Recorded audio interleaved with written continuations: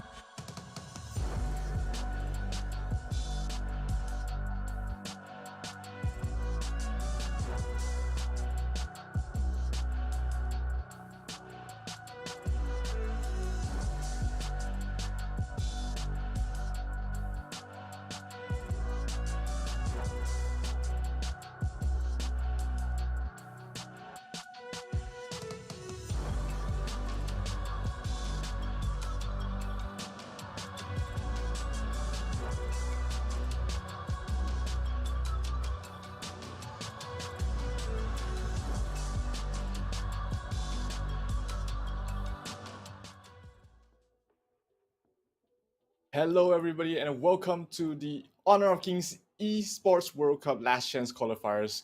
My name is Zero, and joining me, Kindofu, and today we'll be finding out who will be joining the already qualified teams in Riyadh in July. How are you doing, Kin? Yep, that's right. A little fuzzy here. But in any case, I think it's going to be a great day. We're looking at 5 different teams coming into the competition, and only one will make it out. Mm-hmm. Yeah, the 5 teams are from all across the world. We've got Japan represented by SCARZ. We've got NONGSHIM Red Force from Korea. We've got Virtus Pro from Poland, Tribe Gaming from the US, and Weibo Gaming from Malaysia as well. So, Kin, we've got a good potential of having at least 3 Malaysian teams in Riyadh here. Oh, for sure, for sure. I think you'll be very excited about that. But let's take a look at what the table is going to be like. So, like you mentioned, we have NONGSHIM Red Force, SCARZ, Tribe Gaming, Virtus Pro, as well as Weibo Gaming. Now, these 5 hopefuls will try and secure that last chance qualifier slot all the way to Riyadh, where they will face up against the other giants as well. Yep, they'll be playing in a round-robin format, so they'll be playing against each other at least once in a best of 3, and these are the matches that are going to be happening today. SCARZ versus NONGSHIM Red Force will be the first match of the day, followed by Virtus Pro against Tribe Gaming, and then SCARZ will have their second match against Weibo Gaming today as well. NONGSHIM Red Force will be going up against Tribe Gaming as the 4th match, and SCARZ, today is going to be a long day for them because they will have another matchup against Virtus Pro. That's the 3rd match of the day. And finally, NONGSHIM Red Force also having their third match for the entire group stage happening today as well against Weibo Gaming. So plenty of Honor of Kings action today. Do you think we'll be seeing something very similar to what we've seen in the Season 2 Invitational, Kin, or do you think that these teams have their own plans and strategies?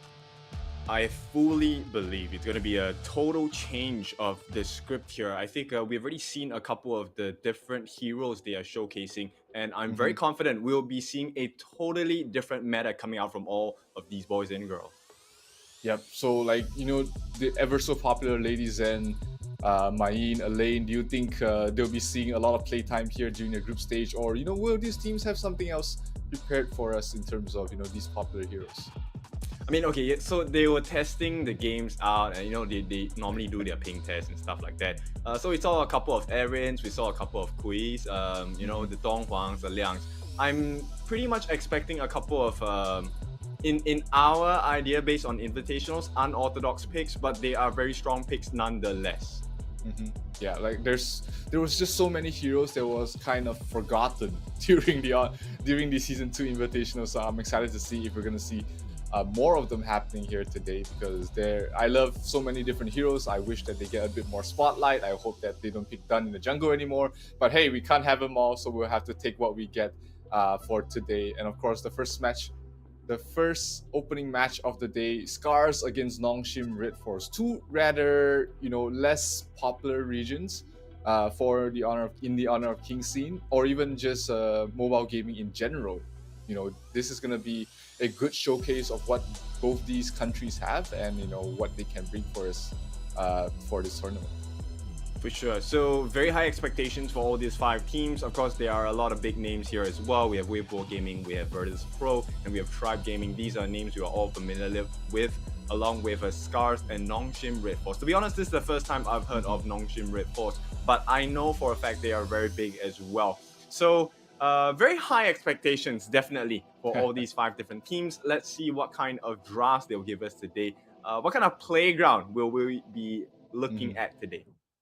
Yeah, I mean, yesterday we did see the mid laner for NONGSHIM Red Force. His name is Illusion, and he was absolutely destroying the practice matches. And he's only 16, so I mean, it is just a practice match. Not all the players are fully serious or really playing at their A game, but from what we see yesterday, he can be a force to be reckoned with, and I definitely have my eyes out on Illusion from the side of NONGSHIM. What about you? Oh, for sure. Yeah, we've already seen a couple of the movements coming across from the ping test yesterday. So I think we can expect quite a few nice and slick moves coming out from this boy here, 16, right? You mentioned 16 years old, yes. Yes, young and full of tenacity, full of passion as well. That's what we want to see, right, in the Heroes Gorge. So I'm very curious how he's gonna perform today on the side of NONGSHIM Red Force. No, absolutely. He's definitely the player to look out for the first side. And just talking about the other teams as well. Virtus.pro, they have a rather newer sort of roster. I don't really know too much about them. So I'm hoping to be surprised by how they play. Tribe Gaming, they have Mali as their jungle. For those who know Mali, he's a rather popular streamer as well. And of course, for Weibo Gaming, they did come up 4th, I believe, in the last chance qualifiers for Malaysia for the Season 2 Invitationals. So they were pretty much high up there in terms of the ranking, but they unfortunately could not make it through. So they are going to try one last time in this last chance qualifiers to try and make it to Riyadh. Yeah, we'll see, right? It's an exciting journey for sure. And at the same time, it's a very tough one because they had to fight through a lot of different battles just to reach here. At the same time, it always hurts, right? If you're so close yet so far, if you miss that last little bit of your journey before you even make it in, that would be quite the painful experience. But hey, that's the life of competition nonetheless. So we'll see if the players, the boys here from all the different teams and the girls as well, will be able to make sense of the drafts, make sense of the strategies, make sense of whatever that might happen on the Heroes Gorge as well. Yep, absolutely. So, just off the bat, we haven't seen any of these players actually play a serious game yet. So what sort of heroes do you think in the mid lane do you think we'll be seeing a lot being picked up a lot this last chance qualifiers? Well, we've already seen the Diaochan being teased. We've seen the Shangguan as well. So these are the couple ones that I'm looking at. Of course, it depends on the draft, right? We've already seen a very strong Zhou Yu yesterday. I think very good wave clear as well. But I think the standard Lady Zhen, Princess Frost, they will still be making their show on the Heroes Gorge. We'll see what kind of other mid laners they will look to try and use to win their way into the Esports World Cup. Yeah, I mean, this is, as the name aptly puts it, the last chance for them to make it there. And everybody wants to be there. It's pretty much almost the biggest tournament for Honor of Kings for the rest of the year. So there's going to be a lot of pressure, a lot of nerves on all these players, knowing that, hey, these last 4 games, these 4 best of 3s will determine almost the fate of our entire careers. And no biggie. Everybody's gonna be able to be trying to do their best, and it's going to be interesting to see which teams will be able to rise above the pressure and which teams will fold and crumble under it. Yeah, for sure, right? This is all part of the journey. It's a step you must take. And so let's take a look at what's going to happen for the draft itself. Straight away, we're going to jump in. SCARZ against a NONGSHIM Red Force. Now, for those of you that are not familiar, SCARZ, once again, let me reiterate, this is a Japanese team. NONGSHIM Red Force going to be coming in all the way from Korea. Yep, they are. SCARZ is, we have Rilver as their Clash. We've got ASD as their farm lane, Ochi as their roam, Tay as their jungle, and Arashi will be their Clash. Will be playing their Clash as well. So they have a very flexible dual Clash listed. So one of them can at any time go towards the farm lane. I think yesterday we did see Arashi playing the farm lane. So I'm not sure if they're gonna do the same today. But bans already going through. We've got the Diaochan as well as the Musashi banned out there from the side of SCARZ, and the Mai Shiranui banned out from the side of NONGSHIM. I mean, Mai is one of the few Japanese heroes here in the entire hero pool, along with the Musashi. So you don't want to give the Japanese a very comfortable hero. Yeah, so for sure, right? I think now with the ban on Dolia, these are very standard bans. Musashi, of course, kind of out of the picture. It's the first we've seen, but there's good reason for it as well.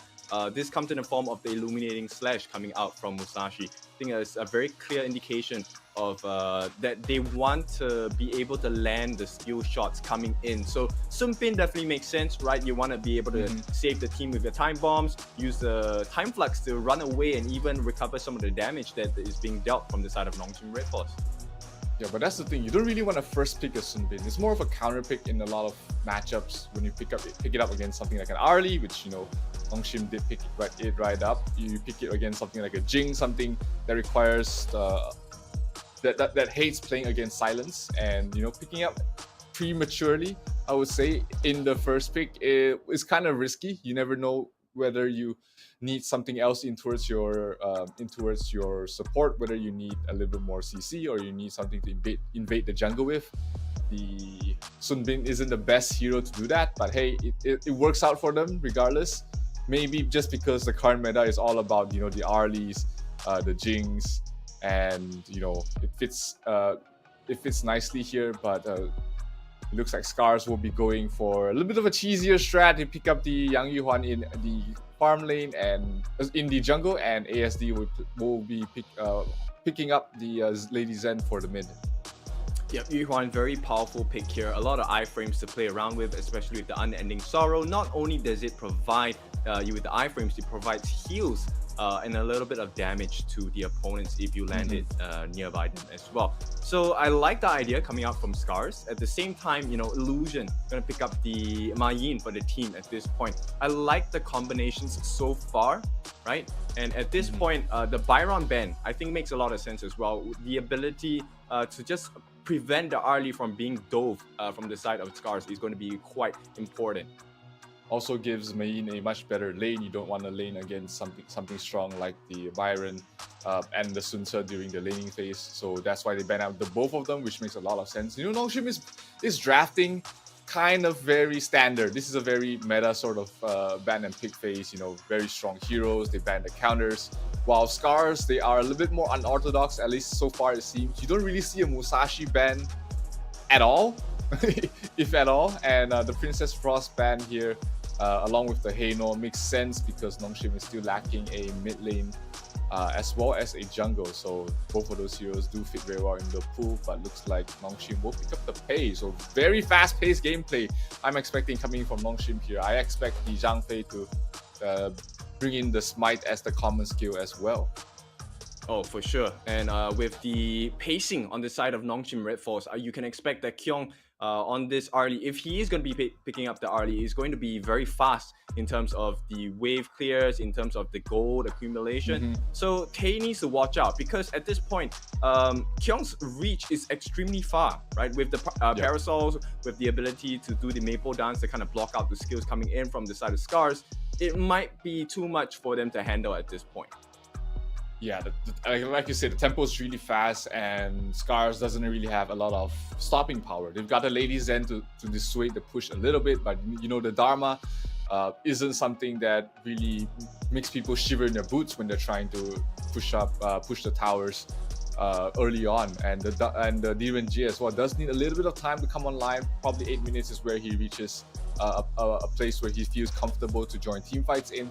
So SCARZ is going to be on the back foot here from the draft as far as I can see so far. Having two mages at the start, you have the jungle with the Yuhuan as well as the Lady Zen. They're not going to be able to defend this aggressive push coming from NONGSHIM early on, especially when they're trying to invade the jungle with the Zhang Fei as well as the Pei. That's going to be something that they have to watch out for and try to react in some form or another. Yeah, for sure. So it really depends on how aggressive NONGSHIM Red Force wants to be. They set the pace of this game. So I expect quite a lot coming out from Siwi here. He's going to be able to influence the rate of farm coming out for the side of NONGSHIM Red Force, but also concurrently, really affecting SCARZ on how they are going to control the game in terms of the lanes, in terms of the neutral objectives as well. Absolutely, and let's go into the Heroes Gorge for Game 1 of this Best of 3 series. SCARZ and NONGSHIM Red Force opening things up for the entire Last Chance qualifiers, both trying to vie for the final spot for Riyadh, and we're gonna be off to a great start. We do see Dharma trying to help out the Yang Yuhuan out. Like we said, Yang Yuhuan not the fastest jungler, not the best, not the safest jungler as well. So the Dharma is going to give up a little bit of his lane. Oh, a little bit of a mistake there from Arashi using the smite on the small creep, but he's not going to be feeling too bad about that. They will still be able to get that. Meanwhile, we do see Illusion and Faye really trying to keep an eye out on the Crimson Golem on towards the bottom side. 4 heroes trying to protect it away from the Pei, but looks like the Pei is not even anywhere close to it right now. He's more focused up towards the top lane and not really going to be making a lot of aggressive moves for now.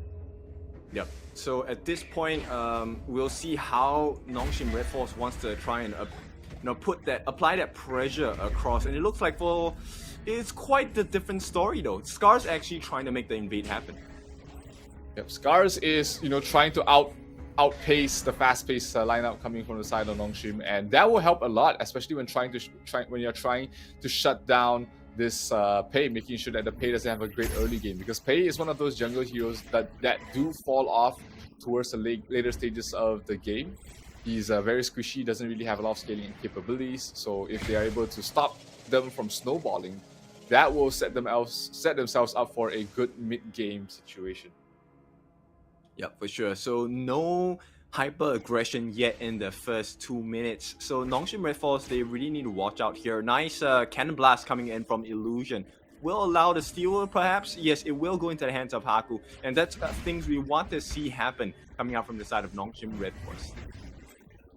Yeah, but NONGSHIM is hasn't really turned up the pace yet. They are still very more than happy to just take a little bit of a farm-based game at the moment, waiting for the Pei to come online, and then that's when they'll probably start really putting pressure across the map. Pei rotating up towards the top lane. This might be an opportunity to try and get a kill on towards the Dharma, but looks like Crimson Golem buff before anything else.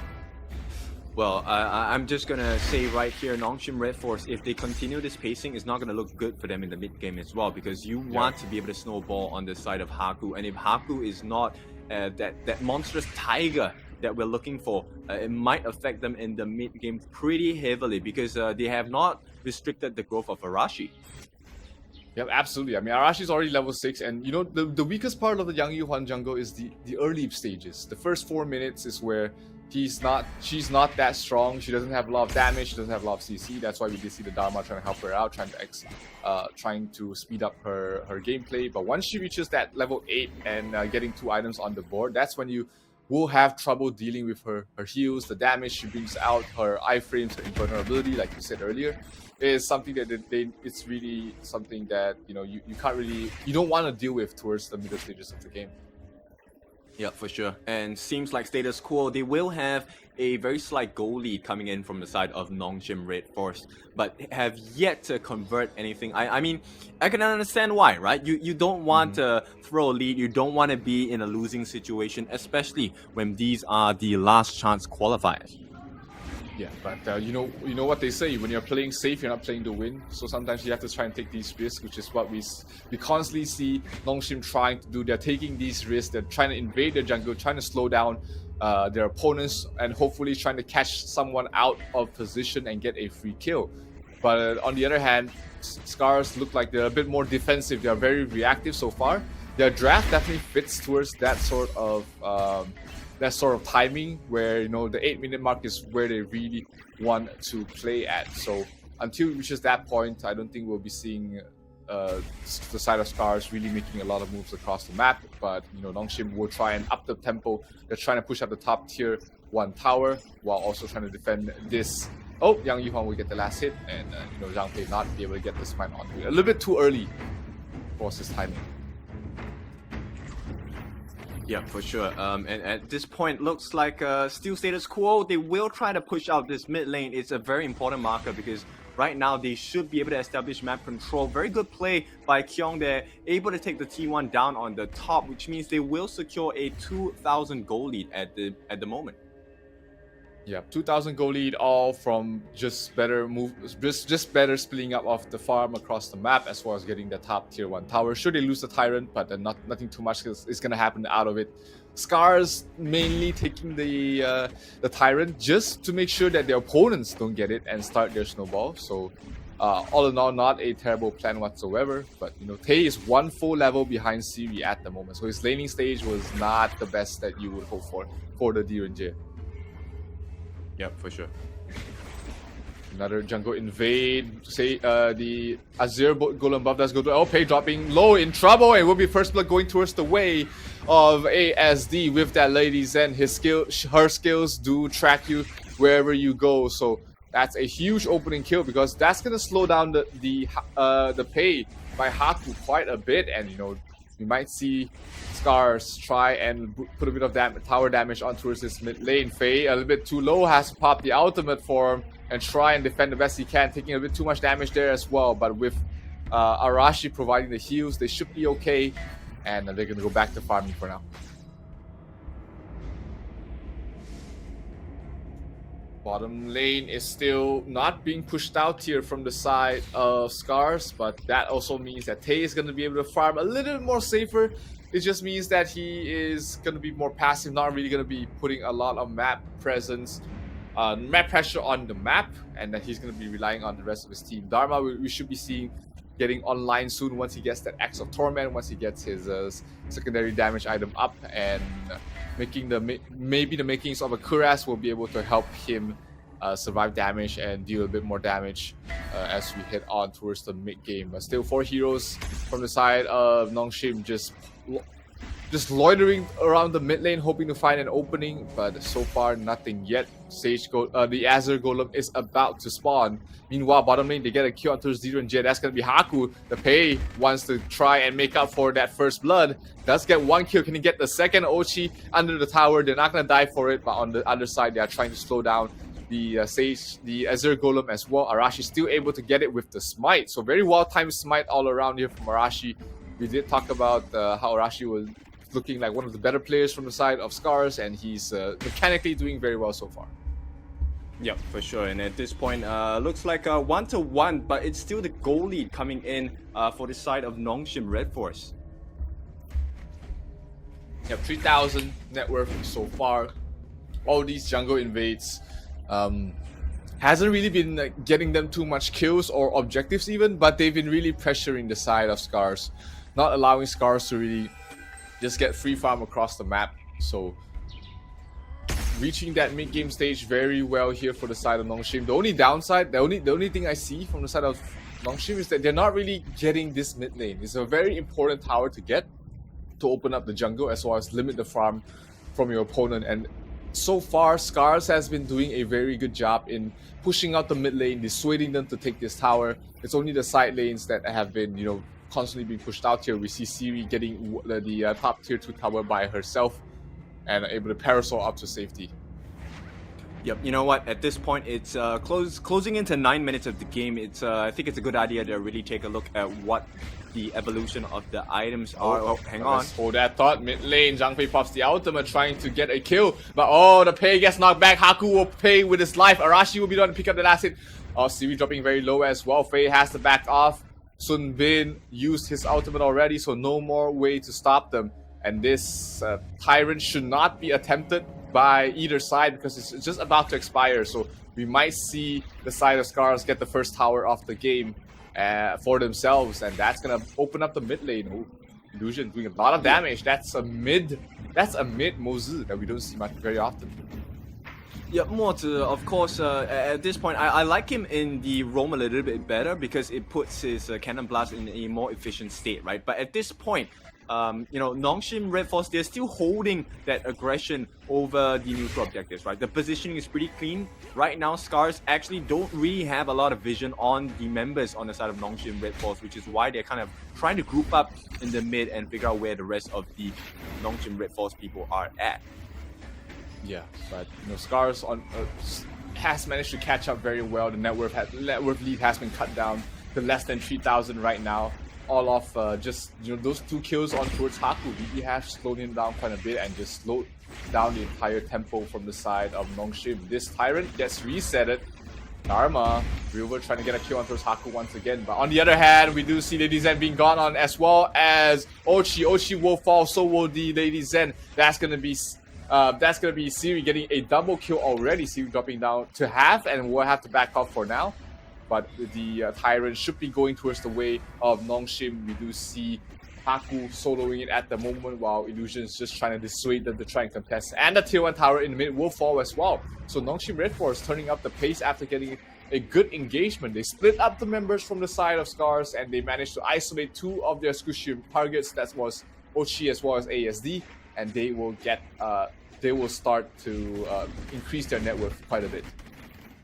Yep, and you start to see, kind of the chinks in the armor, right, for the side of SCARZ, and this is not having enough tank. So yes, Arashi has the iframes, yes, they do have the Lady Zhen as well, but at this point, if they get jumped out of the blue, SCARZ, if they don't react fast enough, it's going to cost them a couple of lives, which will not be fitting for them because they can't stand against the damage of NONGSHIM.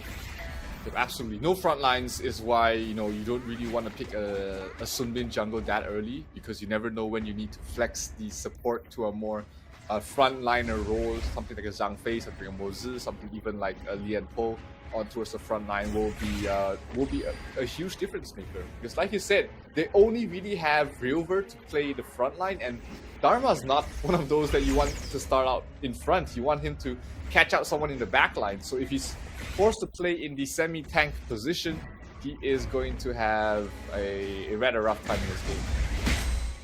Yep. You know what? At this point, I would like to request for the items, please. I want to see what the growth of the items is. This will tell us a better story of what's happening. At this point, the Arlie already has the Eternity Blade along with the Doomsday Crimson Reaper going for the Daybreaker as well, the last item. So they have quite a lot of burst damage potential, and from what I'm seeing, not a lot of tankiness. Yes, they have a couple of Frostscar Embraces, but what good is that if you can't get the attacks down? Yeah, Yang Yuhuan is building towards the more tankier version of her item build. Oh, meanwhile, the Overlord does get killed off there by Haku, so that's going to be additional map pressure. This is probably where we see NONGSHIM really want to push up to the high ground. They do have the Vanguard spawning in a couple of seconds, and this is in perfect timing. They should be able to get at least one tier 3 tower, maybe two if they handle the lanes well. The bottom lane is already down to half, and let's see if there's anything that SCARZ can really do to stop this at its tracks, because if they start losing the tier 3s at this point, it's going to be a hard time to come back from. Yeah, but you can see, right? The game is starting to tense up. This is going to be an important moment for the side of NONGSHIM Red Force. The Koreans are ready to strike. This might be the play here. Yeah, that's going to be in the bottom lane. The bottom tower already fallen, and they're going to try and get something else. Where's the Vanguard going? He's going to go bottom, surprisingly. Tower's already down, but they're going to decide to send it towards the bottom side. Maybe to pressure the Crystal a little bit, to force them to defend the Crystal. And then they'll get something else across the mid as well as the top tier 3 towers. The tier 3 on top is already down to 2/3 of its health. So that will be the next play, the next target here from the side of NONGSHIM, as we do see Faye drop the ultimate. The tower does go down. The mid lane is down to half health as well. So NONGSHIM so far getting everything they want, everything they want to get has been going their way. Mid tier 3 down to half health. And the net worth lead has extended to nearly 10,000 at the moment. SCARZ very far behind right now. Yeah, working in perfect unison coming out from the side of NONGSHIM Red Force here.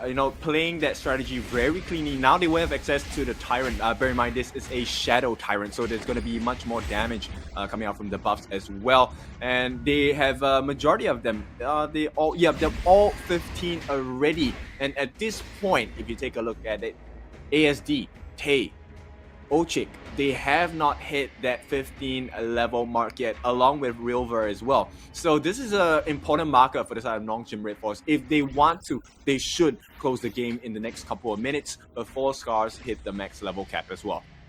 Absolutely. Take every advantage you can get. Arlie going for the Arashi. Arashi forced to use his ultimate. So he was not gonna have his ultimate happen if they take next fight quick. Mayin towards the backline, really a lot of damage and knockup done, and we do see Rilva already dead. That's gonna be killed there off by Arlie. A huge play coming from Kyung, and they're gonna go try and end this game right here and now. But Siri a little bit too low. Can they take a fight here? Oh, we do see Illusion dropping, going down very aggressively. Kyung almost dying, will fall, but the crystal will be broke, as NONGSHIM will take the first game of this best of 3 series. Yep, Crystal broken, and NONGSHIM breaks the defense on the side of SCARZ, and it might have broken the spirits of the Japanese warriors at this point. NONGSHIM Red Force, what a display. Played to the strengths of their drafts. Really cool execution as well. Impressive. I like what I'm seeing here, and if this is the state of the games that are going to be going on for the rest of the day, boy, are we in for a treat. Absolutely. I mean, NONGSHIM played very well for the entire lineup. They didn't really take any unnecessary risks, which was the one thing that I didn't really like about their gameplay. But they played very safe. You know, they knew their game plan. They knew their winning condition. They played it to perfection.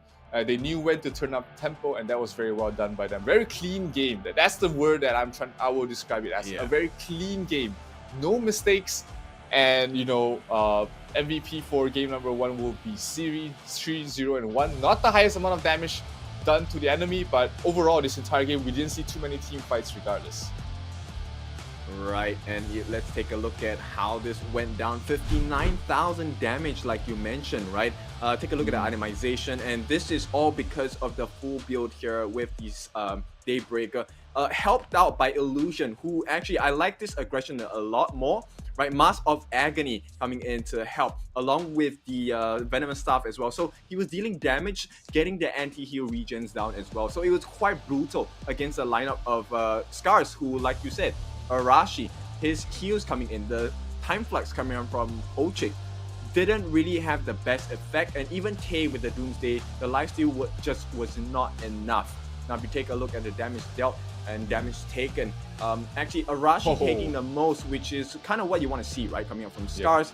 But even so, he died a little too much because of the burst damage coming in. Illusion with 124,000 damage, 42% of his entire team's damage dealt to his enemy. That is, you know, we talked about how Mozu in the mid lane is kind of not the best role for him, but you know, Illusion definitely makes it work here. That's a lot of damage being dealt. It all comes down, like you said, to the Mask of Agony. Good item purchase there.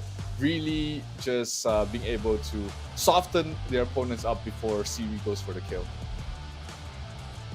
Yeah, for sure. Let's take a look at the highlights of the game as well. NONGSHIM Red Force, a dominant display in the first game of the best of 3 series here.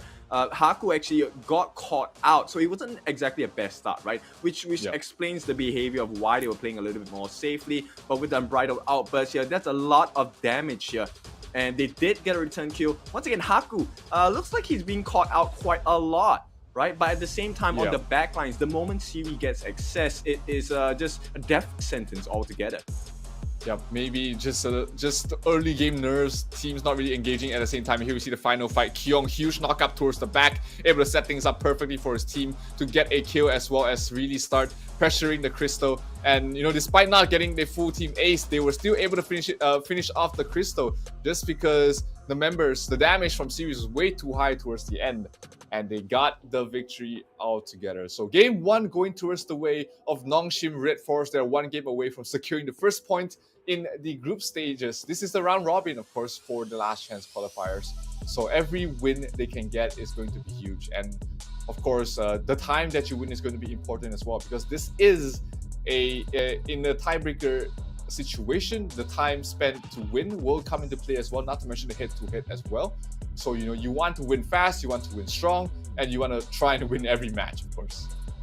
Yeah, for sure. I think every point matters at this stage of the game, and especially when you're going up against 4 other competitors, NONGSHIM Red Force will do well for themselves to try and score as many wins as they can, because we only will have 1 team that makes it out. Now, in the next 5 minutes or so, it's going to be the rematch, SCARZ against NONGSHIM Red Force, going for the second game of this series. And if it stands so, it could be a 2-0 coming out from NONGSHIM Red Force. Beautiful drafts. Let's see what they want to do in the second game as well. Zero, how do you feel about performance of SCARZ, their counterpart?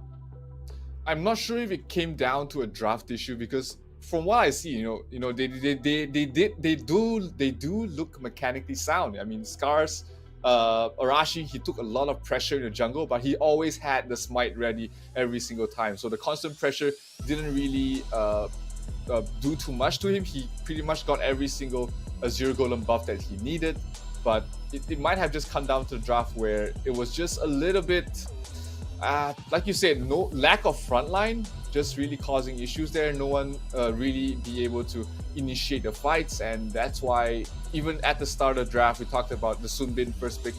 He's not one of those first pick potential heroes. He's usually drafted in a counter pick situation, and you know, if you show your hand too early and you lack the front line and you don't fill it up in the other rows, like even in towards the jungle or the marksman position, then you're gonna have a tough time taking these fights. Yeah, for sure. So I think SCARZ, maybe they'll do well to treat the draft a little differently. I think the draft itself makes sense, but they couldn't get the ideal win conditions that they were looking for. So it was kind of unfortunate for them. But SCARZ, I think, like you said, very sound drafting mechanics. And I'm looking for them to impress upon us on the next game, because it's really important, like we mentioned, every point counts.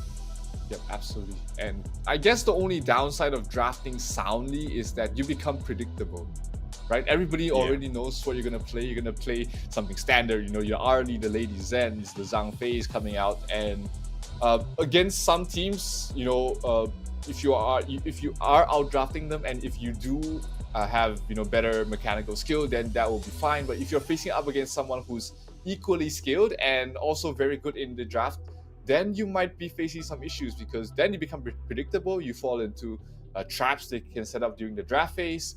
And I mean, so far, NONGSHIM hasn't had to go too far out of the playbook to try and take a win.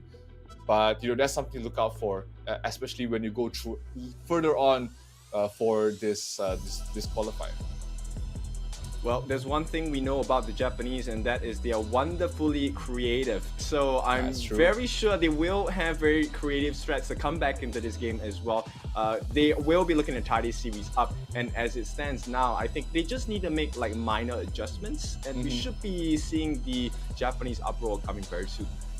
Yeah, for sure. From the Land of the Rising Dawn, they have a lot of interesting strategies. I mean, eventually they'll find something that works, but when you're down 0-1, maybe this is time to go back to something standard, something that you're more comfortable with or have practiced a lot with, to try and take the win for Sisters game number 3. There's not many opportunities that these teams get to try and make it to Riyadh. You basically have 4 best of 3s to play, and you would hope to try and take them all. If not, that is almost the end of the year for you, because this is one of the last few major tournaments for the Honor of Kings. We're already in July for 2024, so you want to give it your all. Everything you've practiced, everything you've prepared should be brought out here, and try and take the win against these stronger teams. Yep, the timer is ticking for sure for the Japanese Warriors here, so they need to figure something out. They need to figure it quick, because if they don't, NONGSHIM Red Force more than happy to eat them up across the board, across the gorge as well. Yep, first win, always very important. You started your day with, especially a long day for both of these teams. Both of these teams have to play 3 best of 3 series, so it's going to be a long day. They kind of have to pace themselves as well. Don't burn themselves out in the first few games. So looking for a fast win, looking for an easy win is going to be beneficial for you. But if you get these long drawn out games going 30 minutes where it could have gone either way, then your mentality gets to really start really get affected. And when you're playing in so many games today, you want to be able to be in your freshest of mind towards the end. Yeah, for sure. And of course, with that being said, we are less than 10 seconds away coming into the match itself. So SCARZ, let's see if they have something prepared for us in the draft as well. Now, in the meantime, Zero, any expectations for maybe the jungler coming out from the side of SCARZ? I mean, he did well on the Yuhuan, but not the best. He did well. Yeah, he played the best he could on the Yuhuan. He didn't have a lot of the usual setups that you expect when you want to play a Yuhuan jungle. Something like a Delia, something like a Taiyen to be able to really accentuate the entire team snowball with the healing, and lack of setup for her damage, because her damage is rather hard to land. The second skill does take a little bit of a finesse to be able to connect. You can't be too far in, you can't be too far out, and the auto attacks do need some form of stun to be able to set up as well to do consistent damage. So I don't mind the Yuhuan once again. I think it's a very interesting strategy that I do like to play as well as see quite often, but you need to draft around it. You need a mid lane that provides CC. The Lady Zen was okay for that, but not really the front line that you want. But the jungle really, the Clash lane is the one that I'm really looking out for. You want to pair it up with something like a lane, an ADA, or even something simple like a Lianpo to be able to set up those stuns, those crowd control, and then you go in for the kill. Yeah, for sure. And you know what? Maybe one replacement they could consider is actually the Lianpo here. Lianpo will be able to kind of force them around, and if it happens, he's able to pincer them in as well, making full use, buying some time for the Lady Sun, buying time for the Yuhuan to get their skills off, like the more full tempo, or even a Tragic Death as well, right? They have huge bursts, and the range is pretty insane as well.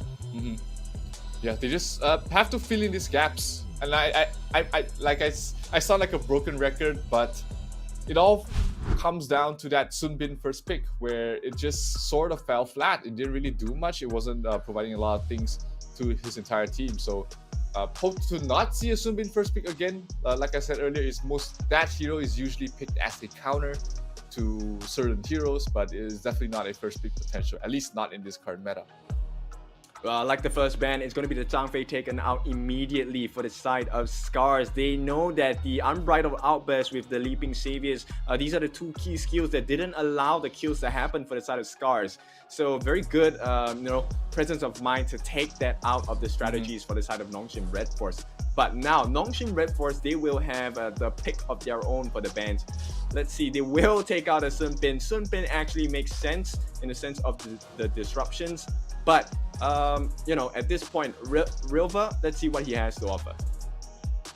Yeah, he did play the Dharma earlier on, a very forgettable game, I would say. We didn't see too much from the Dharma, no huge plays, nothing out of the ordinary. The laning was very passive, and the mid to late game stages, it's not his fault altogether. It was just how the entire game situation went that River couldn't really shine on the Dharma.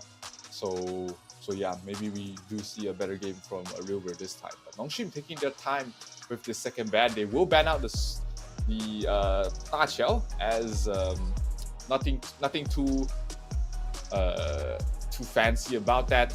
But they will pick up the this is interesting. Are they gonna pick that up right away for the side of NONGSHIM? Nope, they're gonna go for something more standard. Is it gonna be a Heino lock-in?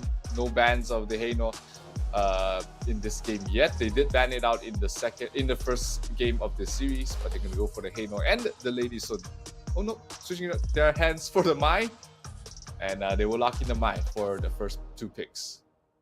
Yeah, that's a very scary starting pick, because with the Mai Shiranui as well as the Lady Sun, there is a lot of burst damage, right? And right now it's about buying time. Mai Shiranui, the moment she hits level 2, she's going to be quite the threat already. Haku needs a little bit more time in terms of itemization. So same thing. This time they're going to give Arashi that Yuhuan back into his hands. Now the question is, can they buy enough time or slow down the farm of NONGSHIM Red Force to be able to make that difference? Yeah, but this is already a much better sort of composition. They have the R-Leap to be able to weave in and out. They have the Delia to play along with the Yuhuan.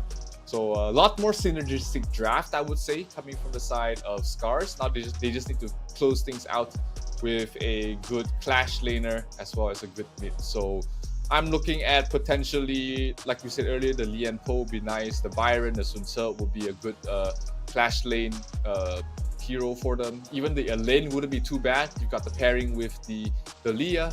You've got you set up the kills. He's a very strong laner by his own, or even something like a Lu Bu, which we didn't see too much during the Season 2 Invitational, but could fit into their lineup as well. I think actually on the side of SCARZ, they lack a little bit of damage. They need more damage, right? They need to be able to burst down Haku or any other member on the side of NONGSHIM Red Force, because with the Ming, longevity is one key skill that he's going to be able to offer, and that life regeneration, extra health, will spoil the game for SCARZ. So SCARZ, I'm looking at maybe something like a Ganimur. Maybe something, yeah, you know what, Ganimur is the best one, because mid lane, that is the biggest amount of burst you could get coming out from the side of SCARZ. So I'm hoping to see a Ganimur. It would make sense. And for the clash lane, I think Lu Bu, yes, it does make sense. They need a little bit more damage, more sustain as well. And the pure damage is going to help a lot against the Kaiser as well. So let's see what they go for. They do go for the Princess Frost, not I wouldn't say that's a terrible pick. Providing that CC would be great. Having that second ultimate with the Leah Winter will be coming twice this year, so that's going to be very potent in team fights as well. And they do hover over the Byron at the moment. Are they going to lock it down? That will help them out in the lane if it's going up against the. It's not going up against the Kaiser, but there's not much lane. Not much heroes in the clash lane that can really take the win against the Byron. So I wouldn't mind this Byron pick, like we said earlier, even during the pre and post game analysis, that they needed something to set up the fight and become that front line for the team. The Byron definitely fits there. So it's gonna be a Byron versus Sunse or Fuzi lane. Both seems decent for the side of NONGSHIM. I prefer the Sunse a little bit more. Does provide that initiation to set up the team fights for the Kaiser as well. Yeah, for sure. And at this point, looks like a pretty decent draft coming out from NONGSHIM Red Force. I think their draft is a little more concrete for me, right? A little bit more substance, and I prefer that much more on the side of NONGSHIM. Yeah, it is more, standard. You can already see how that entire gameplay plays out. They have a game plan obviously already prepared with this draft. It is a much more standard draft compared to what SCARZ is bringing out there. But that's why we love teams like SCARZ. Like, they're not afraid to think out of the box, pick something unorthodox, and give us an interesting show. So let's see, will playing cookie cutter cut it here for the side of NONGSHIM, or will SCARZ surprise them with a much more unorthodox draft? The Ming is the only one that's a little bit out of tangent here for the side of NONGSHIM, but hey, he's not too bad of a hero in the support, especially when they're trying to protect the Lady Sun. He kind of fits into the role perfectly, and he can also enable Haku on the Kaiser to play a lot more aggressively as well. Yeah, for sure. And let's see if they will be able to force the growth coming out from the side of SCARZ. Top lane, we do see Arashi going to help out River to push out the lane and head into invading the jungle. So a little bit of a different gameplay this time coming from the side of SCARZ. They're not, primarily focusing on the jungle. Instead, they're trying to slow down what Haku can get across in their jungle. So in the previous game, Haku didn't really have a great of a time, but this game they're trying to do the same thing as well. Arash, looks like they really have a lot of opening plays that they've thought out around this jungle, which is interesting because usually you see it more focused towards the mid or the clash, but setting up Arashi for a good game does make sense as well. Oh, Ryuver taking a lot of damage. We talked about the Byron being a strong laner. Kyung is gonna fall, and Ryuver will be the one to draw first blood in this game. Right, beautiful start for the side of SCARZ. This is what we're looking for from the Japanese Warriors. Let's take a look at what's going to happen for the rest of the game as well. Arashi, once again, off to a very fast start. Haku's trying to invade here. Does he have the smite? No, he does not. Arashi will be getting that, but he has to use the Invincible Warrior. Arashi trying to slow them down as best they can. Haku taking a lot of damage from Arashi already, but Faye able to provide the healing and the damage reduction and the damage just keeping them alive for the moment. Faye down to half health. Haku is forced to recall back to base. So 1-for-1 trade so far across the map. Net worth wise is still pretty even, but Haku getting that kill bottom lane engagement was huge for him. Any kill that a Kaiser can get early on is very crucial, just because he's not one of those heroes that can get these kills early very easily. He has to rely on his team set up top lane. Maestro Noe going on towards River. River already used his ultimate, so not able to survive. And he's going to fall there. Good rotation there coming from Illusion. Meanwhile, we do see rotation coming in from Haku, trying to steal the Azure Golem. Arashi is there along with ASD. ASD does have his auto. Winter is coming. He's trying to slow them down. The smite is going to be taken there by Haku, the Sage Golem buff. But if Haku pays with his life, he's going to give that buff right back up. But Arashi slowed down there by Illusion, not going to be able to continue giving chase. And Haku will be able to walk away with that buff and will secure his own as well. Yep, it stands now 2-1. NONGSHIM Red Force trying to establish a little bit more control. This is the game plan for them, right? Stifle the growth and hopefully allow Siri to get as fed as possible. Yep, absolutely. Arashi, without the Sage Golem, without the Azure Golem buff, he is a lot less effective. He doesn't have infinite mana. His cooldowns are a bit longer.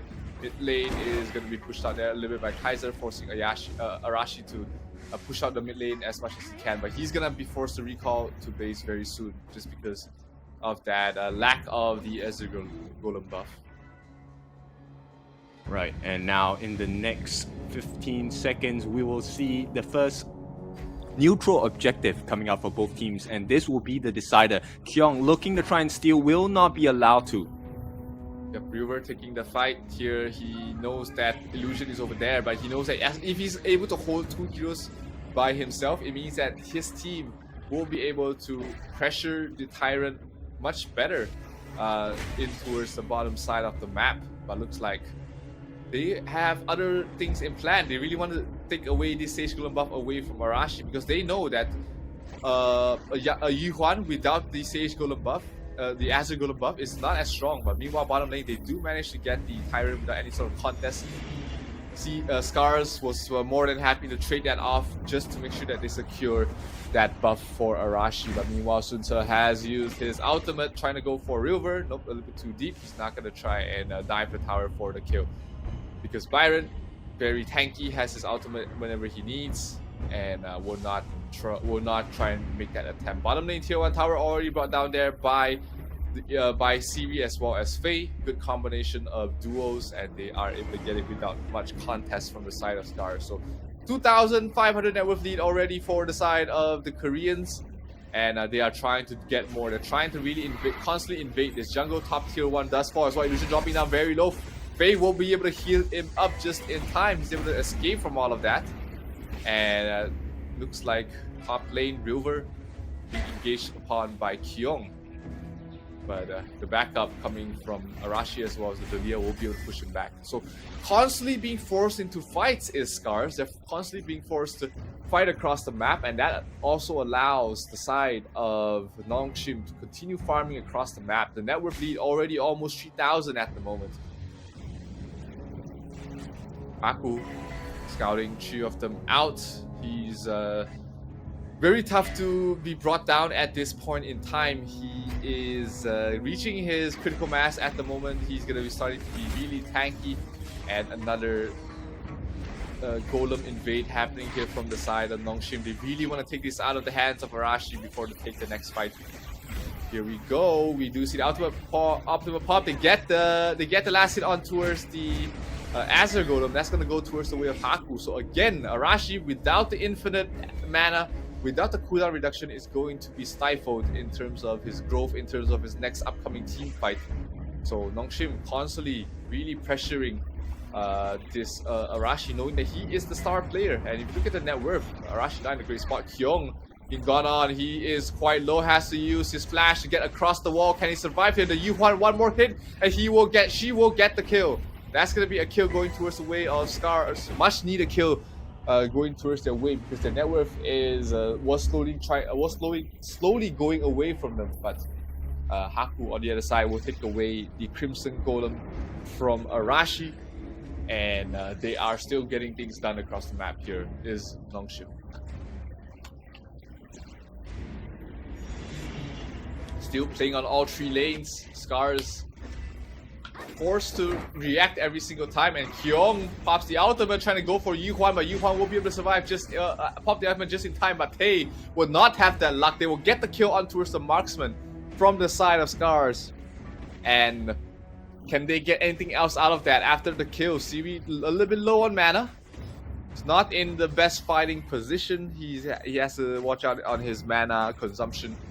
But there should not be any sort of fight upcoming anytime soon. The Tyrant's about to spawn, so is the Azure Golem. That's where you see again NONGSHIM able to secure that for their team. They gave it to Siri, the perfect hero to give it on, just because she is a bit lacking on the mana. Siri will be able to use that infinite mana to bring down the top tier 2 tower. Haku pops the Invincible Warrior, trying to take a fight right now, forcing them back under the tower. Siri trying to find a target, but Arashi forced to pop the ultimate already.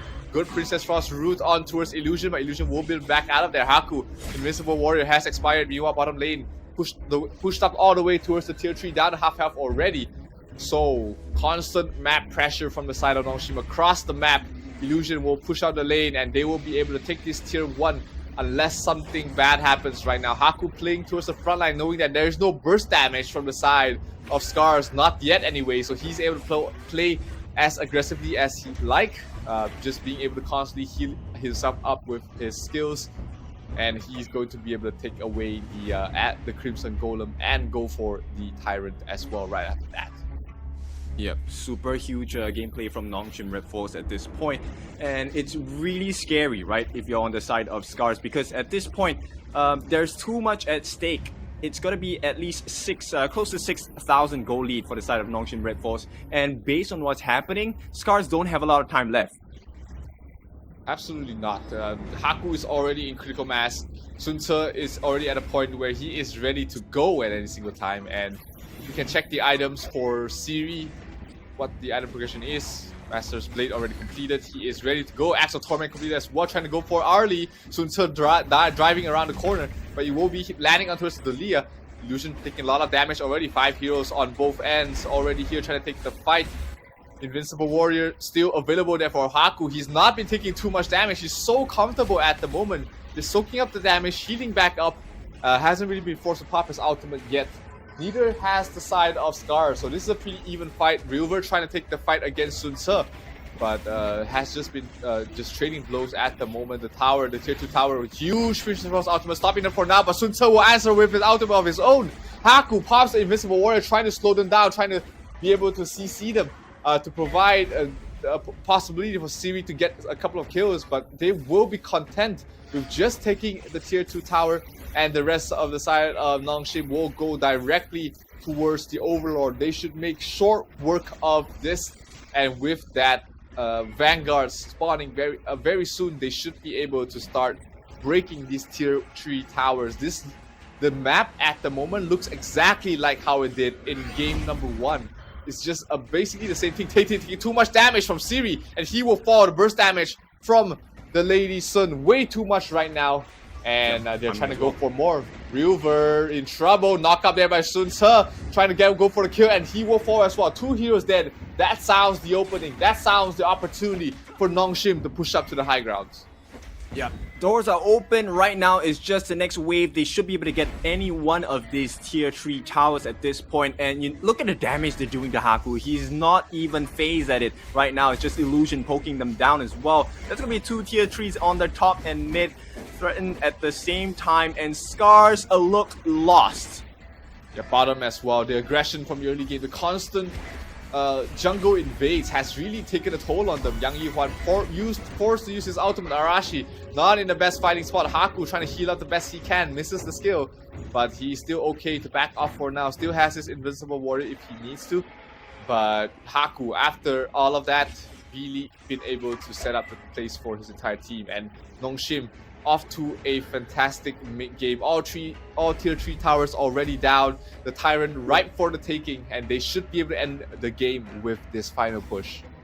Alright, so let's take a look at the growth of the items as well. It is going to be the Void Staff as the next item coming in for the side of the Mai Shiranui. And at this point, Illusion is one of the main reasons why they're getting poked down as well. Haku looking for an entry point though.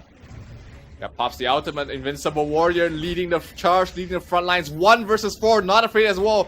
ASD dropping very low, but use the Splendor, not enough. Yang Yihuan forced to use the ultimate as well, trying to heal back as much as he can. Secondary ultimate to try and heal again, but the knockback, the damage from the Lady Sun, way too much. Arashi caught between a rock and a death, and she will fall. That will be it. That will be NONGSHIM Red Force taking the first series in the Last Chance Qualifiers group stage, and they will be looking hot leading to the next upcoming matches. NONGSHIM Red Force, definitely a team you want to look out for if you're trying to make it to Riyadh. Yep, the Koreans make it work. So much spice coming in from NONGSHIM Red Force, and as it stands now, they will take the first series of the day. Very good showing and very, very hopeful to secure that last slot in the last chance qualifier as well. 2-0 to NONGSHIM Red Force. Zero, your take on that game? I mean, clean is the word again. Clean gameplay coming from NONGSHIM. The constant jungle invades, knowing when they're strong, knowing when they're pushed. They're not over-committing early on. They know when they are strongest, which is from the 8th to the 12th minute mark, and that's exactly when they struck against the side of SCARZ. SCARZ, the early game they couldn't really get too much out of the early game, and they were just constantly being poked down, being stolen. Was their jungle objectives, and Siri getting the MVP once again. Game number 2, 4-0-1, 60,000 damage dealt almost, and the top of the net worth for the team once again. Yeah, so only 28,000 damage taken, accumulating a total of 11.4 thousand gold. So everything went right for this Lady Sun. This farm lane was having a blast in the bottom side of the map, if I'm not wrong. Now, Siri, of course, supported by the rest of the team. The only 2 deaths in the whole entire game came from Kyung, but for good reason, right? He was meant to be the tank. He was meant to dive the backlines as well. And there were so many things that SCARZ tried to, block off. They tried to pick up the pieces, but at this point, there was too much damage, and I spoke about this. Faye is one of the biggest win conditions. You don't take out Faye in the fights, there's no way you're winning. Yeah, and you can see with this scoreline, 0 deaths means that, SCARZ had no chance of winning. On the flip side, if you look at the item builds from the side of SCARZ, very stock standard. The Princess Frost was forced to go for basically full utility and had to go for the Splendor in the second item, not really going for a lot of CCs, doesn't have the option to go for the Staff of Reverberation, so doesn't really provide a lot of damage to the team. And Tay not having the best game as well, only 12% damage dealt for his team. Matching the Delia, actually lower than the Delia in terms of the damage dealt. That's not what you want to see from your marksman. But ultimately, NONGSHIM was just too much of a force towards the early and mid-game stages of the game, and they were just way too hard to deal with. Yep, it's difficult, right? Because Ochik was constantly caught out. If you take a look at the damage taken, 55,000. So a lot of fights, Ochik wasn't able to offer too much. And once you don't really have access to the Celestial Melody, the rest of your lineup kind of crumbles, right? Because there's no one to protect Tay. And yes, he can weave in and weave out of fights, but what happens when they have people like Kyung, they have people like Illusion? They are really, really long-reaching arms. Illusion can really jump in with the knockback, and Kyung with the set sail. It's instant death coming in from the side of NONGSHIM Red Force.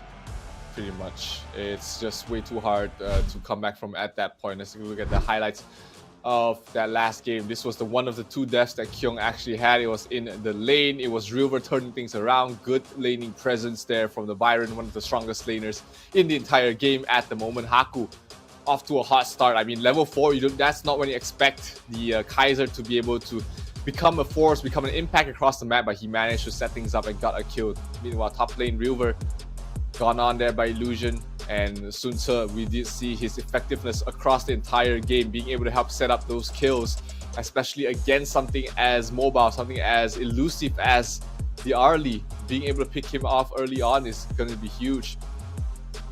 Yep, and if you take a look at the way that the battles have always been done, right, from the side of NONGSHIM Red Force, it has always been a singular target, right, isolated from the rest of the members on the side of SCARZ. And when you fight into this Korean force, one by one, it's extremely horrendous. It's not a good fight to take at all. And NONGSHIM Red Force, when you open the doors, they will gladly enter. Yeah, the NONGSHIM side doesn't have a lot of team fight in their lineup. They have the Sun Tzu basically as their team fight, and everything else is just purely single target. But at that point in time, single target is all you need. You burst on one hero, you make it a 4 versus 5 scenario, and the lineup, the entire lineup from the side of SCARZ just crumbles. So well played there to NONGSHIM. Very clean series, not much mistakes, and they played pretty much. If I would give them a score on how they played, that would be 95%. That was basically with just very, very clean game from NONGSHIM. Yep, but that's not the only game we have for you. Next up, we have Virtus Pro going up against Tribe Gaming. This is going to be a battle of US against Poland here. Now, why I say Poland? Because they are going to be representing EEU. They have a mixture of players as well. So, big expectations coming out from the Bears here from Poland. And of course, Tribe Gaming, not really new into the gaming scene as well. You have seen them put up a lot of competitions. They put up their best players as well. Let's see if in the Heroes Gorge, Tribe Gaming can triumph VP, or will it be VP that tears the X's apart? Yeah, it's going to be an interesting matchup. We haven't really seen too much of these, but we'll catch the game later on after this. But let's take a look at the standings so far. Of course, NONGSHIM taking the first win puts them comfortably on top. 9 points already. That's what you get for getting a clean sweep. That bodes well here for the Korean team, and they are looking to make it to Riyadh. But plenty of more games left to go. We still have the likes of Weibo Gaming. Hasn't been scheduled to play this early on. They will be playing later on in the day, in the third match of the day, if I'm not mistaken. So we will be catching the Malaysian squad playing later on as well. But of course, next game, Tribe Gaming against Virtus Pro. One of the favorite teams for you to pronounce, Kin, am I right? Yes, the Virtus Pro. My favorite way to call it. We have seen their gameplay from many other streams as well. So really lovely to be able to see them in action in the Heroes Gorge. Now, of course, based on what I've seen yesterday, we do recognize that, hey, there potentially is a very different meta coming into the Heroes Gorge for the games that we're happening today. At the same time, I think, yes, we do see some differences, right? Zero, I think you can agree with me that I think we might be in for a different flavor today. Absolutely. There's just so many different regions clashing, and I am expecting to see a lot of different gameplay, a lot of different heroes coming out from them. Yeah. So based on that, you can really tell how certain regions prefer a play style that will differ from what you've seen overseas. And right now, I think as we step into the western side of the world, it could be very interesting because some of the test picks they've picked for the trial games or the ping test was really something that I will enjoy watching today. Yeah, absolutely. But we'll go to a short break before coming back with the next game. So, ladies and gentlemen, don't go anywhere. We will be right back.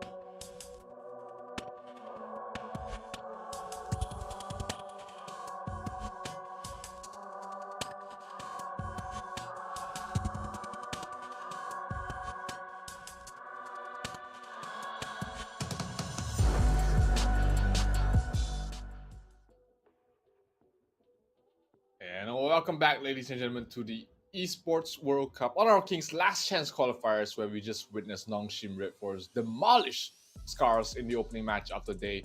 But that's the previous game. Now we have another game in our hands. It's going to be Virtus Pro going up against Tribe Gaming in their first time meeting up against each other.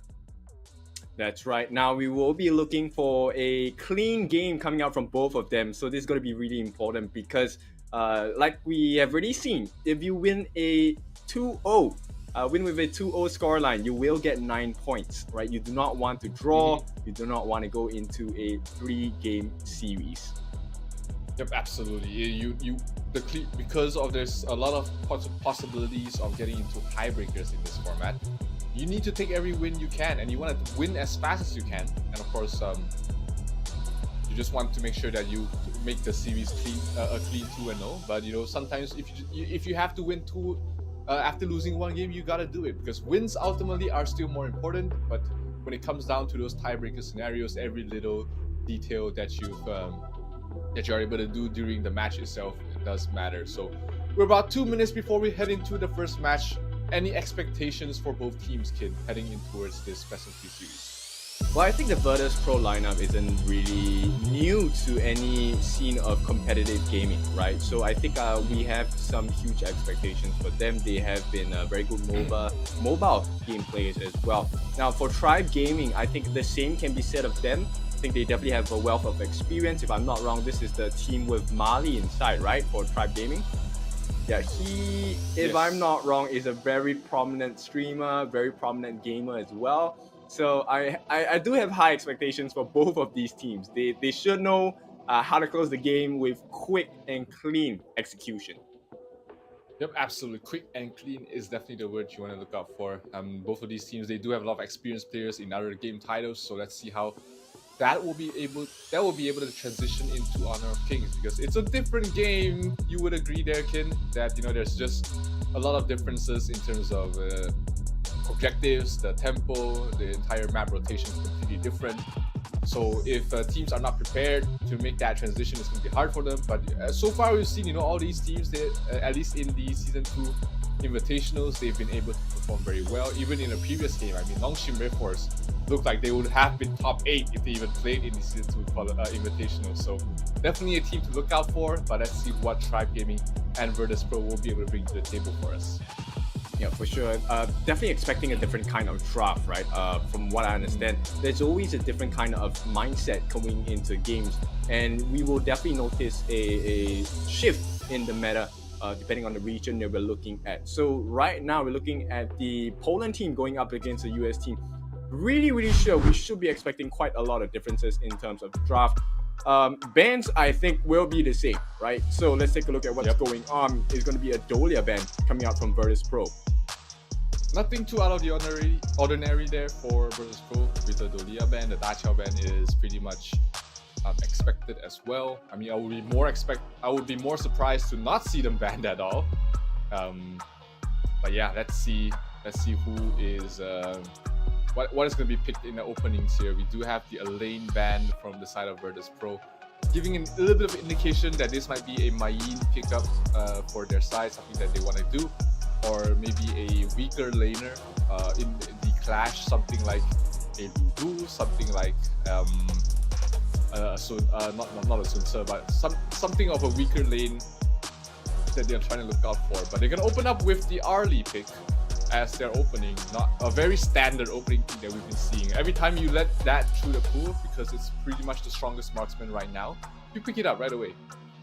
Yep, and right off the bat, we will see the Tun coming out with the Lady Zhen as well. This is going to be really important for the side of Tribe Gaming, because not only do they offer tankiness, they offer a lot of lockdown as well. The Destructive Deluge, along with the Unruly Blade, will give them access to the correct members on the side of Virtus Pro. Yep, absolutely. The Dun jungle, I mean, you know how I feel about that kid. I'm not the biggest fan of the Dun jungle, but he's been doing alright, at least so far. So I don't hate it as much as I did back in Season 1. It's growing on me a little bit, but I'm still not. I still find better heroes in that specific position for that specific role. So the Mayin is picked up there from the side of Virtus Pro. as well as the Mai Shiranui, a little bit telegraphed with the lane ban there. And let's see what the answer from Tribe will be against this Mai, because without the lane, pretty much only the Byron and maybe the Sun Ce is a stronger laner against the Mai, but you kind of don't want to pigeonhole yourself into those two picks as well. Yeah, for sure. So we will see the Lady Sun coming out. Zoro will get his hands on that. The ban on Yu Huan, interesting. So they have seen the previous series itself. I think Yu Huan is deserving of a ban, right? There's too many iframes to play around with. And at this point, let's see. Zhang Fei going to be the next ban coming out from Tribe Gaming. They don't want the lockdown. There's a lot of merit to having a Zhang Fei in your support and role, right? First thing first, he's able to take smite. He's able to use the ultimate to really just stop and steal neutral objectives away from you. And with that, Ming will be taken out by Virtus Pro. Yeah, Ming is... We don't usually see it paired with the Lady Sun, but I guess without the Zhang Fei, there's not many defensive supports left that is able to protect and enable the Lady Sun. So Zhang Fei is the most popular one. The Ming is probably the next, and we don't have Master Luban in this patch yet. So this Lady Sun right now, it seems like he has to play without a bouncer. He cannot. He's gonna be forced to play without a protector. Maybe a Liu Tan will be seeing his way to the board here. We haven't seen it in the Season 2 Invitational, but at this point, you don't have much support choices left on both sides even. Yep, they need something more tanky, right? I think Neron will do well for himself to be able to catch the backlines on the side of Tribe Gaming. But at this point, yeah, they do need something, and it looks like they want to play more iframes. Faton here going to be taking a look at the Diao-chan. Now, this is something I'm interested to look at as well. The iframes coming out from the Diao-chan is going to be very critical. And yes, the Kaiser will join in the fray maybe. Not sure. We'll leave it to Vex to decide who he wants to play at this point. But the Sun Bin coming out for Max Screen. Thoughts on that? Sun Bin can be an issue for the Arlie, as well as... Oh, they did not lock down the Diao-chan. Instead, they decide to go for the Lian Post in the support role. So, okay, basically the Sun Bin only is there to really mess up with the Arlie and perhaps the Heino as well, which is isn't bad. If you blind pick the support and you counter two heroes, that's not a bad situation to be in.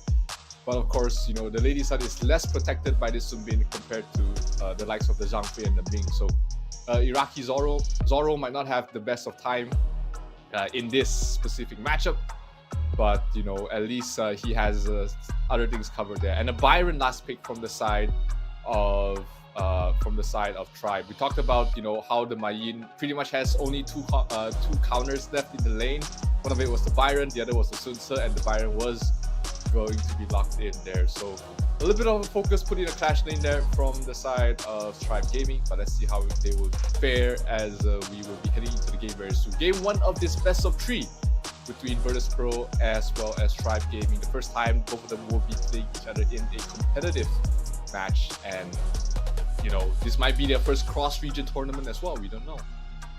Yeah, so just to add on to your point, I think actually the Sun Bin is a good fit here because they do have a lot of tankiness coming in. It will be the Byron along with the Dun as well. That is enough cover and enough shield for the time being. Now, let's go straight into the game and figure things out for both teams. Exactly. You see Vex on the Heino jungle, one of the more popular positions, and also heroes to be played in the jungle. You play it as a tank, you play it as a frontliner, a very annoying hero to deal with just because of how difficult it is to kill him. But you do have the Sun Bin here to be able to allow you to have an easier opportunity to kill him. But let's see if that happens here. Try playing very aggressively at the start, taking away camps from Heino, making sure that he doesn't have a great start, because a Heino that is leave unattended is a Heino that will become a very scary force in the mid to late game stages. The Mai doesn't have great wave clear. He kind of has to rely on the Lian Po to help out, but the Lian Po did start off in the top lane to provide the Mayin a better time against the Byron. I mean, that goes with the territory of playing against the Byron, is that hero is just going to be so oppressive in the lane that you're going to be forced to call for help. You're going to be forced to move your members up there if you really care about the lane. Vex trying to take away one of those camps. Lady Sun won't be able to get the last hit on that. Vex playing very aggressively. Oh, he has to watch out. He might have made a mistake here. Can they lock him down? The Dun not able to connect.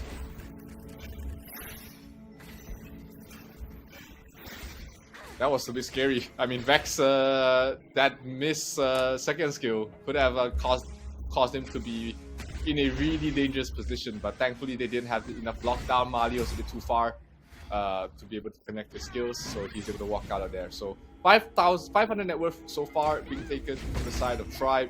The early jungle invades has really been coming to play here, but let's see how that will be going towards the mid game. Yeah, for sure. And at this point, I think, slight goal lead going into Tribe Gaming, and this invasion into the Zero Golem going to make a lot of sense. Ooh. Here comes the first blood. It is going to be the Mayin that gets the kill here, but they could be punished for it. It is going to be a 1-for-1 trade at this point. Everyone is joining the fun here. It is going to be another member on the side of Virtus Pro joining in the fight, but it's a punish coming in. Prince and Naren going to be taken down, and Tribe Gaming secure an early lead. Max Green held on to his ultimate a little bit too long there. They could have gotten Vex as well, but still they are more than happy to take that kill on towards get that kill as well as get the Sage Golem buff away from Vex. But Vex is making the best out of a bad situation. He's invading the enemy jungle and he's getting a couple of camps for himself, so not the best situation to have your Sage Golem, to have your Azure Golem buff stolen, but he's trying to make up amends for it, which is what a good player does, is that when you are stopped one way, you'll find another way to try and come back to this game. So Vex, definitely a very experienced player in this regard, and he will not be slowed down too much. Yep, and actually it's a perfect start, right, for the side of Tribe Gaming. Like we said, we expect a lot of things coming out from Tribe Gaming, and they are proving our point at this time. So going into the first 3.5 minutes, 2-1 scoreline, 0. What are your expectations on how this game is going to go so far? I mean, Tribe is just about to start ramping up the tempo. They do have a Dun jungle, which is something you don't want to drag out the game too long. Meanwhile, mid lane, a huge engagement. Lianpo will try and get the knock up, and can he get a kill? No, Starting still alive. Oh no, he's able to back off and get the return kill on the Spanner. Huge kill, and Vex is in trouble as well. He still has his ultimate. The silence perfectly done there by Max Green, and they get a triple kill from the side of Tribe Gaming, and they will turn that into a Tyrant as well. Yep, it's a huge outplay coming out from the side of Tribe Gaming, and Virtus Pro doesn't look too safe at this point, right? 5-1 is a 3,000 goal lead as Mac tries to go for the 1v1 against Zoro. Not going to really work out for him at this point. Yeah, we talked about how Tribe was just going to up the tempo, and literally the moment after I say it, they engage into a mid fight, and that was huge. I mean, the outplay you saw from Starting really catching Fadden off guard, and they lost 3 heroes without losing any from the side of Tribe. That is absolutely huge. And off to a great start is something you need. Top lane, oh, huge damage dealt on towards the Mayin from MTS, almost bring him down. But Naren was just able to survive with a sliver of his health. But he's not going to be too worse for wear here. Vex is going to go up to the top lane to try and push out the lane and help you out a little bit. That's right, so they need a little bit more recovery on the side of Virtus Pro, and as it stands now, Vex, if it's possible, I think we should take a look at the items as well. Let's look at the growth. We are expecting an Insatiable Tome coming out from the Mai Shiranui, so Prince needs to do a little bit more farming on his end. Meanwhile, for the flip side, the Lady Sin already has the Mask of Agony, going for a little bit more, and I think it makes a lot of sense, right? You're going up against a Lianpo. The HP base damage will be more potent coming in from Starting. Yep, absolutely. That Mass of Agony is successively provides a huge amount of damage increase for the ladies, and just because it's damage over time, Vex might be in trouble. But the Crimson Golden buff is the one. Oh, Vex dropping very low. Used to force to pop the ultimate, but he doesn't travel too far. Oh, Mali not able to connect the skills. Backline though, Lianpo, huge ultimate connecting onto her street. The knockup is huge to get a kill on those ladies, and as well as Max Green. Mali has to run for his life. MTS not going to be too healthy from that as well, but huge engagement coming from the side of Virtus Pro. They're trying to get something else there from the side of Tribe, but not going to be able to achieve anything at all. So 2 quick kills, hurting hands, going towards the way of Virtus Pro, and they'll be happy to take that because that means that they're able to stabilize the game and also secure this Azure Golem buff to Vex. Yep, so that was a huge play over there. Really nice catch though. I like the presence of mind on the side to use the Fate Rewind, and for the rest of the team to really come pincer in, right? Neron with a huge knock-up as well. And Mac just having the free space to really just go in and deal the damage as well. Yeah, the Max setup into the Lienpo flash towards the backline. Absolutely beautifully done there by Fadon and Max. Mac really just setting up the entire team fight there. And just cuts down the lead to 2,000 right now for the side of Virtus.pro. Suddenly they don't look too bad in this current situation. Really 2,000 net worth, it is not too much of a difference at the moment. Oh, Mac might be in some trouble. He might take out to this. He does. Sunbin gets the kill. Yep, so a big one, and at this point they will be trying to pressure the tower. It will be taken down. It is a rolling raid. They come in again. Oh, beautiful ultimate there from really starting and ending the fight there for the side of Tribe, getting 3 kills, and also the Crimson Golem going to go down once again. Both teams are team fighting so well with their setups, with their crowd control, with their rotations. Absolutely beautiful to watch. This is the gameplay that I really live for. Yeah, exactly, right? And at this point, it's going to be Tribe Gaming taking another turret for themselves. That's 2 turrets in the space of 8 minutes at this point, and Virtus.pro have nothing to show for it except a couple of kills. 5,000 net worth lead almost for the side of Tribe right now. Good lead heading towards the 8-minute mark, as this is where the Lady Sun starts to really ramp up her damage. This is where the Byron is beginning to become unkillable, but this is the point where Mali starts to fall off, so everybody has to exchange their roles right now. Mali is going to be playing more of a frontliner tanky role, while his teammates are going to start doing the damage for his side. Meanwhile, on the other side, for Tribe, Prince, we haven't really seen too much for him. Neither has Mac. Only Neron and Lienpo has made any notable plays so far, but it's not too bad of a position to be in. 4,000 net worth behind is still a very a position where you can make some plays out of. It's not the end of the world there for Virtus.pro. They just need one more good fight leading into a tower to turn things around, and this might be the fight they're looking for. But the silence perfectly done there on towards Neron. That will be a kill. That will be a retreat call there by the side of Virtus.pro, and they will give up the Overlord or not, because Tribe decides to take more objectives across the map. The tier 1 and the tier 2 on top is ripe for the taking for the red team. Yeah, Primal Bond not going to be really something they're looking forward to, so they don't mind waiting out a bit, right? We're going to hit the 10-minute mark really soon. Yep, absolutely no reason to risk it to be too low of a position to take the next fight, so more than happy to just wait it out, wait for the next wait for the Shadow Overlord to spawn in about 30 seconds or so, and they will be vying for that to start pushing up to the high ground. The towers of the tier 2 towers of all 3 lanes are still standing for the side of Tribe, so for the side of VP, so Tribe isn't going to force it too much. Mali really trying to poke them, but 4 heroes from the side of Virtus.pro is defending this Azure Golem, and he will be back securing it. So Vex is about to reach his critical mass very soon as well, becoming very tough to deal with, very hard to kill. They do have Zoro to deal with, to deal that burst damage, and then they have Max Green to make sure that he can't get out of there. But it's still a very tough position for Vex to be in. He needs to make sure he doesn't get bursted and is able to get off his ultimate.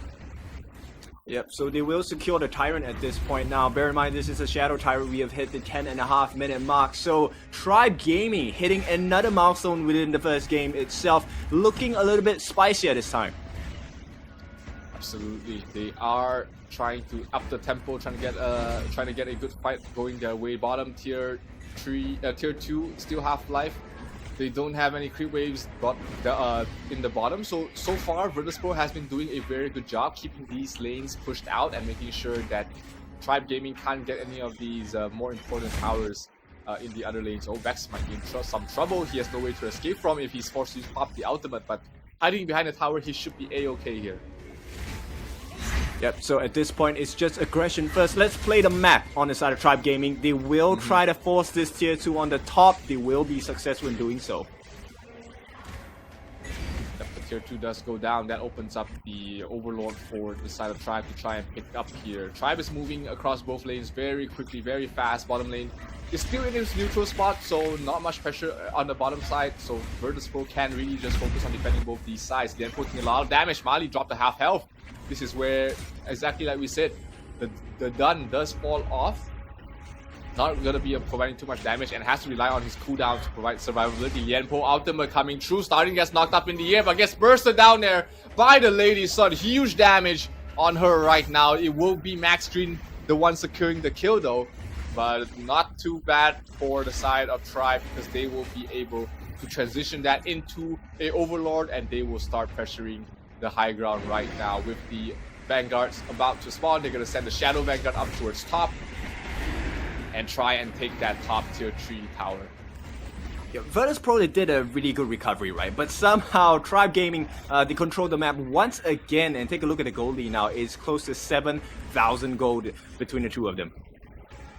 Absolutely beautiful gun here from this side of Tribe, and they will try and get their first tier 3 tower in this game. Bottom lane, Vex is trying to make sure that it doesn't get too out of hand, making sure that they at least have a leg to stand on in this lane. The bottom tier 2 will fall to the Dragon. 3 heroes already rotating down to try and finish it off top lane. Looks like they're gonna be more than happy to give that Shadow Vanguard and focus on towards the bottom lane. Hayno trying to push out the lanes, but the wave is coming on too fast, too quickly, and this tower might not see too long. No, looks like Tribe is just gonna back off and focus on towards the mid. That was a wasted opportunity, if you ask me. Maybe just focusing on the top would have been better for them. You've seen that they are almost 10,000 net worth ahead.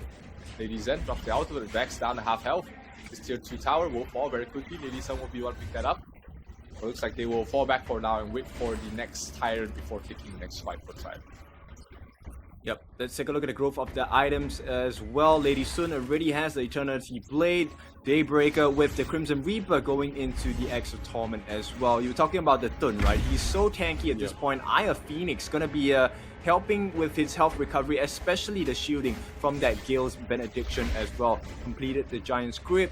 It's looking a bit tough for the side of Virtus Pro to make a comeback unless they can buy time all the way into the spawning of the Tempest Dragon. Tough is an understatement at this point, I think, Kin, because it seems like Tribe has been able to get anything they want whenever they want. And, you know, despite the heroes starting to fall off, like the Byron, like the Dun, the Lady Sun is already at a critical mass, already at her full item slot, so she's going to be tough to deal with. The one saving grace for the side of Virtus Pro is that there's no strong defender of this Lady Sun. There's no Zhang Fei, there's no Ming. That means that there's still potential to focus him down. Oh, the damage though on towards Mayin, way too much. Zoro doing too much damage right now, and we'll be able to burst her down. That's your Clash Laner down for the side of Virtus Pro. Starting taking a lot of damage, has to be forced to recall back to base or not. Looks like they will try and at least chip down this bottom tower. So the long range pokes coming from Virtus Pro coming to play here. That's the Mai Shiranui as well as the Hayno really coming into play right now. Able to help them defend these tier 3s from a very safe distance. They need every bit of this they can get. But once that Shadow Overlord does spawn, Tribe Gaming might try again to push up to the high ground. Yep, I like the point that you mentioned that they actually do have decent wave clear on their side of Virtus Pro, right? So at this point, they're able to hold on a little bit, and they just need to hold on for another 4.5 minutes before the Tempest Dragon is out. But let's see if they will get the catch though. Oh my god! Oh, Lady Sun's damage, way too much. Zoro will literally chip her to half health with a single roll, and then they will be able to finish him off 4-5. In terms of the hero count right now for the side of Virtus Pro, they lose the top tier 3 tower, and Tribe smells blood in the air. They know that there is an opportunity for them to try and push out to this high ground without even the Shadow Overlord, and they will try for that. They will defend the waves, they will make sure that the next creep wave spawning will be up towards the high ground, but that might be a bit too late. Neron is just about to respawn, and Tribe spots that. They go for the Vanguard. That's right, and as it stands now, this is going to be a very painful one because now the damage and the health pools of the Vanguards will be extremely high. And like you guys seen before, the Lady Sun will be able to melt them in an instant. So not an ideal situation for Virtus Pro. Not an ideal situation indeed. A lot of damage being dealt towards Mali though, down to half health already. So very nicely poked, starting also at half health already. So the defensive capabilities, this high ground defense, Landpo dropping the ultimate, trying to trash someone towards the back lines, but not enough. Looks like he's still going to survive for the moment. Fadon dropping very low. Oh, Mali does fall. That's going to be a shutdown coming from the My Sure Noi. But they do lose the Hey No. That's going to be thanks to Max Green and his ultimate really stopping Vex from getting out of that position. So it's looking tough 4 versus 4 without your jungle, without the Hey No. This defense is going to be tough. They still managed to at least clear out the waves though. MTS taking a lot of damage from the RD. Bottom lane is where the Shadow Vanguard has spawned. Here comes the My Sure Noi knocking back the Lady Zen, almost dropping, but he's gonna fall by himself. Lady Sun doing too much damage right now. RD has to run away, try to survive. Oh, not gonna connect though. Mac is just able to just walk out of there, and this might be it. Game number 1 might be going towards the Wheel of Tribe, unless some magic can happen, but the magic does not prevail because Tribe Gaming will clean things up and take game number 1 away from Virtus Pro. Yep, easy games for the side of Tribe Gaming. A very convincing win in this first game of this series, and for good reason as well. They made the Lady Sun look unstoppable. Yeah, and this was a Lady Sun without a Ming, without a Lianpo, without a Zhang Fei to really protect it. But that early game from Tribe Gaming was really good. Their rotations across the map. They took a page out of NONGSHIM's book and played really aggressive in the enemy's jungle and really just stopping anything from happening from the side of Virtus Pro. Because if you're playing on your opponent's side, it means that even if you take a bad fight, you're not going to lose any objectives. So very well done there by the side of Tribe Gaming. And the MVP for the winning team is going to be starting on that Lady Zen. Huge outplay in the mid. I thought she was dead for sure, but that was a really good play, being able to survive that a little bit longer, and she probably has dealt the most damage for her entire team. Alright, let's take a look at the rest of the stats as well for this side of Virtus Pro and Tribe Gaming. So I like the fact that the Sun Bin actually makes sense here. Like you mentioned before, Mali and MTS, actually the true value of them is the amount of shields and health pools that Virtus Pro have to make past before they can even touch Zoro here, which is why Zoro never died the once. Right? At the same time, starting, like I mentioned at the start of the game, the Mask of Agony was dealing so much deterrence as well as pain, along with the Frozen Breath coming in with the Breakthrough Robe as well as the Savant's Wrath. There was a lot of damage coming in from starting, and to make matters worse, he had the Splendor. So it was already difficult to kill starting. He has the iframes from the Ocean of Tears, but with the Splendor, that's double the duration.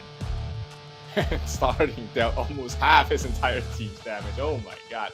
Almost 50% of damage dealt from the ladies, and this is exactly why this hero is constantly picked and banned during the Season 2 Invitational, and for very good reason. I mean, that hero without farm is effective, with farm is a monster, and starting really just played that hero to perfection. That's right. Now, this is not the end of the day for VP, of course. This is just game 1. We'll take a look at how they would like to change the status of the game. But then obviously, they want to take one game off of this series. Hopefully, do a reverse sweep at this point. But with the performance of the 5 members on the side of Tribe Gaming, let's take a look at how this game went down. Absolutely. The game started off with them taking some really good fights across the map. 3 heroes killed here. The silence from the Sun Bin is about to come. No, not this fight. The next fight is where they will be able to catch them off. As this fight starting, just keep your eyes on starting, dropping the ultimate, surviving from Fadon, being able to get the kill onto his Fadon thanks to the tower, and the silence from Max Green finishing off Vex as well. Absolutely huge play. That started the entire snowball coming from the side of Tribe Gaming, and we did see VP put up a good fight here. This was one of the fights where they took a huge engagement, getting a triple kill and keeping themselves in the game, but it was still not enough because they couldn't really take anything else from that point on. And here, this was the start of the end. The burst of Neron, just the damage from the ladies are way too huge. We see it again in the top lane. It was again Neron being caught out of position, and Tribe Gaming able to stop the last-ditch effort coming from the side of VP and end the game right here and then. Very well done there by Tribe. Not the cleanest of games, but as good as it gets from them, because that was a very impressive showing from himself. Yeah, for sure. So this is going to set the stage for the side of Tribe Gaming. They will be looking to end this with a clean 2-0, hopefully tie up with a NONGSHIM Red Force at the top of the table as well. They need to make sure they win as many games as they can. So this is a very important marker for Tribe Gaming. Likewise, for the side of Virtus Pro, they will be looking to tie things up. They don't want to trail by too far behind. Absolutely not. It's still very early in the group stages. Of course, anything can happen. They still have plenty of potential to be able to come back later on, even if they drop this series for the side of Virtus Pro. But obviously, you want to start off your day with a good result. So Tribe as well as Virtus Pro, they're not playing too many games today. Only 2 games for both of them, so they do have a little bit more time to recuperate and prepare for tomorrow, which is a saving grace for teams who don't do too well in the first day as well, because it means that you have 1 full night to prepare for 2 more matches tomorrow, as compared to if you are the likes of SCARZ. You lose 1 more game today and you end up the day with a 1-2 scoreline in terms of series. Then you only have 1 more game on the next day, and it's tough to make it to Riyadh with only 1 game left to play. For sure. So, a lot of things are going to be really important for this marker on the side of Virtus Pro. Likewise, for Tribe Gaming, they need to make sure that they are really clean with the finish. They need to make sure that they end the game as quickly as possible. Take as many points as they can, because right now it's NONGSHIM Red Force on the top of the table, and all the other teams will be looking to knock them off. Yeah, absolutely. This is the last chance, as the qualifier, as the name really just ensues here. It is the last chance for these teams to qualify to Riyadh, to join the 8 teams from the Season 2 Invitational already qualified, and the invited teams as well. So Tribe Gaming looking off to a very hot start. Very impressive from them. I'm very impressed at how they were able to play that aggressive across the map, and it goes to show that they've put a lot of research, a lot of homework on what the more successful ways to play is from the Season 2 qualifiers, and even from the other mini tournaments before that. So looking very well there for Tribe. Virtus Pro didn't look too bad. I liked their draft as well. There was a lot of thought going in towards how they were forming their entire hero and strategies, but just a little bit of being able to play a bit faster is what I like to see from them. Yep, let's take a look at the new draft at this point. This time, Tribe is going to be on its blue side. They will pick up the Diaochan as the first ban. No, not Diaochan, sorry. Dachao is the first ban. They will get rid of the Dolia as well on the side of Virtus Pro. Yep, absolutely. Popular bans for those support heroes right straight off the bat. So it's going to be just classic. They really like the Yuhuan ban here from the Tribe. 2 games we've seen the Yuhuan taken out of the pool. We've seen it to mixed results for the Yuhuan. I wouldn't say it's a first phase ban material personally, but maybe Tribe Gaming knows something we don't about Virtus Pro.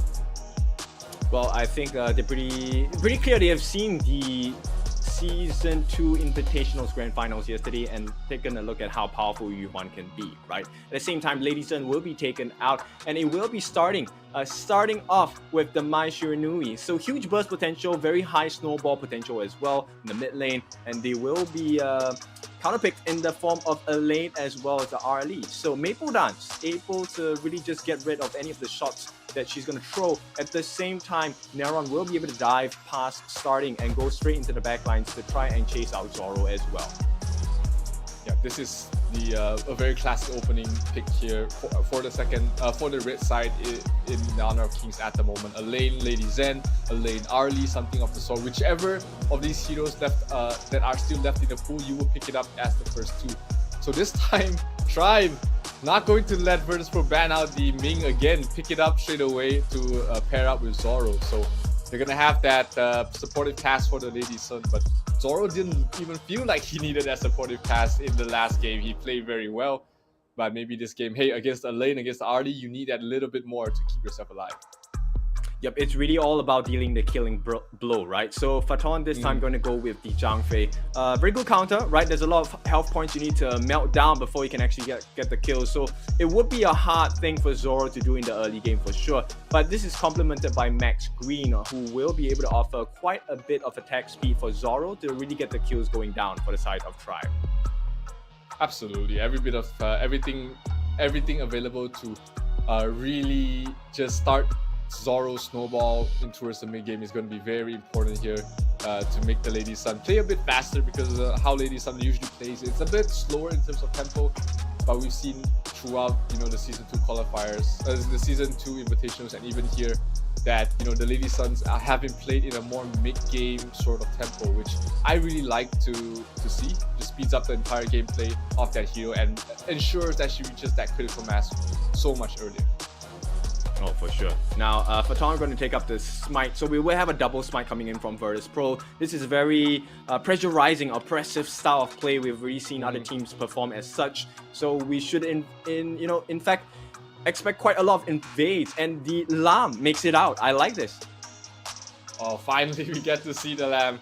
I mean, I didn't see it in the season 2 qualifiers, season 2 invitational. I know it was picked a couple of times, but not enough, at least for me. So I love to see it being brought out here. Vex will put his hands on that hero. They did ban out the Heino and the Pei from the side of Tribe, while Virtus Pro banning out the Dun as well as the Charlotte for themselves. So Mayin open for Tribe to pick up. Mali will be contemplating of picking up the Kaiser, hasn't locked it down yet. Kaiser is great against the likes of the Arlie, against the likes of the Elaine, and they will decide to lock those two down. So a little bit less team fight here from the side of Tribe, a lot of long range poke, a lot of backline cutting as well from the available heroes. So they have that quick burst in and out sort of team fight potential, but Virtus Pro has a lot more sustained team fights with the Zhang Fei, with the Lamb, and now with the Elaine as well. So they really enjoy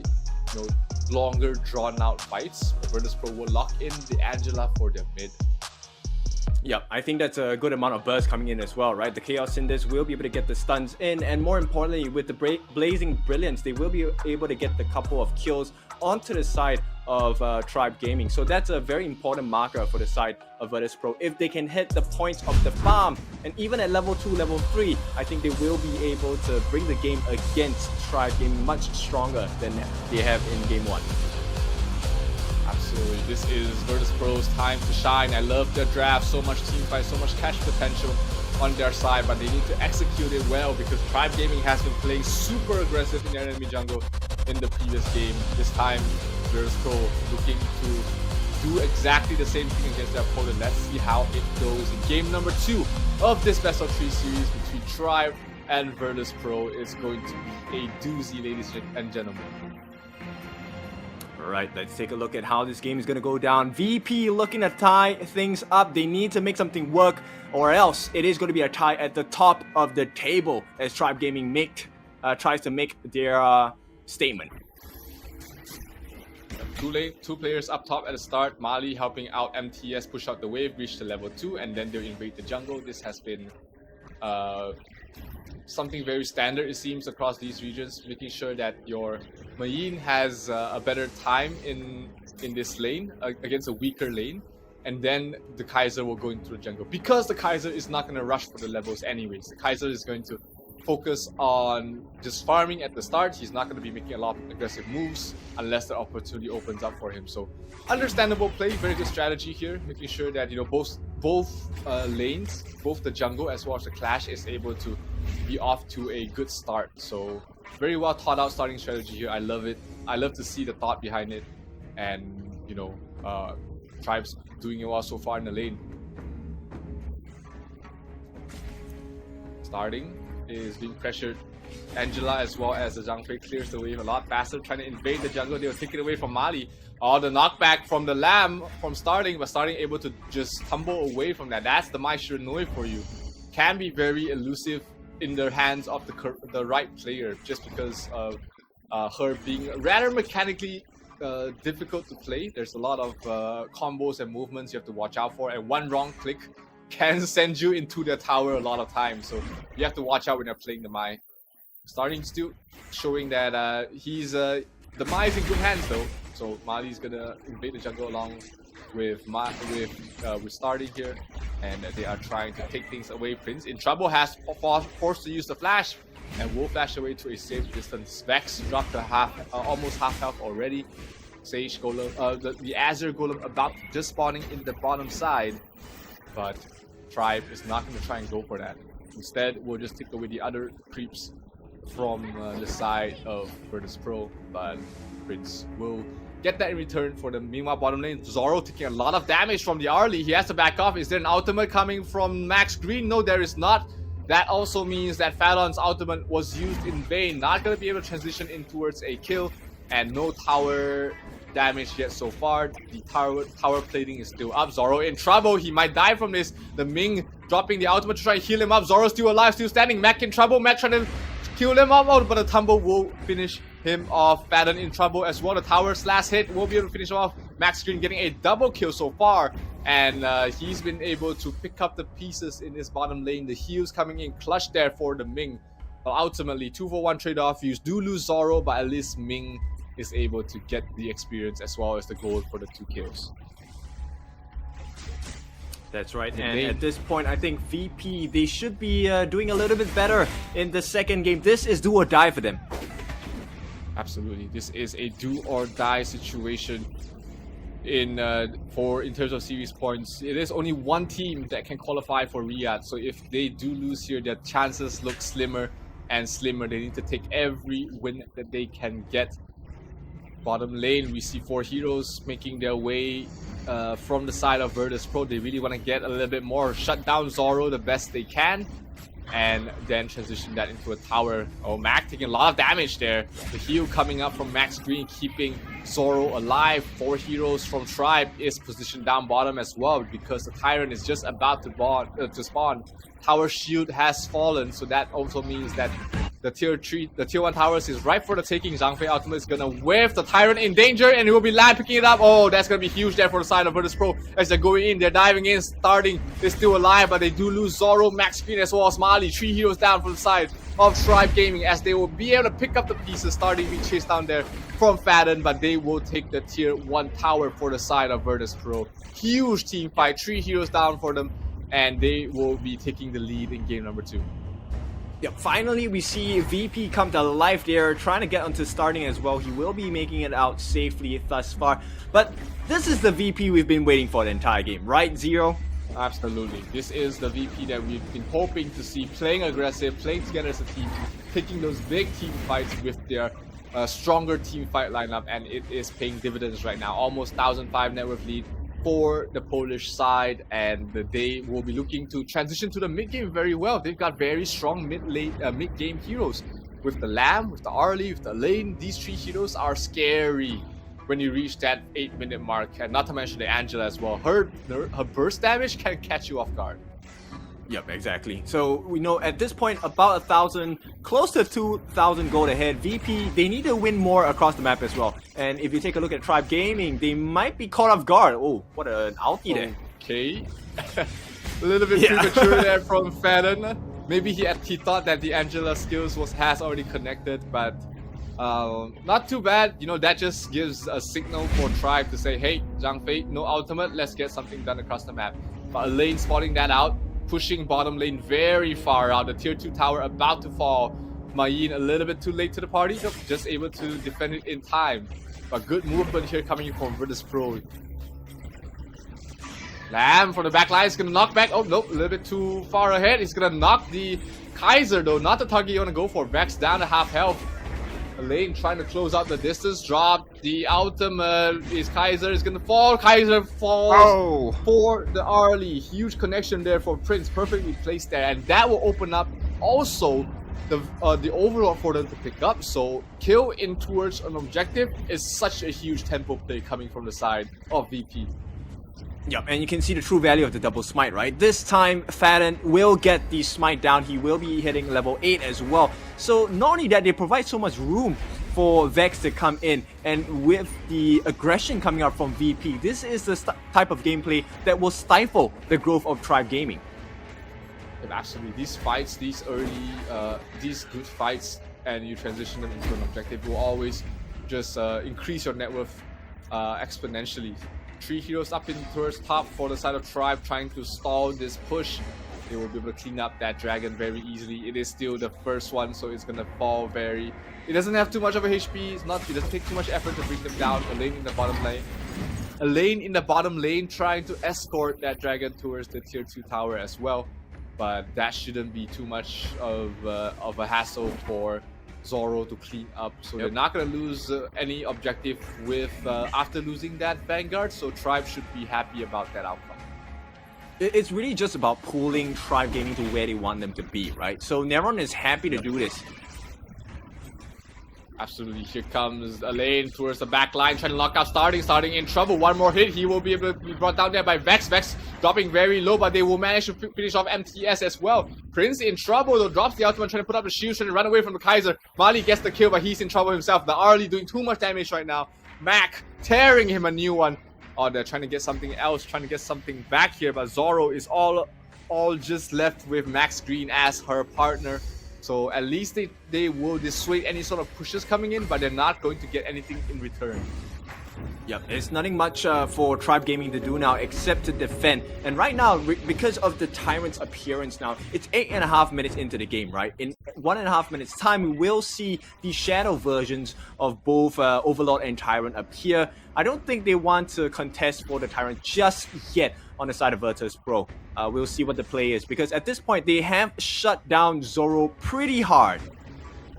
Yeah, Zoro's speed, the tempo of Zoro has been shut down, like you said.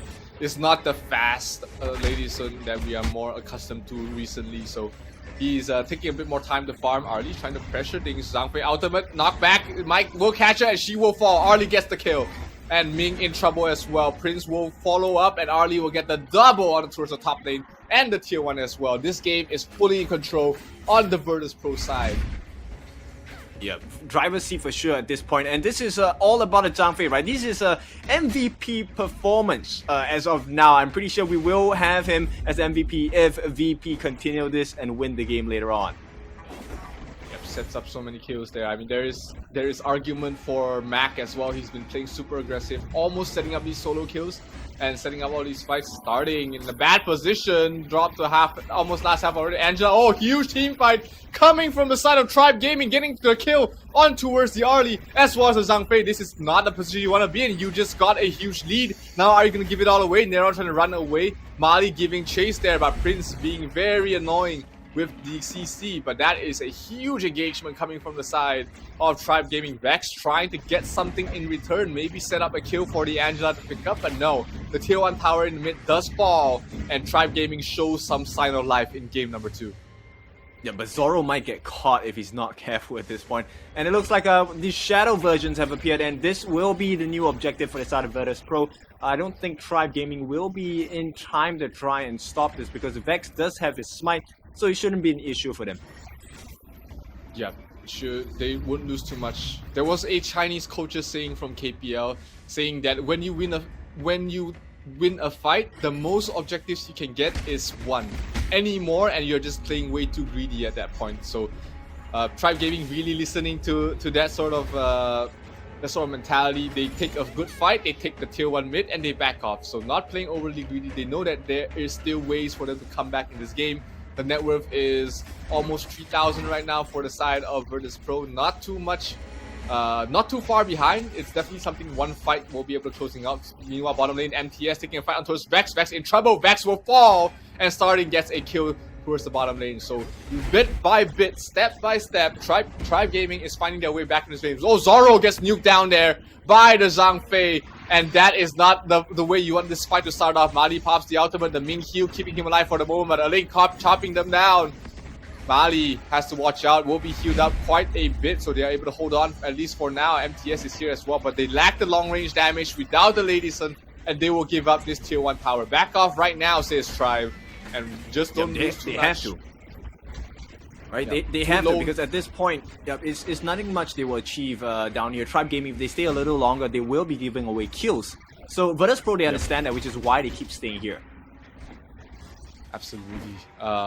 Still good retreat there from Virtus Pro, recognizing that they got that one objective after the fight that they needed, and they will back off. More than happy to continue progressing. Look at the items from Arlie. She's almost fully slotted. The Daybreaker is almost completed already on her, so that's critical mass right now for Arlie. But on the other side, the ladies are not really far ahead.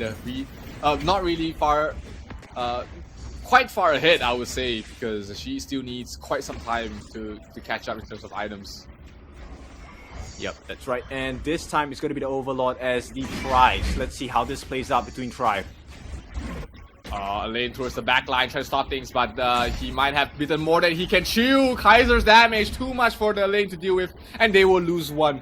VP a little bit too greedy, trying to go for that Overlord. They just literally took a fight in the jungle. Oh, but Mali might be the greedy one here, forced to pop the ultimate, trying to man fight Mac doing too much damage right now. And he's able to bring down Mali. That's the Kaiser down, but there is no Zhang Fei ultimate. The land towards the back lines, going for the Mai Shiranui. The Mai will fall. So will Max Green. He's being chased down there by the Lamb knockback, and that will put you further away from your base and closer to death. Death will follow. So will Zoro. 4 heroes down for the side of Tribe and Virtus Pro. This is the time you go for the Overlord. Yep, reward for their efforts at this point, and it looks like it's going to be VP once again back in the driver seat. Just missing that one kill before they get the ace, actually. Yeah, Main recognizing that that fight was long gone. Just happy to push out the mid wave, making sure that the creep wave is far from everything. Let's take a look at a quick replay of that last fight. This the Tribe Gaming was just way too split up at this point. Everybody was trying to make a run for it, trying to survive on their own, and one by one, little by little, they're just picked off left, right, and center. 4 heroes down for the side of Tribe, and bottom lane, MTS barely surviving with his life, and they are going to be in a tough situation. Mali in trouble, already popped his ultimate, but the damage from Arlie way too high at this point. This might be over for the side of Tribe Gaming. We might be going to a game 3 here, Kin, if they are not able to hold on to this, because 2 tier 3s have already fallen. The top tier 3 not long for this world as well. Virtus Pro, blood in the air, they smell it, they're trying to go for the win. Nope, they're gonna back off for now. More than happy to just take the wins as they go. All 3 lanes down, and Virtus Pro playing very safe at the moment, not overcommitting. Yep, like you said, right? Don't be greedy, right? We've already gotten the objectives. In fact, there are 3 objectives they've gotten across in the past 1.5 minutes. So VP gonna play it safe, gonna make sure that they secure the victory, because this draw is extremely important. They need all the points they can get. Yeah, and this draw actually puts them to a potential win here. Lamb fishing for a kill. They spot out Max Green. That's a good kill if they can find it. Oh, but Max might have bitten more than he can chew, trying to survive the best he can. Gets brought down there by the Mai. Backline lane drops the ultimate. They lose the second hero, but starting has already fallen there. Max Green trying to keep his teammates alive as much as possible, but the Mai is still left standing. The Kaiser is still pretty healthy. No more ultimate left though. MTS alone in the backline. Smiley being chased down as well. 3-4-2 trade-off right now. MTS in some trouble, trying to tumble away, trying to roll away the safety, but the Angela damage very high right now. MTS very far away, trying to keep the creep waves away from the mid lane, but the bottom lane already pushed out. We see Mali sacrificing his life to try and keep the lanes alive. Pops the second ultimate. That's gonna be him still falling in the end, and this might be it. This is it. Virtus Pro will tie things up, forces to a game 3, and put them one step closer to taking a win in this group stage. Not unless MTS has anything to say about it. No, he does not. Not enough. Virtus Pro will take the win and forces to a game number 3. Yep. Game number 3, I mean, Virtus Pro, what a game from them. The Bears bite back, and they bite back strong, right? So with this being said, you know, I like the style of play coming out from Virtus Pro. It felt like, you know, maybe they were sleeping in game 1, but what a game for game 2. They woke up and they came back swinging, for sure. You know, in all honesty, it is pretty early in the Eastern European parts of the world right now, but it's happy to see, you know, they've woken up, they got their coffee after game number 1. The tempo, the aggressiveness from Virtus Pro was what was missing in game number 1, and very well done there by the Bears, forcing us to a game number 3. Tribe Gaming looked a bit lost towards the mid-game stage where they just couldn't take any good team fight bar one in the entire game, entirety of the game. So game 3, we haven't seen a tie series in a very long time. Yep, in quite a while already. So this is really exciting, right? And at this point, then you really appreciate the tension between the two teams, because right now they're just not just playing for themselves, but that MVP performance, like I said earlier in the game, it has to be on Faton here. 37.5 thousand damage dealt, but it's more important the damage he took, 82.8 thousand, setting up the stage for the rest of his mid lane, his farm lane, to really go in and get the damage in as well. And for all the damage that he took, what an amazing KDA, 2, 2, and 15. Absolutely. I mean, you called it, 3 minutes into the game, you called that the Zhang Fei was the MVP. And I mean, in game, it doesn't show that, but we can see the impact that Fadon has brought to the table. Really huge play there. Mac, of course, very farmed up on the early, going to be providing huge damage, but the real setup was Fadon on that Zhang Fei. This is why Zhang Fei is just picked up and banned constantly. Meanwhile, on the other side, Tribe, they put up a good fight. They had good showings, but you called it out in game as well. Zoro was not having a fantastic game, 1-6-3. In the end, and not having a lot of farm on the Lady Sun means that if you're not ahead of your opponent, you're gonna be in a very tough time. Yeah, it's not just because that Fadon actually made life easier for Mac, it's also the existence of Vex and Prince as well, right? So Prince was always responsible for getting the stuns in, and with the Blazing Brilliance, that's actually quite a decent amount of damage. Do not look down on the 68,000 that Prince did. Now, bear in mind, this is against the likes of Kaiser, the Mali Kaiser, this is against MTS Mayin, and also, more importantly, is the Max Green Ming. They never allowed him to use the longevity, and even if he did, it was never enough, because there was too much damage over time, there was too much burst coming from Max and Vex. Yeah, the fights were way too fast for the Ming to really come into play here. And let's take a look at the highlights for game number 2 here. Fadon diving in very deep. This was the early aggression that we seen coming from the side of Virtus Pro. They did manage to salvage this with a kill on towards Fadon as well as on towards Mac, but losing the Lady Sun is never a good situation.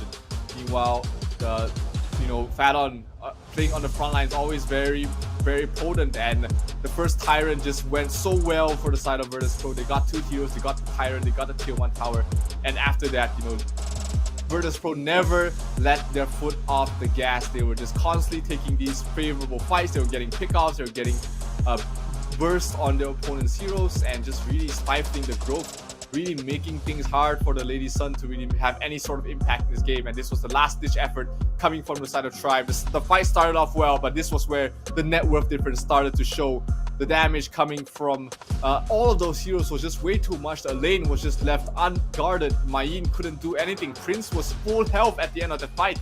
And despite them being able to burst down Mac early on, as well as Vex, they weren't able to take any fights after that. And, it was just at a point of no return there for the side of Tribe Gaming. Virtus Pro way too far ahead at that point. And ultimately, this final fight getting us to a game number 3. Alright, so game number 3, this is going to be the one that sets apart the two teams here. Tribe Gaming going up against VP Virtus Pro. Zero, we have seen, spectacular performances from each of these teams. Who do you think is going to edge it out in game number 3? I mean, it's hard to say. If we see the same Virtus Pro we did see in game number 2, I think game number 3 might be good. We might be seeing Tempest Dragons here, Kin, because they played clean, they played aggressive, they knew when to back off, they knew when to push up the pace, and that was missing in game number 1. But like you said, they've probably waken up right now. They're ready to play. Fingers are all warmed up, and it's really too close to call. I mean, it can go either way right now. I mean, Tribe has shown that they can play in game number 1, but game number 2 they just looked at a complete loss. Yeah, for sure. I really like this because it's a seesaw game, right? We don't know what will happen, so we'll take a look at what's going to happen in the final game of this set. Yeah, it all boils down to this: trying to get 1 point on the board. You need every win you can get, and both these teams going to a game number 3 is going to be a very crucial turning point in their group stage, because if you're 1 game away from qualifying to Riyadh, you look back and think, we lost this series against Virtus Pro, or you lost this series against Tribe, that will come back and haunt you for a very long time, because both these teams are pretty evenly matched as far as we can see. So if they can get a win here, that's going to bode well for their run to Riyadh. If they can't, then this is going to be a tough 2 days ahead. All right, so one thing that we need to consider is, first and foremost, is the Zhang Fei going to be banned? Because he was quite the problem against the draft of Tribe Gaming, right? At the same time, Ming, of course, in the first game was banned out. It worked wonders for the side of Tribe Gaming, in fact. Now, will they allow the Ming to come through again? Because there are other potential counters like the Lianpo. They could even go with the burst. Similar, if Mai is taken out of the picture, there are many replacements that are possible as well. Absolutely. I don't know about the Yuhan ban, if they're going to do it again for the side of Tribe, not letting Virtus Pro have their hands on it. Maybe it's something they saw in scrims. But yeah, like first phase ban of the Yuhan is not. I'm not a fan of that. There's so much other heroes that you need to look out for in the first phase. The likes of the Lady Zen, the likes of the Elaine, the likes of the Arlie. You want to get those heroes out of the hands of your opponent, and we might see the Arlie just ban out here on either side, because it should be Virtus Pro having first pick here, which means that Tribe has 2 opening picks. So if Virtus Pro opens up with the Arlie, that leaves the Elaine +1 to be picked up there by Tribe, and we might just see Tribe not wanting that position, just want to take out the Arlie from the hands of Virtus Pro. Yep, at the same time, right? Even if there's an Arlie, let's say VP goes back with their hands onto the hands of Lam itself, there are potential counter picks as well. We do see the potential for Dong Guang coming in. We do see a potential for Liang. All of the CC suppression coming in does make life difficult for a Lam player, regardless of how skillful you are. A lockdown is a lockdown. So with that being said, it would be interesting to see how the draft is going to evolve and change, because if it stands based on what we have seen in both game 1 and 2, the first prior pick probably takes the win. So far, that has been the whole pattern right here. So let's see what happens here in game number 3, the deciding game between Tribe Gaming and Virtus Pro.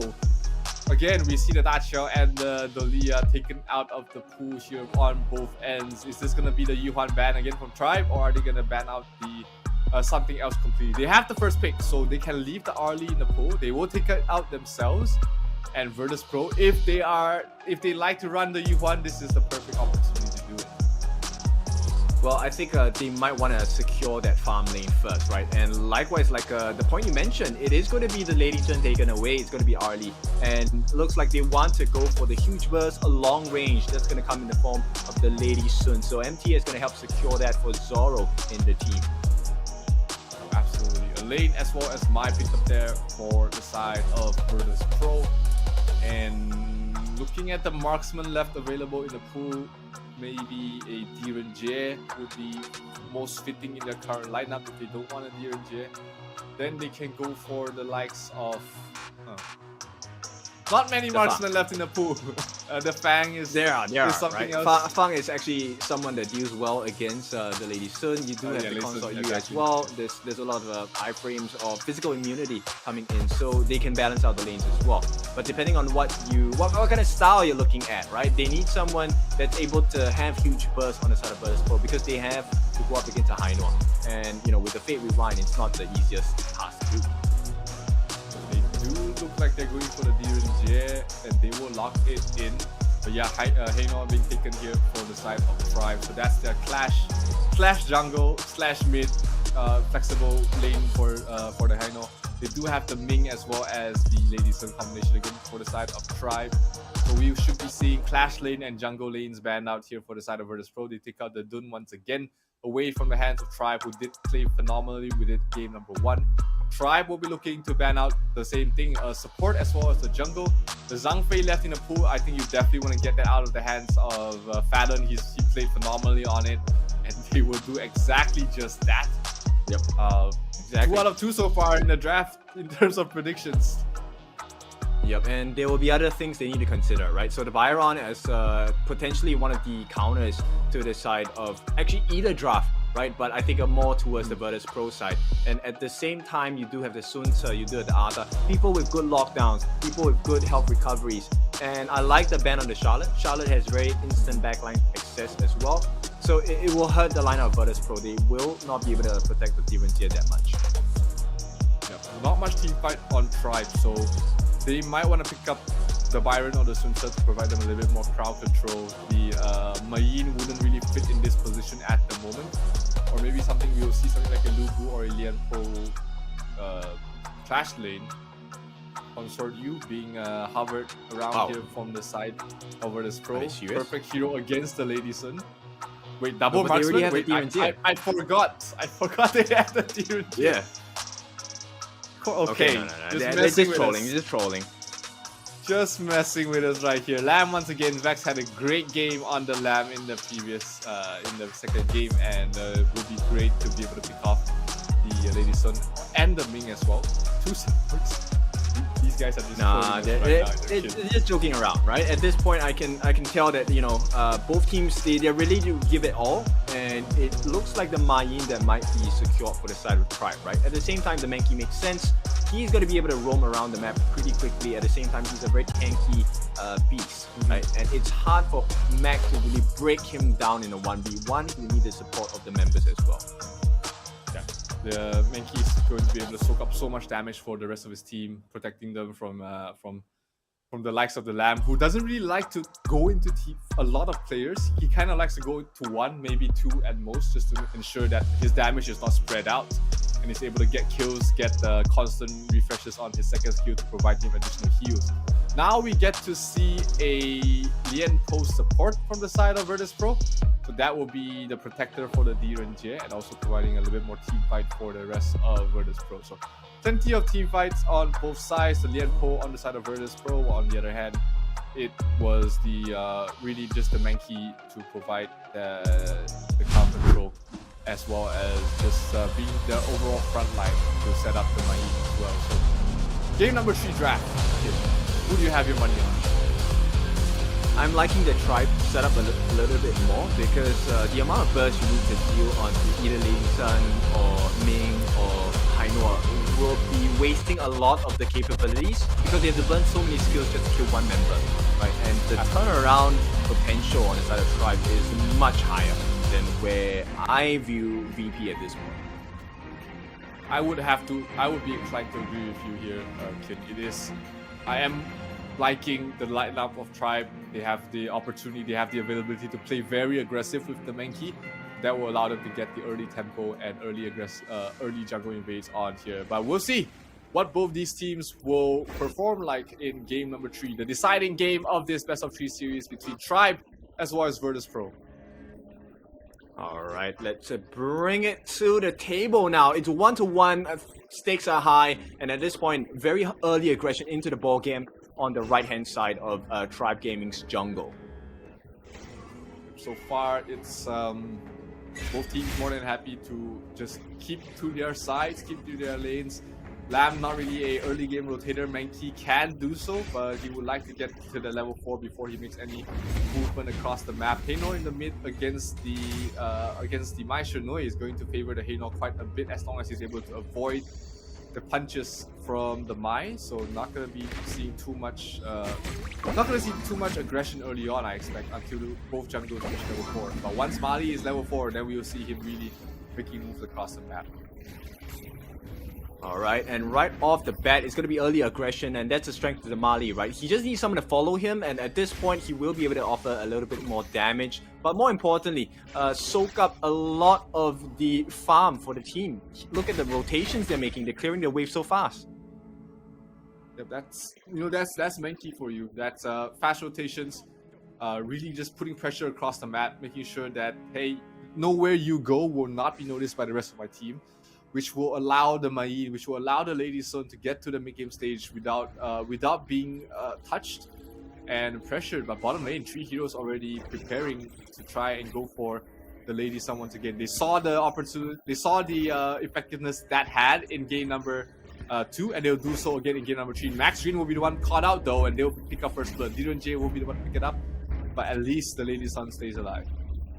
Yep, not the ideal target, but a good target nonetheless. You can see Phaeton, he's trying to just push away Zoro as much as possible, just for them to, deal a lot of damage onto this first tier turret. Really quickly, the tier 1 tower down to half health already. Another attempt will bring it down before the tower shield even breaks here. So Virtus Pro off to a great start, 1000 net worth lead already. But yeah, they need to keep this pace up, because as we progress towards the mid game, the Heino starts to become more of a nuisance, the Mai becomes a threat as well. Not to mention the Lady Sun becomes the main powerhouse for the side of Tribe Gaming. The bottom tier 1 does fall in the end, 3 minutes in, without the tower shield even going down. Virtus Pro really pressuring right now, trying to knock back Max Green. Max Green in some trouble. Almost gets finished off there. Max trying to back away from that. Mankey is in the front line, soaking up the damage, like you said, trying to dissuade them, trying to push them back, trying to chip them down as well, and hope that the Lady Sun is able to pick to clean them up. Mac down to half health. But without that tower, I don't think Tribe is going to be feeling comfortable to continue fighting here. No places for Mai to teleport to, and Tribe will spot the same thing and will back off. Yep, so at this point, Vex already hit the level 7. He is going to be 1 level ahead of Mali. And with the next 20 seconds signifying the spawn of the first neutral objectives, a potential kill here might change the state of the game. Vex is in the river, so he's got additional speed. Can he go for the Heino? No, starting is probably not the target you want to go for. Can use his ultimate to get out of there anytime he wants. The Azure Golem is about to spawn, so does the Tyrant. So Vex will go directly for the Tyrant. Bottom tower. Dove right now. MTS is in some trouble. Forced to use the flash to back away. Starting is here to try and defend the best he can, but Phaeton is not going to be afraid of the Heino without any stuns, without any sort of burst damage. The Phaeton shouldn't really fall towards anyone here. So Side of Tribe is trying to get a trade off in the top lane, trying to bring down the top tier 1 tower to ease up the lane pressure a little bit. They will do so. Nothing much that Naron can really do against 3 heroes, but one lane MTS, same thing. He's not going to be able to do too much against the DRG as well as Phaeton. And the Crimson Golem does spawn in the bottom. Let's see if Tribe would decide to defend this. Can they get a snipe? Yes, they can. Starting gets it. That's fine, they protect it for now, and the Azure Golem will go towards the way of Mankey, so Tribe is still in a good fighting shape. Yep, and as it stands now, it's still all benefits towards the side of VP, because they will be able to chunk down quite a healthy bit of the creep wave, allowing them to jump in. Mali left all alone, and here comes the cavalry. Finally, maybe they can find something here. And Mali was able to buy so much time here. Liempo ultimate dropped down onto her starting. Starting not too afraid though. So much damage already dealt to Phaeton, but not enough lockdown, not enough chase from the side of Tribe, so they're not able to secure any kills. But hey, they spot things out. They know that 2 heroes are low. They can't defend this tier 1 in the mid, so Tribe able to get a huge objective on their part of the map, and they are going to be more than happy to get that trade. Yeah, Vex has to be really careful here. Gets the recall. Maybe he won't get spotted out. He sees the Ming, but Ming is not the target he wants to go for. A deceptively tanky support. And he doesn't want to be caught off alone in enemy territory here. Still a very low kill game as far as kills are.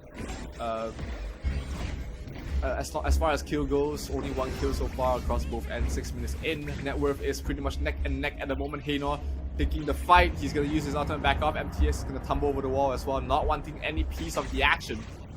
So both teams are really just posturing around the map, trying to catch one of their opponents off guard. Mali is going to go towards the front lines, opening up the vision, opening up the map, and see if he can set up any kills for the rest of his team. Overlord at this point, not that important. So let's take a look at the item skin.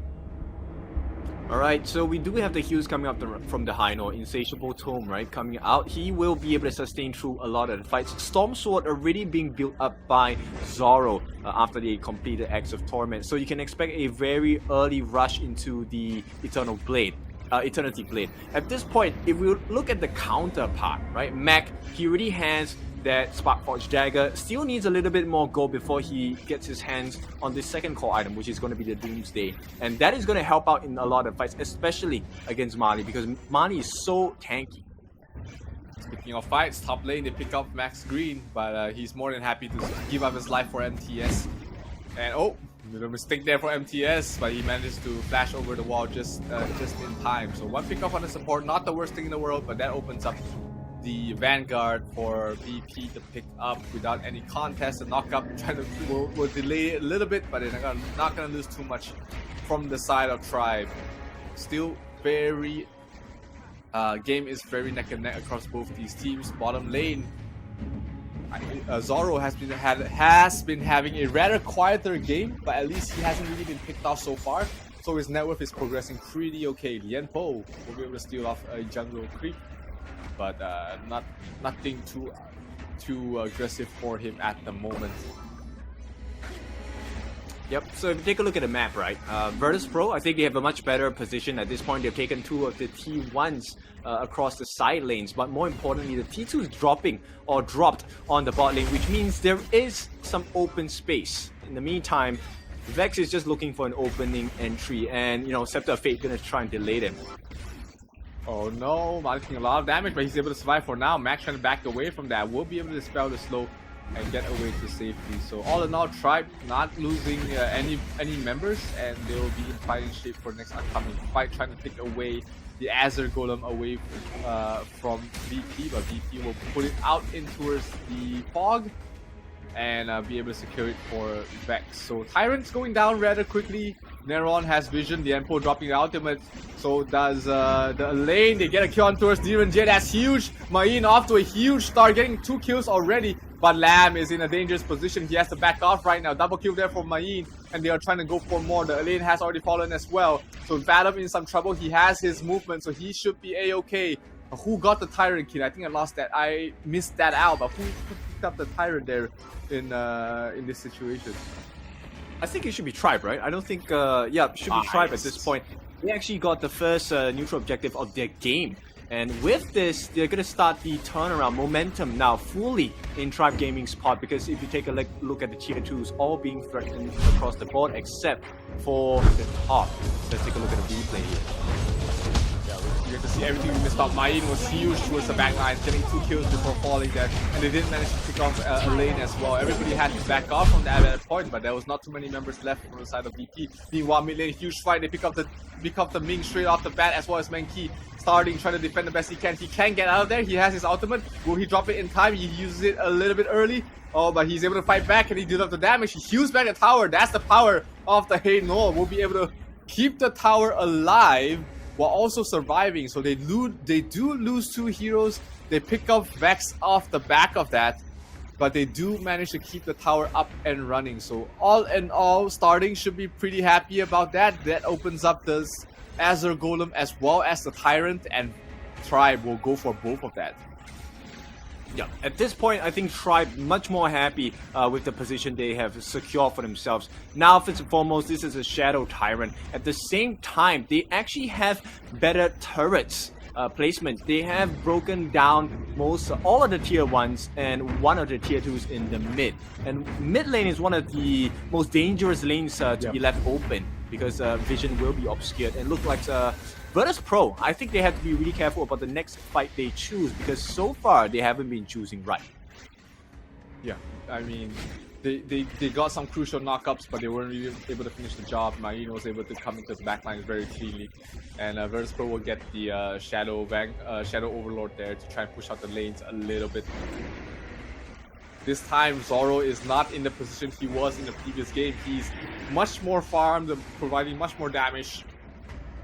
And they haven't really been able to shut down Zoro. He's been able to take towers after towers in the bottom lane, and he's feeling much more comfortable in this game. That's going to bode well for the side of Tribe.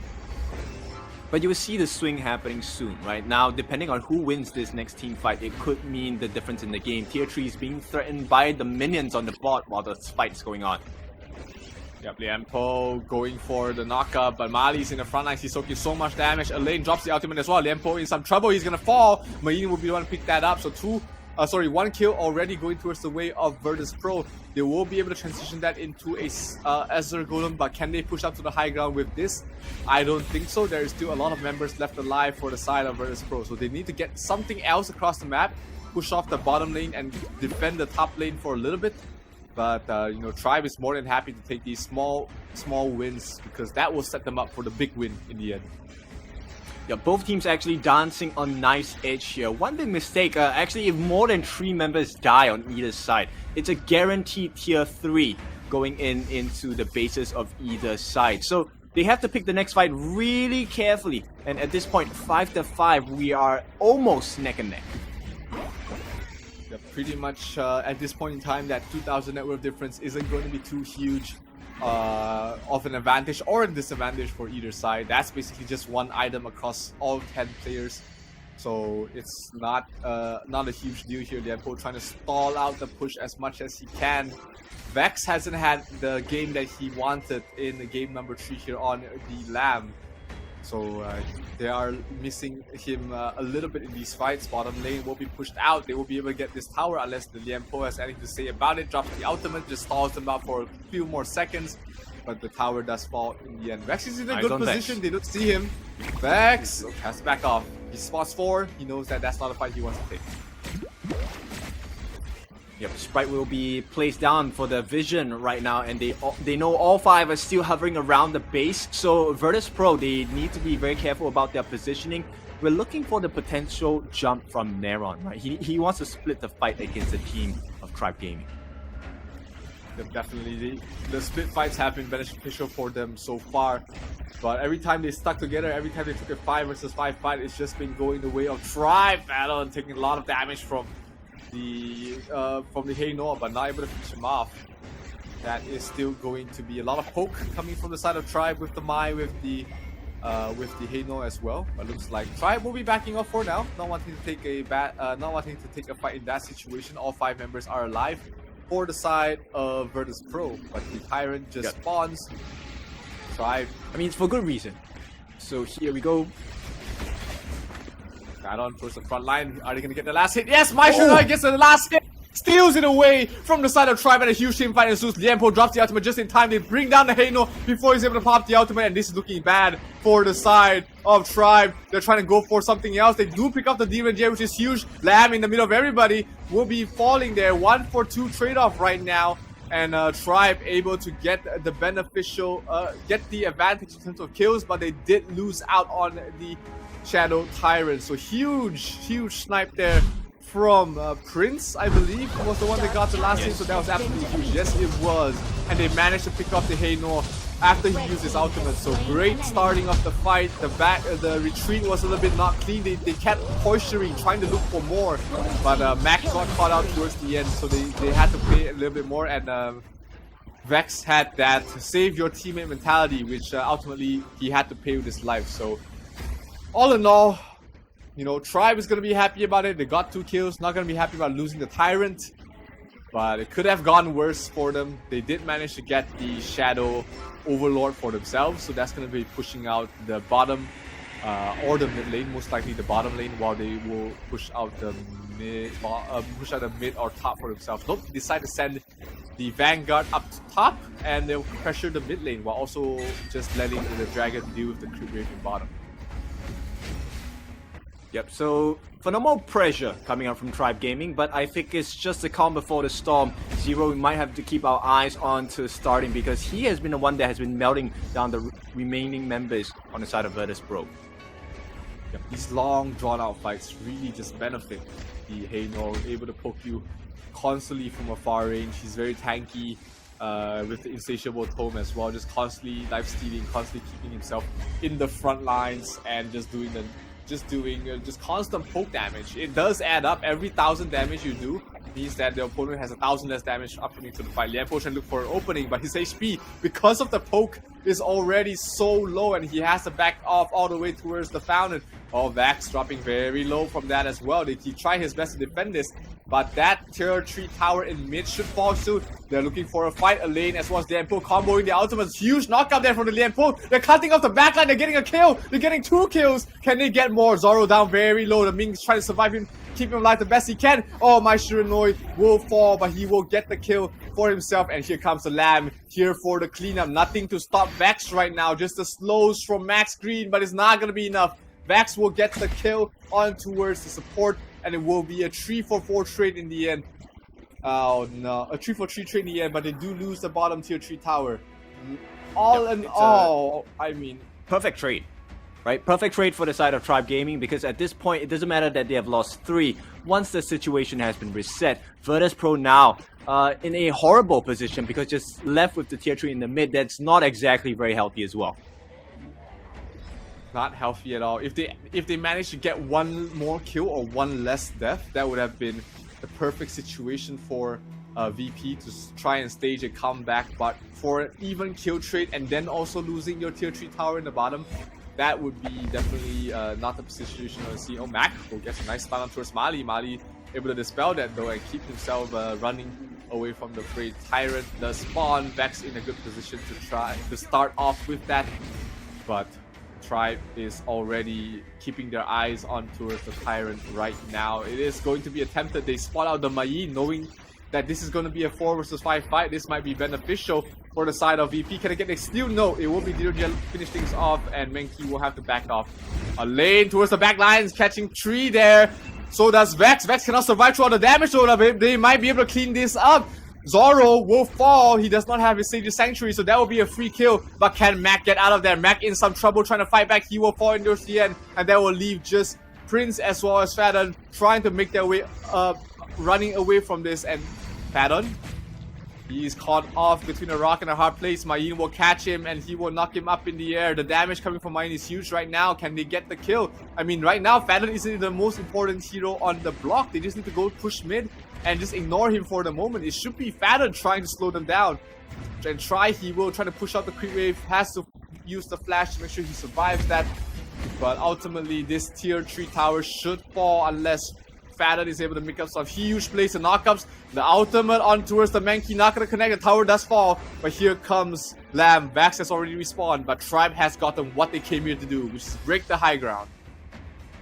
Yep, you mentioned this at the start of the game. It is a Tempest Dragon game. So in 25 seconds or so, we're going to see Virtus Pro or Tribe Gaming put everything on the line here. One good team fight on both sides is what they need to end the game. More for Virtus Pro than Tribe. Tribe doesn't really need to take any unnecessary moves right now, but they are looking, they are trying, they are feeding off. They are trying to find an opening to finish off this game before it gets to the scarier part of the late game where it can go either way here. And the waves are being pushed out on every side. Tempest Dragon is out. Tier 2 tower on top does fall. The bottom tier 3 is so low, so there is an opening for the side of Virtus Pro if they want to try and finish off the game in a spectacular fashion here. But the Tempest Dragon already down to half health almost. Virtus Pro, they have to take this fight. They have to find an opening. This might be their last chance. They really can't, right? At this point, you can't expect Tribe Gaming to really want to fight against Virtus Pro. They'll just let the map do the work. So you can expect Tribe Gaming at this point. They're just going to hold off. Keep resetting the Tempest Dragon, allow the waves to be in their favor, and that's when they will strike. They see the lane there. Oh, huge pick off towards the Heino. That's the opening they want to look for. Backline, Sage's Sanctuary already popped on towards the Lady Zen. The Lady Sun does fall. 2 heroes down already. Mac does have his Sage's Sanctuary, so he's more than happy to stay and fight. He does fall. The Mayin also has his Sage's Sanctuary, but the base is in trouble. Can they back off? They do have the Lianpo defending, so that is the perfect situation for the side of VP right now. But they have to make sure they don't lose too many members. Vex still alive. Vex gets a kill on towards the Ming, so the base is still defended. They get 3 kills. They might be able to get this Tempest Dragon, but they have to watch out. The Mayin is still left standing. The Menki low, but not dead yet. They have to make sure that they secure this and not lose Mac, because they need max damage to push and end the game. Can MTS come in clutch? MTS gets stunned up there by the DRNG ultimate. Mali trying to find an opening. Oh, but the Tempest Dragon gets reset. That is terrible here for the side of VP. Yep, it's not a ideal situation, but they do have the damage here. We might be seeing the Dream Roam coming in from Mali. Eyes on him. Oh, Tempest Dragon going down. They get to kill towards the Mayin, but who gets the Tempest? It will be the Menki getting the crucial kill theft on towards the Tempest Dragon. And right now, Virtus Pro, they have to sound the retreat. 2 heroes down already. Lady Sun already back alive, and that was as bad as it can get. for the side of Virtus Pro. They lose the Tempest Dragon. Sure, they get a kill, but they lose 2 heroes along with that as well. So this might be the end. Do they have enough damage? Do they have the burst to bring down this Lady Sun? We see Mai Shinoi trying to find an opening, trying to find an angle where he can go straight for the Lady Sun because the damage is going to be huge. Oh, Mali dropping down very low. He has to watch out. Backlines, a lane forced to pop the ultimate, keeping himself alive. Mali's still alive and will be able to back off. Neron very low. He does have his Sage's Sanctuary. He will stay alive for the moment. Not forced to use it so far. And Virtus Pro, good defense without the Tempest Dragon buff. That is looking good, at least for now. But the creep waves are just so far pushed out in lane that they need some time to just fix the lanes before they're able to threaten any sort of fight there for Tribe. Yep, it's the game of the smallest details here, right? The ultimate shell did not hit the mark. They did not get enough damage onto the backlines of Virtus Pro, hence they could not get the finishing blow. But at this point, maybe with the second chance, they can end this game. Tribe Gaming are so close.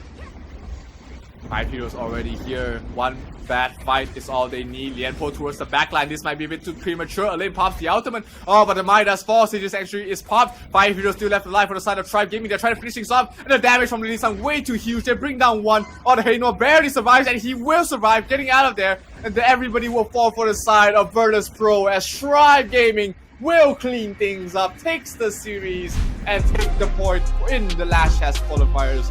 What an ending for this best of 3, but ultimately it will be USA. USA. I'm kidding, they take the win, and they put themselves on the board in this qualifier.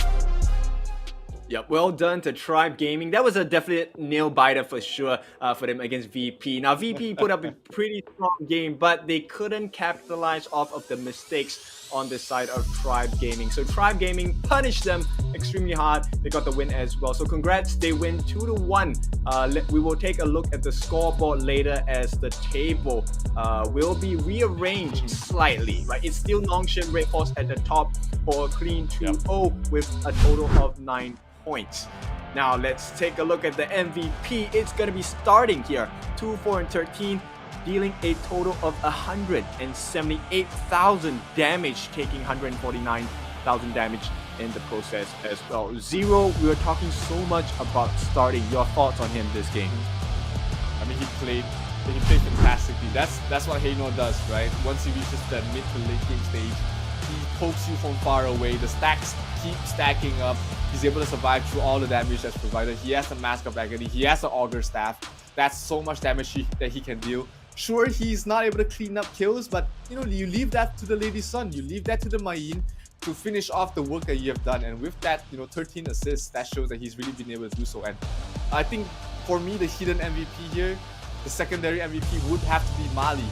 He's been able to do so much for the team, playing the front lines, playing the early jungle as well.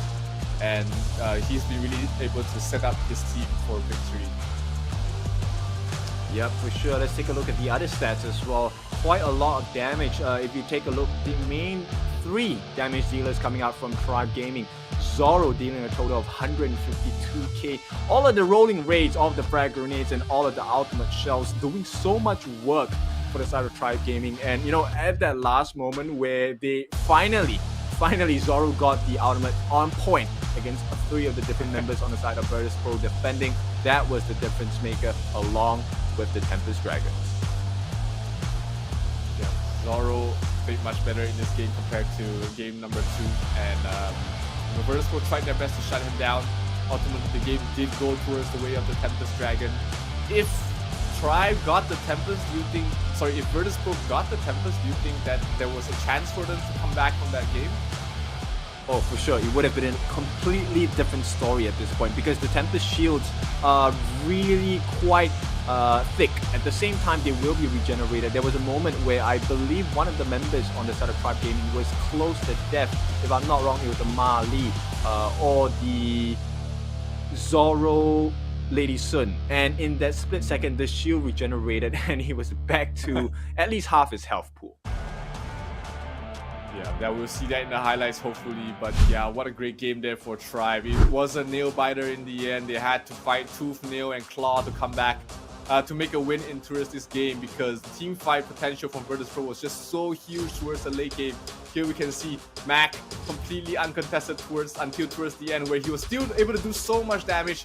Vex here for the cleanup, Menki surviving with that last health. This was a bit before the Tempest Dragon, but yeah, this was the beginning of the potential comeback here for the side of Virtus Pro, because they just kept taking these good fights after good fights. Vex did sort of fall off towards the later stages of the game. He couldn't really do much in terms of damage, was more just as the initiation as well as the crowd control for his team, and had to leave it up to Prince as well as Mac to really do the damage. But here we see the Tempest Dragon fight there. They pick off the Haynor before he's able to pop the ultimate. That was a huge engagement for the side of VP, opened things up for them. It was down to the reset, right? It was down to the Tempest Dragon reset after the fight that slowed them down way too much, allowed the Lady Sun to come back towards the fight, and becoming really tough for them. Sage's Sanctuary here, keeping Mac alive. He was more than happy to stand there and hit on first Mali. This was Mali's only death. No, he doesn't even die here. But yeah, like this Tempest Dragon was so, this steal was so huge there for the side of Tribe Gaming. If they didn't get this, there was a huge chance that this game would have gone completely on the other side. Yep, exactly. And you know, one of the things, I hate to be nitpicky about this, but it really was the missed skills that changed the state of the game here. You know, a couple of times Prince did not hit his Kachosen, which is the throwing of the fan, right? And that lack of damage really changed the fight for the worse for the side of VP. And of course, Tribe Gaming, there is no way they don't take the win if you give them a chance. So props to Tribe Gaming, really capitalizing off the mistakes of Virtus Pro. They will push them down a little bit lower and prop themselves up as the second in contention for the top of the table. But they need to do more than that, because as it stands now, NONGSHIM, Red Force, I've said their names multiple times today, still at the top with 9 points. Looking very, I mean, NONGSHIM looking very clean, and from what we've seen from both these teams so far, you know, there's still some things to fix, especially towards the later stages of the game. NONGSHIM hasn't really allowed it to get to the late game stage. But let's take a look at the group standings so far. Tribe sitting in second, NONGSHIM still on top without dropping a single game. Virtus Pro joining SCARZ in the bottom of the table, but it is still early in the group stages. Plenty more games left to go. And it's just left with Weibo Gaming. Hasn't played their first game yet. That will happen after this series, so that's something to watch out for as well. Especially if you're a Malaysian like me, you want to cheer on for Weibo Gaming to make it to Riyadh. Oh, for sure. Now, of course, with that being said, the points do matter at this point. So winning with a clean 2-0 will net you 2 points. But if you win with a 2-1, it only nets you 1, because one loss gives you -1 score. So now it is going to be the battle of, like I said, small differences. So we'll see if anyone is able to knock NONGSHIM Red Balls off of that perk at this point. Yeah, NONGSHIM definitely looks like the team to beat here in the group stages so far. As far as we see, just the eye test, very clean gameplay, very aggressive, played to very clean.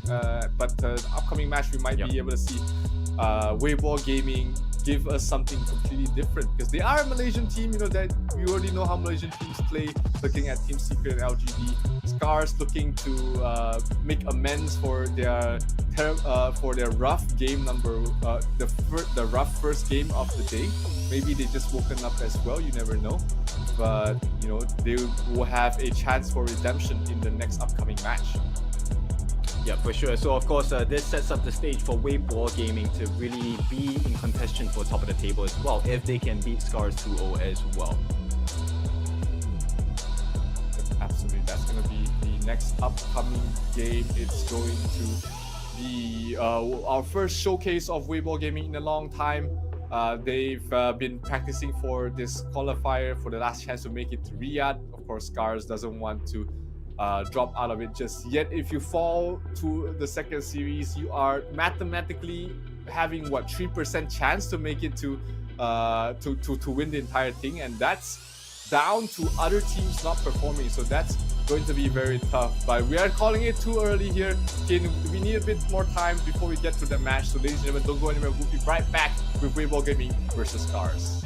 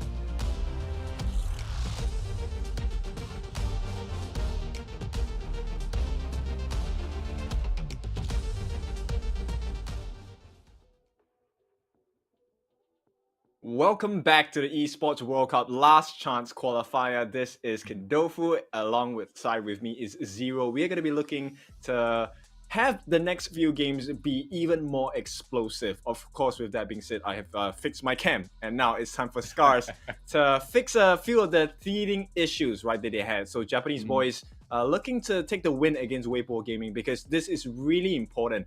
This will help equalize the score, maybe even top the group if they can make this work against Weibo Gaming. But Zero, I think you have some information about Weibo Gaming for us.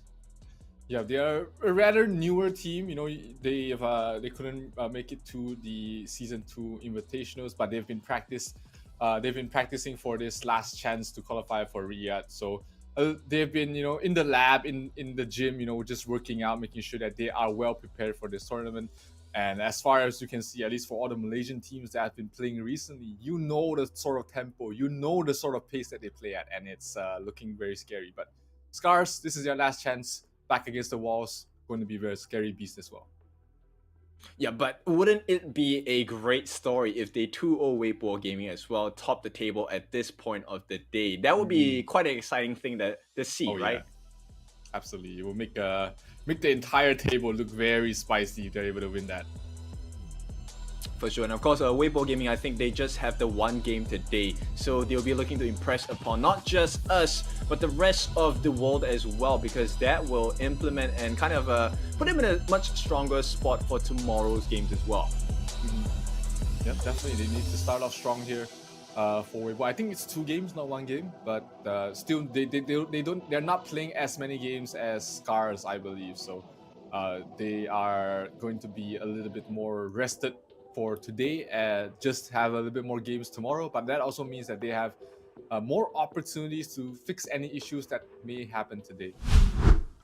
Yeah, for sure. And let's take a look at the draft coming out here. It's going to be SCARZ on the right side, which is going to be the red end, which means first pick is going to go into the hands of Weibo Gaming. Right off the bat, they're going to ban out the Yuhuan. What do you feel about that? What is with all these Yuhuan first base bans? I'm not fully understanding, you know, why this hero is taking so much focus for a lot of these teams. It's not that strong of a first phase pick, in my opinion. Well, it depends, right? Because it actually opens up a lot of flexibilities. It opens a lot of options. I think the synergy for Yuhuan is pretty scary across the board. They will ban out the Fuzi as well. We have seen how potent that combination is with the Da Qiao, and Da Qiao is open. Da Qiao is open, and it will be picked up there by Weibo Gaming. It's interesting that they ban out the Fuzi themselves and pick up the Da Qiao. Maybe because after they ban, they see that it's open and decide to pick it up. So it's still a very solid support. You can play it in many ways, very aggressively or very defensively on that hero. So I don't hate it. I don't hate the pick, even with the support with the other heroes that Weibo Gaming has right now. Yeah, so similar, Da Qiao also has a lot of good synergies. I'll talk about that a little bit later. But at the same time, Dolia and Jing going to be banned out by SCARZ. They will pick up the Mai Shiranui. At this point, I think we have seen so many Mais. I am starting to doubt the efficiency of the Mais thus far. It's been rather hit or miss, right? Like some games she looks phenomenal, in other games she kind of falls off, and you wish you had like the Princess Frost or Lady Zen in that position. And Lady Zen is banned out in the second phase. It was available for SCARZ to pick up, but it looks like they wanted to play a little bit more aggressive with that. And Lianpo with Mai, with Kaiser, there is a potential for a very strong mid-game sort of tempo for the side of SCARZ. Ooh, interesting. Okay, so Tay will go for the Ho E, one of the few Ho Es we will see in any of the competitions thus far. And JD, such a potent pick. This is a dangerous one. The Luna gonna make it through along with Nuo's Zhang Fei. If I'm on SCARZ, I'm pretty scared at this point. So much dive, and you have a Ho E to protect. Oh my god, like Tay's position has to be out of this world to not die like 6 times within the first 10 minutes. It's gonna be tough there for SCARZ to protect their marksman, because Hoi has no mobility whatsoever. The moment you use your flash, that's about it. There's 2 minutes where you can't really show across the map. So Was there a better marksman to pick at that point? Consort Yu is probably the best. Second best would be like a Huang Zhong, but the tempo might be a bit slower with the Huang Zhong. Well, it depends, right? Because you know, with the Oppo, the cooldown isn't as short, right? So actually, the Maple Dance actually does a lot of work against it. So if a JD times his skills right, he will be able to smash Tay in lane. I like the Hoi pick, to be honest. If they can do really cross-match plays. But at this point, I think SCARZ placing a lot of trust and faith into their farm lane because no one is going to be able to protect him. Yeah, it's gonna be tough. You've got the Luna who can just appear at your backlines just whenever he wants. So something that Tay has to really watch out for. Something that Lian Po has to keep his eyes out as well because Ochi has been playing decently so far. But he's up against a very rough sort of goal in this game, which is to protect the Hoi against this Luna. Not gonna be too easy. Bottom lane, they're really going at each other. The Tay does have the slight advantage early. Oh, but ASD we might see the first blood. Yep, it's going to be the first blood taken onto the hands of ASD, and this is good start for Weibo Gaming. Exactly what you were talking about. Really aggressive, you know, just backing the lanes up. You've got Qualifier on the Da Qiao, which is going to rotate very, very fast across the map. Looking very scary. Yep, and you know, this is a mid lane Da Qiao, so we can expect that there's going to be a lot of damage built into the kit as well. So with the Leaping Koi Tide, with the Severing Surge as well, it's something that I think it's going to be hard for SCARZ to deal with. Yeah, the constant CCs, the slows, and once Wuhai completes that mark of the Mask of Agony, the damage will be there for the Da Qiao. It's something that they really have to watch out as we head towards the mid game. So much CC with the Luna as well as the Da Qiao and the aggression as well. They're just constantly moving across the map with the additional move speed that the Da Qiao provides. Yep, at this point we're looking at Kong Ling. He's gonna try and find an opening on the side of SCARZ, but they might be caught by surprise here. Okay, early review by ASD means there is no surprise coming in. Were you gonna go try it onto Arashi on the meantime on the backlines as well? No, I'm gonna jump out with the Leaping Savior. Will not get the kills, a bunch of damage thrown, but it's still advantage to Weibo Gaming. I love Nono's positioning there, just waiting in the bushes, knowing that he can't provide too much for the kill, so he can just dissuade any backup from coming in. And if he was not in that position, we might have seen SCARZ, you know, try and get a counter kill onto the other side. But perfect movement, perfect positioning from the side of Weibo. They are looking like a very wild, polished team. Yep, they are definitely, right? The entry into the Boar camp just to steal one of the jungle camps away from SCARZ actually does quite detrimental damage. And at the same time, if you take a look at the top lane, Guiyu is doing pretty well against the Charlotte. Yeah, Charlotte. I mean, it is the Byron. The Byron is one of the strongest laners in the game currently, and Charlotte not really strong until she's level 4. So the early game definitely going towards the Byron, and it's always a snowball effect in the lane. If you're low on HP, you can't go for last hits as aggressively, and your jungle gets stolen. Bottom lane though, looking like they're trying to set up some action for this first Tyrant to spawn. Yep, they need to find a space. In the next 40 seconds, that will be the decider of the game itself. Rilva gonna try and move in, but Kong Ling jumps in to the backlines as well, gets a couple of nice slashes onto them, will not finish the kill. At this point, it's really just about the poke, right? 30 seconds, we don't want to overcommit to any of these bad situations. Yeah, dying here, especially on your jungle, is the worst position to be in, especially like you said. Tyrant's about to spawn, you want to make sure that everybody is up and alive and well. Sure, if you can get an easy kill, that's completely fine and even better. But if you can't, you just gotta pace yourself, wait for the first big objective, and then go for that. Yep, and looks like Kong Ling will be a little bit late to the party. He needs his Azure Golem a little bit stolen first. Yeah, he needs to secure it first at this point, and we might see more pressure coming down. JD being chased down by Ochi, but JD's a bit low. Mike, can he get a Oh, kill? the jump in! Will it be the kill? JD runs off on the backlines, will be taken down as well. It's gonna be a 1-for-1 trade so far. ASD falls, but it's a 2-for-1. SCARZ are doing it. But here comes the rest of Weibo Gaming. They're looking for the bigger picture at this point. 2-2, an even trade, so Weibo Gaming still take the lead. Yeah, Kongling was just left unguarded, and she could just do anything she wants towards the backline.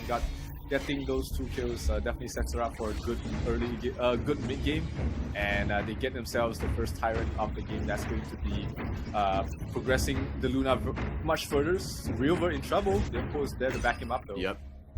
He's not going to commit for that, right? Burning Sun Arrow going to be dropped as well. 2-on-1 all for the kill down here. We're not going to be surviving that onslaught. It's going to be a 3-3 kills, but it's still Weibo Gaming in the lead because the Da Xiao is going to be able to maintain the waves across on the top lane as well. Da Xiao, such a good hero for wave clear. Can just clear the wave at a very far range. Just 2 skills is all she needs. So the pushing of the towers is not going to be very easy with her still alive. Not to mention her ultimate can bring backup at any time as well. So Luna, not looking too spicy, right, for the side of SCARZ. I mean, SCARZ, they're meant to cut deep, and so far, they haven't been hitting the mark exactly with this Burning Sun Arrow as well. And Arashi trying to make life difficult for Kongling at this point. 2-on-1 right under the Overlord here, but we're going to join in the fight as well. The launch, oh my god, he is being helped out. Somebody tell the Overlord that, hey, you're not supposed to be biased against any of these teams. SD almost got killed there because of the Overlord. That was funny, but she managed just to survive just in time. But that opens up the Overlord to be picked up there by Weibo Gaming, and they get a tower as well. So everything going well there for the Malaysian side. SCARZ in some trouble right now. Yep, funneling important farm. Number 1 into Kongling, the other one into JD. They will try to make amends here. ASD goes in a 1-on-1 against Kongling, but he can't last. The smite comes down as well. He's going under the tower. Kongling gets the kill as Weibo secures another lead. It's not just done yet. Arashi on the backline is trying to slide away. Will not happen. A double kill. Nice 3-man catch there. Could this be the fight for SCARZ? Finally, they get the killing spree onto the Kaiser. He will make it work for himself. Realver, have they extended too far? It's going to be a 2-for-2 at this point. And because it's even, it is still Weibo Gaming in the lead. 1,000 net worth lead though. That was probably not the best fight they would have hoped for. They would have wanted it a bit more clean. But ultimately, the Luna is one of those heroes. When you go too deep, sometimes you can't get out of there. So SCARZ wouldn't be too sad about that trade. They got a couple of kills and did not lose too much net worth out of that. So game is still even out at this point. Not too far of a lead for Weibo. So Weibo has to watch out a little bit. They have to tone their aggression down slightly and just go for slightly more favorable fights. Yeah, I just want to point out to you at this point, the disparity between the levels of K and JD is quite huge. It's 11-9. Yeah, Tay just wasn't able to get some free farm both top lane. Speaking of, oh no! Yep, it's not gonna get any better at this point. Tay gonna fall right again as the T1 on the top gonna be flattened at the same time. It's a 2,000 gold lead still for the side of Weibo Gaming, but it's going to fall and grow much stronger because JD once again funneled cash into his pocket. Yeah, we're talking about the Hoi. That's the weakness of it. You get caught out, you're pretty much dead without a flash. And Tay, god, the damage. It's just poking at this point, right? Kongling looking for more targets. The Unbridled Alba is going to be dropped down as well. Realver, he's trying to protect the back lines, but nobody is there. Ochik is going to be taken down as well. Sea of Fate sends them home as they take another mid-tier turret with the Eye of the Whirlpool, summoning him back instantly.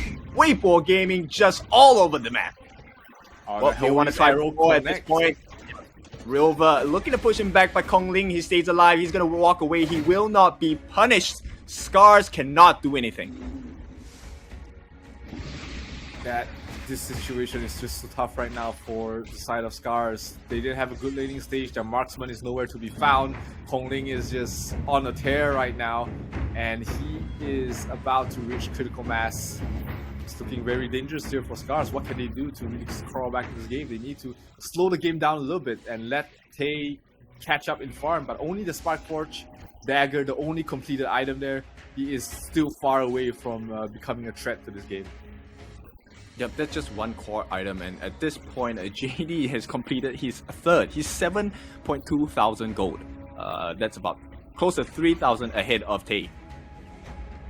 Tay, Oof, rough game for the Hou Yi here, and bottom lane, huge engagement. Arrow connects, but CC Mew will keep the Da Chao alive. Yep, they will try for more. The shield to try and save Rilva. Nobody dies just yet. Only Arashi at this point. But the damage has been dealt. Is Kongling jumping on the backlines looking for maybe a triple. Here we go. New Moon with the Searing Stab as well. 1 on 3. He's doing it all. Kongling maybe stepping a little bit too far. Uses the New Moon and Searing Stab to dash out. And he's not going to be punished at all. Will be able to back off. The teammates providing the shields for him to get back under the tower. So huge team fight there for the side of Weibo Gaming, getting 2 kills, getting the Azure Golem as well as getting the Tyrant as well. They are picking up everything they want from the map, and JD looking farm. Gu Huai is looking so strong right now, and of course Kongling an absolute menace to the backline for the side of SCARZ.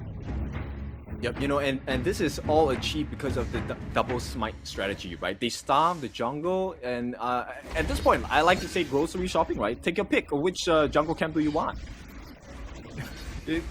You have 2 jungles right now, basically, if you are the side of Weibo Gaming, and you can split up the farm a bit more, while the side of SCARZ, they're forced to just stick together as this ball to try and move around, try and salvage whatever's left of this game. It's not looking great so far. 10,000 net worth almost. Tay is slowly catching up, but he needs a bit more time. Oh no. Yep, no, Lens is stunned. Here comes the flash as well. Guiyu gonna try and melt down Tay. He will not be able to do so just yet. They get the kill, but on the backlines, Kongling causing terror. He will get the secondary kill for the team as well. They are not looking good on the side of SCARZ as they look for Arashi to escape as well. But Kongling looking to clean it up for the team, will get taken down, but it's all in Weibo Gaming's favor. Oh no creeps though, so they can't really end the game right now. The creeps are making their way in. Do they have any sort of disruption? No, they do not. So it's just gonna be them really slowly chipping. The creeps are here, but 3 seconds before Tay is up. Is Tay actually going to be able to defend this though, all by himself? He's gonna try, but the CC comes down. Burning Sun Arrow, they will push him back at this point. ASD looking for a free kill. He will get the shutdown as well. Sea of Fate gonna send his teammate back home. No will be safe. And SCARZ lives to fight another day. Yeah, lives to fight another day. The game just extended for slightly longer.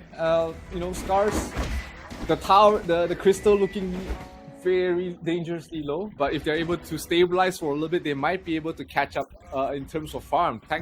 Because Tay got that, you know, that shutdown, that's gonna help them a lot. But this Overlord is dangerous position here for Kongling. He has to watch out.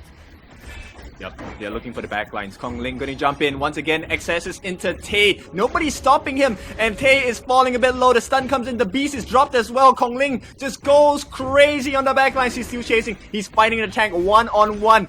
Arashi will not be able to make it out just that yet, but they do get the control on the Kongling. He will be pushed back. And SCARZ, once again, they survive, but they lose Tay. The farm lane, not gonna be able to join the fight for the next 24 seconds.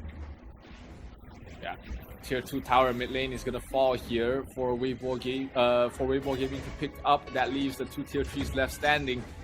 All 5 heroes still left standing for the side of Weibo, but they're not very healthy. They do have the option to just come back in here, but it's gonna be a tough defense regardless for the side of SCARZ. Without your marksman, are you gonna have enough damage?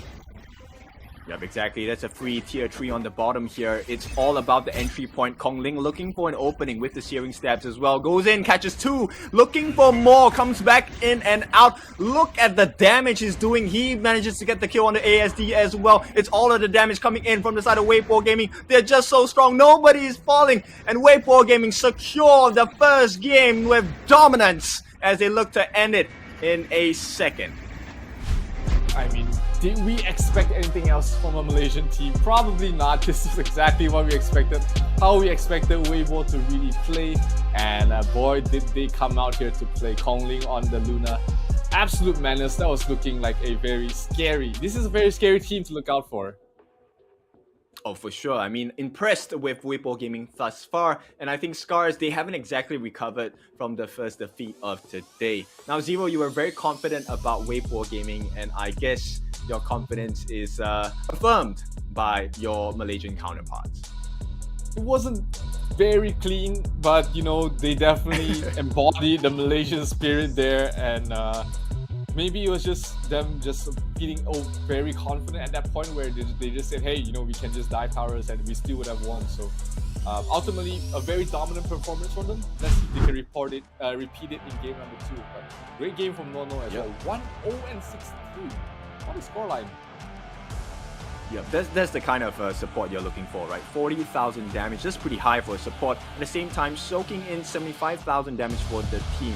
Nono was constantly laying down the unbridled outburst at the perfect timing for the team. And I mean, you and I, we share this same sentiment. Super impressed. Absolutely. I mean, it was impressive. Definitely, SCARZ didn't look like, at least in the first 2 games, they weren't looking like a very fearsome team. So Weibo Gaming just absolutely did whatever they want with them.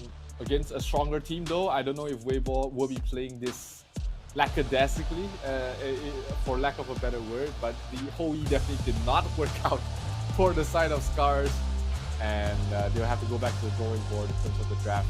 The marksman did fall short of the mark in this game. Yeah, they needed a little bit more, right? You know, we mentioned about this, which is the defensive capabilities coming from the side of SCARZ didn't really showcase, because we identified from the start of the game that Tay was going to be left alone. And against Kongling, look at the damage he dealt, 122,000 in the span of the entire match. There's no one else, right? There's no one else that you need to kill more importantly than Kongling. And once you're done with that, you have to deal with Fuhai, who was just an absolute menace on the Tacho as well. Yeah, the constant saves, the global presence, even just the passive move speed that she provides is always something to look out for. That's also why we see her just ban down constantly. She's just so flexible. You can play her in the mid, you can play her in the support role. Although I do prefer it in the mid, but let's look at the highlights for this game where, you know, we did see a good early game coming from the side of SCARZ, but after the first fight, it was essentially just a Weibo Gaming highlight reel. Yeah, it's just different versions of the first fight of the game, right? Which is Tay will be left alone. Even if he's able to deal damage, it's a huge risk because there's so many angles of entry here. Nono are able to drop down the beasts. At the same time, JD able to use the parasol to get in and get out. And we, at this point, right, the very scary Flash Storm Strike Electrifying Charge. Even if it's necessary, he will use the Force Field Suppression as well. And all of this while Kongling is just busy making life difficult for the rest of the members of SCARZ. Absolutely. I mean, Kongling is so far behind the back, but you know, he's doing his job. He knows what he needs to do to just disrupt the gameplay of the enemy team. And you know, at this point, the game was just too far behind. Tay was just too far behind to really do anything.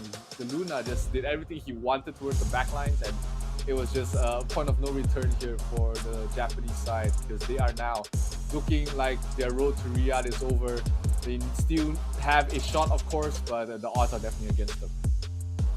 Yeah, they're gonna have to make miracles happen at this point. So I think it really comes down to the draft at this point. Just a more sound draft coming in from Weibo Gaming to secure the first win of the game.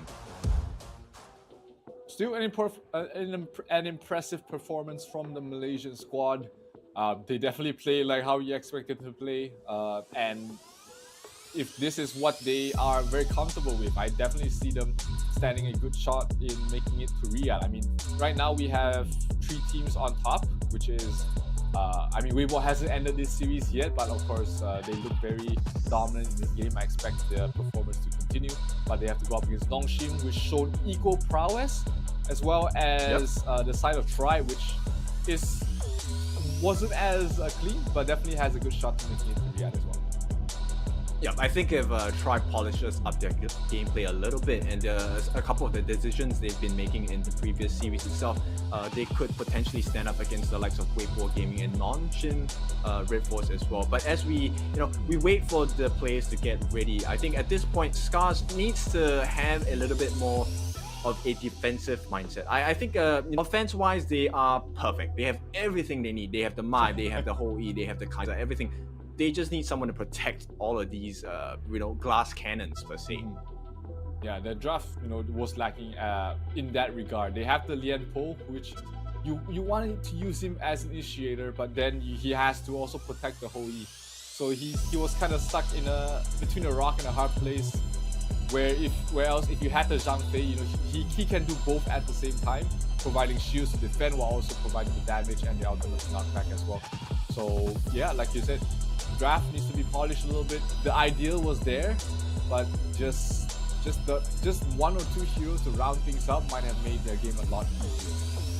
Yeah, I think they're hoping for a perfect world at this point, but I think at this point they maybe need to play a little bit more scrappy, right? Sometimes it's not just about how clean the game is, it's whether it is workable in the first place or not. So SCARZ, same thing. They have a couple of things to fix. I think honestly these are thieving issues. You did mention maybe, hey, it's a different time zone. They haven't gelled together just that yet. But at this point, Weibo Gaming, they will be looking to kill them off before SCARZ can mount a comeback. Yeah, definitely. They have an open throat, an open jugular, and they are definitely going to try and go for it. Let's just see what they will decide to do that with in the draft for game number 2. SCARZ is looking like they're in a rough spot right now, and this last draft will decide whether they still have a good shot for making it to Riyadh or their road ends. Basically answer. They ban out the Luna, the respect ban straight off the bat. Yeah, it has to be. I mean, with that performance by Kongling, I would ban out the Luna too. So yes, reaffirmed, it will be the Luna and the Jing. So very scary assassins taken out from the side of SCARZ. Yeah, they're banning out these early aggressive junglers, which will look scary in the hands of Kongling, and not to mention very good in evading the enemy jungle as well, just trying to slow down the tempo for the side of Weibo, but that opens up the Delia as well as the Arlie for them to lock in for the side of Weibo. So already a good opening, 2 heroes for the side of Weibo. Let's see what SCARZ is able to respond with. Yeah, at this point, I think they need a little bit more burst damage. Yes, My Shiranui offers a lot of burst. We've seen that work before. And looks like they're looking at the combination of their farm lane. So Ming as well as the Lady Sun. I like this combination. It's been proven. It's been working really hard for a lot of the other teams as well. Zero, does this win the Arlie Dolia combo? I think it does. The burst damage from the Lady Sun is huge, and in the lane it's not that bad for the Lady Sun as well. You can just constantly trade with the combos. So in terms of that should be that will be even, I think, at least in terms of the marksman sort of clash. But the Ming is not such a great roamer. If you want to start playing aggressive with the My Shiranui, so you have to pair that up with a more aggressive jungler. If you want to play fast, if you want to play slow, then you want something that is able to stall out the game. Something like a Kaiser would be, or a Heino would be great for your jungle. But Heino already banned out, so has the Menki, and the Lady Zen and the Shangguan banned out there for the side of SCARZ. So very understandable bans, right? You need the tanks coming in from the side of SCARZ, and ooh, wow, we might be entertained with a Xiangyu, first ever that we have seen since the past couple of days. And I really like it. The Fearless Charge really makes a lot of work happen if you get and time it right. We did see SCARZ play around with the Xiangyu during their practice matches. So it could be something of a pocket pick, something maybe they're comfortable with as well in the support or the clash lane role. They'll switch that up to the Dharma, and Ochi will pick up the Musashi. Yeah, I like it. Musashi for the jungle. Not too bad. Can lock down the Arlie, can set up the kill along with the Mai, and rotations are pretty good as well. Mai plus Musashi. Once Musashi which is level 4 is pretty decent. Weibo will pick up the Angela and hover over the Elaine to be in the lane with Dharma. So that's going to be a pretty even lane as well, I feel. So it's all going to come down to all these rotations early on. Dunn is going to be rotating a lot as well, as you should with that hero play in the jungle. So I like this draft a lot better for SCARZ compared to game number 1. I share sentiments as well. SCARZ, I really like this. There is a high potential for a turnaround in team fights as well. Ochik with the Illuminating Slash, if timed right, it could spot a fight, because imagine if JD, the mid laner, right, for Weibo Gaming doesn't get the Chaos Cinders, doesn't get the Blazing Brilliance at the correct timing, it's a guaranteed turnaround in the team fight for sure. Absolutely. Let's see how SCARZ will be able to, if they're able to claw their way back into this series, or will they be 1 foot out the door already for Riyadh, because this is the last chance qualifier, so these teams only have 1 shot, 1 slot to make it to Riyadh, and every win will count. Can Weibo Gaming join the likes of NONGSHIM on top of the table, or will they have to fight it for it again in game number 2? Let's wait and find out. Well, I think it depends on the first rotation by ESD, right? So he doesn't have the best wave here in comparison. The Blazing Embers and the first skill and the second skill of the Angela will immediately clear out the wave of the first wave. So ESD gonna have a hard time clearing waves here. Definitely. Mai is not known for her wave clearing prowess, so you always need that additional support to help the waves. But looks like this is something we are familiar with. You put the Arlie plus Dolia in the mid to push out the waves fast, and then you rotate around. That's what we've been seeing Team Secret and LGD do a lot, and they're taking a leaf out of their book to start things off here for the side of Weibo.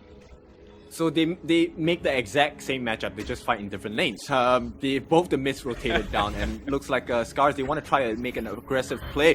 Huhai is falling a bit low. Oh, just missed there as ASD looking for a little bit more. They had to commit the flash there. That's a big play from the side of SCARZ. Something fresh, finally. Yeah, they're really taking things into their own hands here. That invade is huge, because that means the Dun doesn't have the Azure Golem buff, which is going to slow his gameplay down a lot. So I see that as an absolute win here if you're the side of SCARZ right now. Yeah, for sure. So, you know, SCARZ finally showing some life. More importantly, they get the deny onto Kongling, right? And like you said, the level difference will be quite noticeable, especially in the mid game. Absolutely.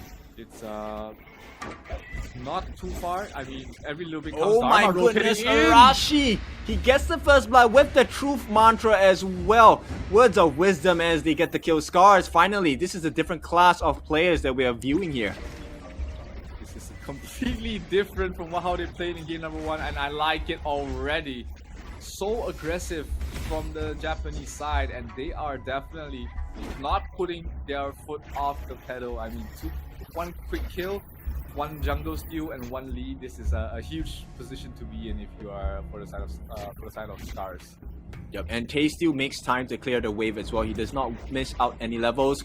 You're gonna be baited in. It's going to be the ultimate laid down by ESD as well, but there's no more damage coming. Arashi gonna be punished for that inability to finish as Gui looking to run away, and it is going to be duel to the death. No, it will not. Rilva gets caught out again. 2 baits in the space of 30 seconds. Weibo Gaming come back.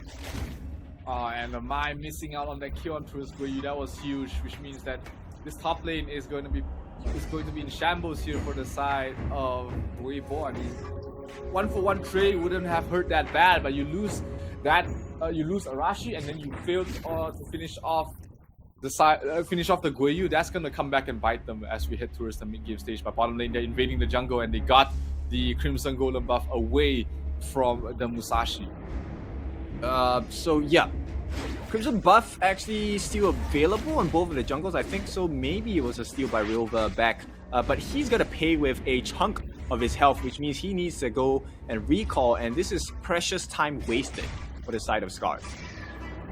Yeah, and time is slowly starting to run out. It's gonna reach that mid-game stage where the Arlie is forced to be reckoned with. The lane starts dealing damage, and Kongling, of course, we've seen what he can do on the Luna. The Dun is, of course, less mechanically flashy, but hey, if you're good at Luna, you can play any jungle hero. Yep, no, I'm gonna commit the ult here. It's really about slowing them down, because right now the first neutral objective is going to be out. Zero, who do you think will be able to steal this one?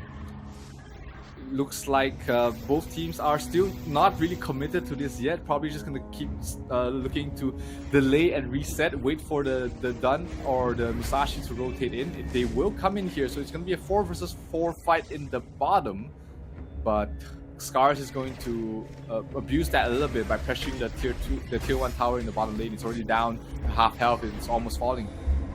Yep, good play there. I think they should be able to get it. I don't think there's enough damage at this stage for the RLE. So this means Weibo Gaming will take the risk. They will get the Tyrant started. But the jungler is nowhere to be seen, so they will give it away for free. But here comes Kongling, maybe looking for more. Unruly Blade already used. They want to look for this Crimson Golem, but will be traded out. Kongling jumping in, but he's falling a bit low. Will be using his ultimate defensively. In the meantime, yep, SCARZ trade out for the Overlord. Looks like that was the game plan. Delay them as much as possible, get the Overlord, and push out the top lane. So, not the worst trade in the world. I think, SCARZ playing it safe, that would have been the call to make. And probably this is the first time they're ahead in in 4 different games in 2 different series. So they are a little bit playing a bit scared at the moment. You just want to make sure that they don't take any unfavorable fights. And I don't blame them right now. Their trip to Riyadh is not looking that great at the moment, so they are playing it close to the chest. Yep, it's at risk, but here comes the aggression coming out from SCARZ as it's going to be committed on the backlines. They're trying to get onto Tay. He will be healed up, but it's the Tun that falls first. Once again, the refresh comes in. Can he get it? Death at Sunset, not going to be able to do too much at this point. All 5 members on the side of SCARZ still alive, and Weibo Gaming actually shoot themselves in the foot. I thought that was a good fight for the side of Weibo, but the Musashi came in, locked down Kongling, finished him off, and it was a wonder for Weibo that they didn't lose more than just 1 member. The Dolia definitely helped them to keep alive, and the secondary ultimate on towards Guiyu's saved his life as well. So Weibo Gaming, even though they just lost that fight, they're not slowing down. They're trying to invade the Crimson Golem once again, gets spotted out there, but still not giving up on this Crimson Golem. Maybe now they see the teleport come in, then they'll back off. Yep, actually, interestingly, I think they were listening to our advice here. So Real were actually going for a more defensive build, going for the Energy Core along with the Scale Blade. So he's looking to build into a Dragon's Rage as well as a Blazing Cape. Thoughts about that? He's just wanting to ease up on Arashi being the lone tank here, because he knows that he doesn't really need to provide the damage. He does have Tay as well as the Mai to provide the burst damage, and he doesn't need to bring any of his own. So wanting to stay in the front lines, I don't fault him for this item build. I think it is the way Arashi, to go, this could be the opening they're looking for. It's going to be the mantras being laid down as well, but Rilva's falling a bit low. He has all the health in the world, but he will not survive. Weibo Gaming strike first in this fight. No, not going to drop the ult as well. They will disengage. Weibo, this is a huge win. Yeah, but no objective to be taken. They have to start moving up top to try and take that tier 1 tower. But by that time, if they make the correct rotations, SCARZ might be able to react in time. Oh no, the Sage Golem buff gets stolen there. Arashi will pay with his life as well. So that's going to be a free kill and a free tower for Weibo Gaming to pick up. Yep, they're just so much more clinical, right, on the side of Weibo Gaming. Yep. At this point, 4-2, they even up the goal difference as well. And the map is looking a little more red. Yeah, they spotted out there. The top tower was right for the taking. The Sage Golem, the Azure Golem was open to be taken. And they positioned the members well to protect both. So very well done there by Weibo Gaming. And they will retake the lead in this game and looking really good to head towards the mid game. 8 minutes in, this is looking scary here for SCARZ. They're losing their grip on this game. Yeah, for sure. A bit shaky at this point. And Rilva, even with the customized itemization coming in, he's still not tanking enough. And it feels like the damage is still lacking on the side of SCARZ. Yes, they've learned the lesson. They went more defensive. But can they deal the damage? Kongling manages to get the Wind Slash down, gets the stun as well. They're blazing them down. It's going to be a Dolia that gets the kill on the backlines as well. They're suffering against the Meteor kill. And once again, Weibo Gaming move in, get the kill, and they get out. Fast in and out, get the kill, go to another objective. That is how they are playing. That is how they're used to be playing. And that is how they're taking the lead of this game. You see that fight immediately after they got a kill, they went for the Tyrant. A lane immediately goes towards the bottom lane. They already mapped out their game plan way before that fight even started, and they just took everything they wanted there. Very well done there by Weibo, clawing themselves back, and now they are nearly at a 2,000 network lead. Yeah, back in the driver's seat for sure, as Weibo Gaming are looking to put a little bit more pressure in the middle lane as well. This is gonna cause quite a few problems here, because at this point it feels like SCARZ being put on a restraining order. You can't move past your side of the map. Yeah, and that is going to really slow down the farm, especially on the Lady Sun, where if you're on the Lady Sun, you really just want to start snowballing, get kills, get towers, continue farming, get your levels as well. But right now we see, if you look at the level difference, one level behind JD, who's not really died yet, and they might lose something else as well. River in trouble. Yep, they will go for it. Duel to the death laid down by Rilva, but he will pay with his life as well. Here is Weibo Gaming looking for more, but no, every single time it looks like, Weibo Gaming will overcommit. They just take the one kill and they get out. Clean.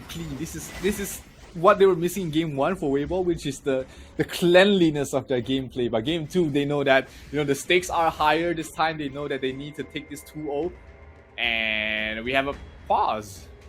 Okay, first pause in any of the games we have seen over the past few days. Looks like could be a connection issue for the players here. Do bear in mind they are playing from different regions here. Weibo Gaming, of course, hailing from Malaysia, and we do have these SCARZ, Japanese counterparts. So we'll give them some time to rework whatever the problem is. But hey, that's just the least of their problems at this point. Zero, SCARZ, what's going on for you with them? I mean, SCARZ, they had a good start to the game. They had a lead at one point, but it started to crumble towards the mid-game stage of the mid-game stages of the game, where it seems like, like you said earlier, during the game itself, they are, despite the itemization customized on the Musashi, they would have loved a different jungler that can stand the front lines and not be that squishy. Every single time we see the Musashi go in, he cannot get out. He's just left there to die. Yeah, I also feel it could be the Dharma positioning, right? They're hoping for the Dharma to be able to catch them in the Truth Mantra, and hopefully they can throw out the damage as well. But you could see, the mid laner on the side of Weibo Gaming has been consistently catching that move out, right? It's instant Chaos Cinders into Blazing Brilliance, and looks like SCARZ haven't figured out what to do with that yet.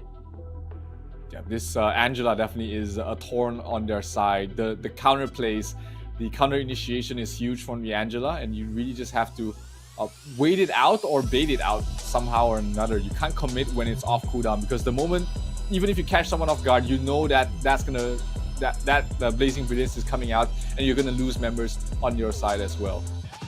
Yeah, one more thing that I think we can really focus on is Guiyu on that lane. He has been consistently jumping into the backlines with the Death by Sunset. And I'll be honest, it's a pain to deal with. It is. I mean, every time you see that red circle around you, it is immediate retreat. I mean, we're not taking this fight. And with the Leah, that means even if he goes in too deep, he can get out right away as well. So back into the game, Weibo is still in the driver's seat. Tier 2 tower being sieged right now for Weibo. Kongling in the front lines, he's not even afraid, and they will lose the tower. Yep, a lot of damage being laid down as well. Guiyu going to jump in with the Death by Sunset, trying to lock them down in the backlines. Death Bites, Duel to the Death going to be committed, but on the Dola, he still gets killed off, and it's going to be a 1-for-1 trade, but I will happily take this trade any day. A jungler for my Clash lane, it's Weibo Gaming in the lead for sure. Yeah, and that was after Gui used both his ultimates as well. So his job was done. He did what he needed. He separated his entire team of SCARZ away from River. They got the free pickoff. And Elaine, that he's gonna scale well towards the late game. And he's been having a good game. But River not having a good game on the Musashi, he's slowly becoming a non-factor in these fights. So Weibo Gaming still in a good position. The Shadow Overlord has spawned for them to pick off, but they don't need it to bring down this tier 2 tower at top. Yep, Wave Breaker just to provide a little bit more heals for the side of Kongling as well. Once again, it's just pressure over pressure from the side of Weibo Gaming. Yeah, it is looking mighty tough heading towards the mid-game stages of this game. Now they're going for the Overlord, and that will help them push up to the high ground. The tier 3s are open for the bottom side of the map, and the tier 2s are already chipped to half on the top. So free objective on the map, and Weibo Gaming will be using that to their advantage. Yep, so we can expect definitely quite a few things to happen in the next 1.5 minutes. At this point, Tay actually has successfully built up quite the itemization, right? Starbreaker, Master Sword, Eternity Blade, and probably going into the Crimson Reaper. But is that enough against the likes of Weibo Gaming? Not enough yet. They still need something else. They need a little bit more to be able to stand on these fights, because Arlie's damage is already huge, and they need to deal with this Elaine as well, who is very, very tanky. It's a tough situation to be in if you're SCARZ. Yep, and it's gonna get tougher because the Shadow Overlord is going to be marching down, flying down actually on the top lane as well. And in the meantime, the other Vanguards, the Shadow Vanguards, will be making their progress in the mid and the bot as well. Tier 2 will be the target they are looking for. They're trying to go for some kills, but they'll be happy, more than happy to just scare them off from this Tier 2, because it means that they can take a bit more objectives around the map without losing any of the members so far. Net worth is 5,000 in the lead for Weibo at the moment, and this bottom Tier 3 will be the target for Weibo to pick up. Yeah, this is the last push available. Going to be instantly countered by the side of SCARZ. So they do have decent damage coming out. ASD, I think that's something hopeful you can take a look at. But besides that, I don't know. Zero, what do you think about the next, 4 minutes of the game at least? It probably will not take that long. The next Tyrant might be enough for Weibo to take a Tier 3, and if SCARZ gets team wiped, if they get aced from the defense of this next fight, we might see Weibo Gaming just end the game right here and there. Guiyu trying to run away, 4 heroes chasing him, but he has his Death by Sunset to get away from that anytime he wants, so in no danger whatsoever. Yep, that was a beautiful play though. So pulling the strings, really making SCARZ like puppets, right? Controlling their every movement. And it shows you the difference between Weibo Gaming and SCARZ at this point. Weibo Gaming, of course, looking for another entry point before they deal the killing blow. Just making sure that they dot their I's and cross their T's for the side of Weibo. Bottom lane's not very far pushed out, so that might be something we see the lane or someone to try and push out before committing to pushing in these high grounds. But looks like they are gonna go for it regardless. Oh, Guiyu taking a lot of damage straight away. Has to pop his Death by Sunset straight away. He gets a refresh though. Oh, the knockback. That's dangerous. Yep, here we go. Blazing Brilliance. That's the one that's going to change the fight. The Death by Sunset going to land on the backline as well. And all the damage is offered by JAD. He will give you all the pain. Weibo Gaming wipe out 2, and they control the map once again. Mid lane is pushed out. They can heal out with the Dahlia as well, but we can see the Musashi not really able to survive throughout all those members or finish off the target he was looking for. Oh, huge ultimate.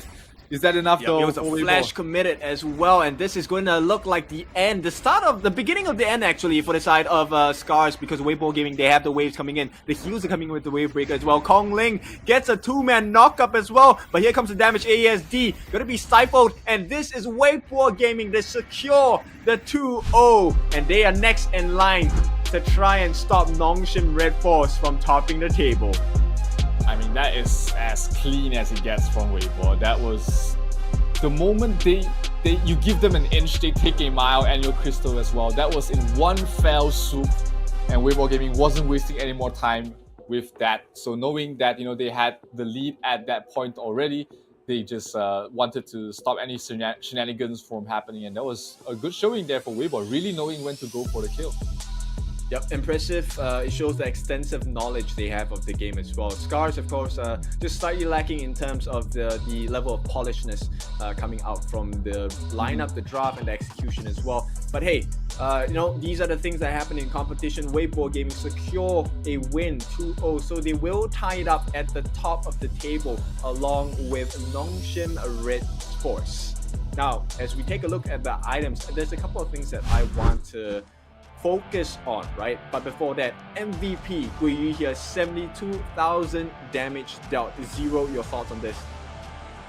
I mean, he had an absolute crazy of a game. He just went in, took damage, dropped his Death by Sunset, gets refreshed by the Dahlia, and always been able to really cut towards the backline. Every time you see a red circle, like we've seen, it's just SCARZ being forced back. He couldn't really take the fight anymore.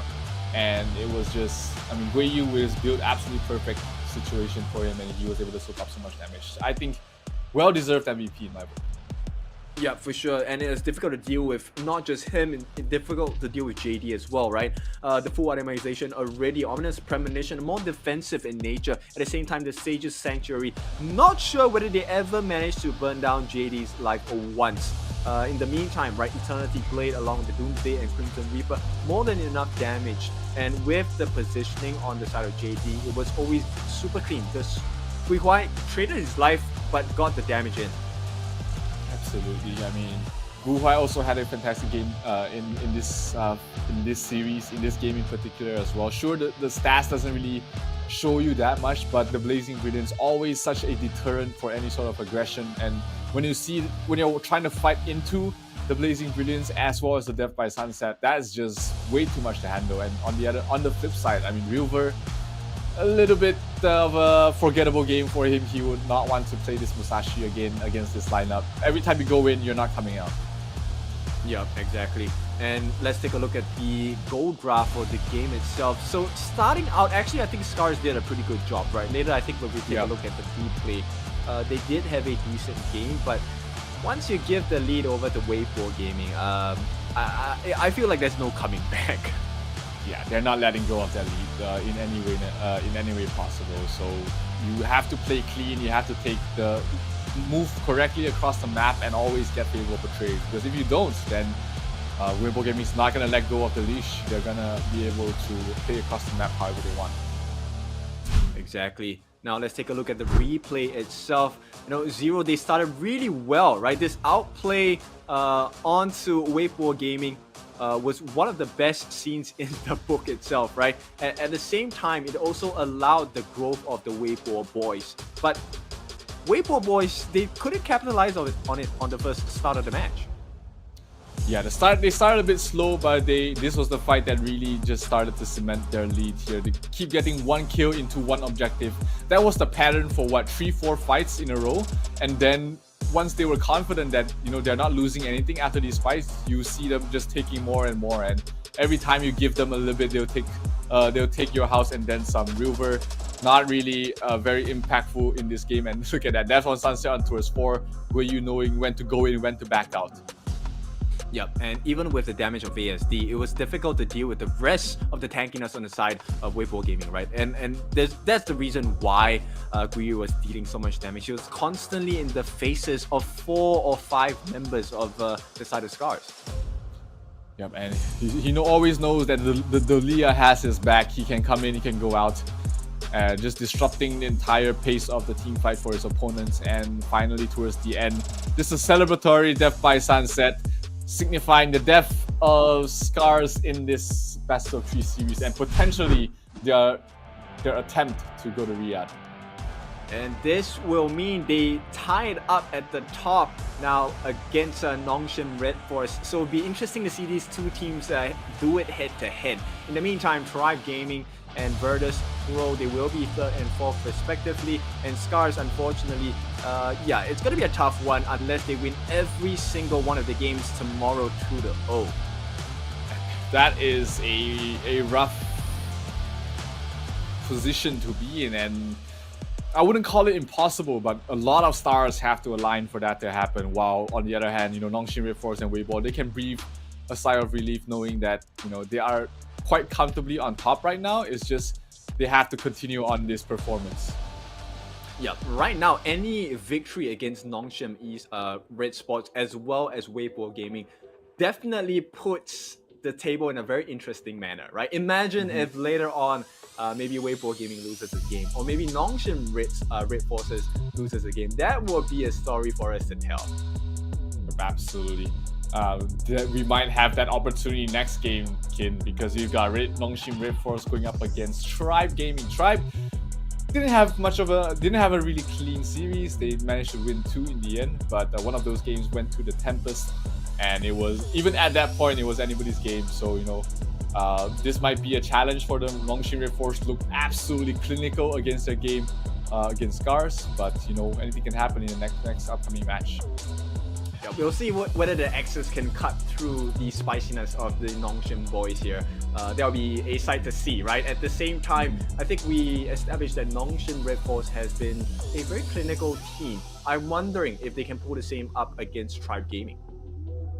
Yep, it's definitely a much tougher opponent compared to SCARZ, but I believe our Korean boys definitely has what it takes. They were just playing very clinical, very clean, very surgical, and they knew when to go, when to back off. Much like Weibo, probably better than Weibo in terms of that sort of execution.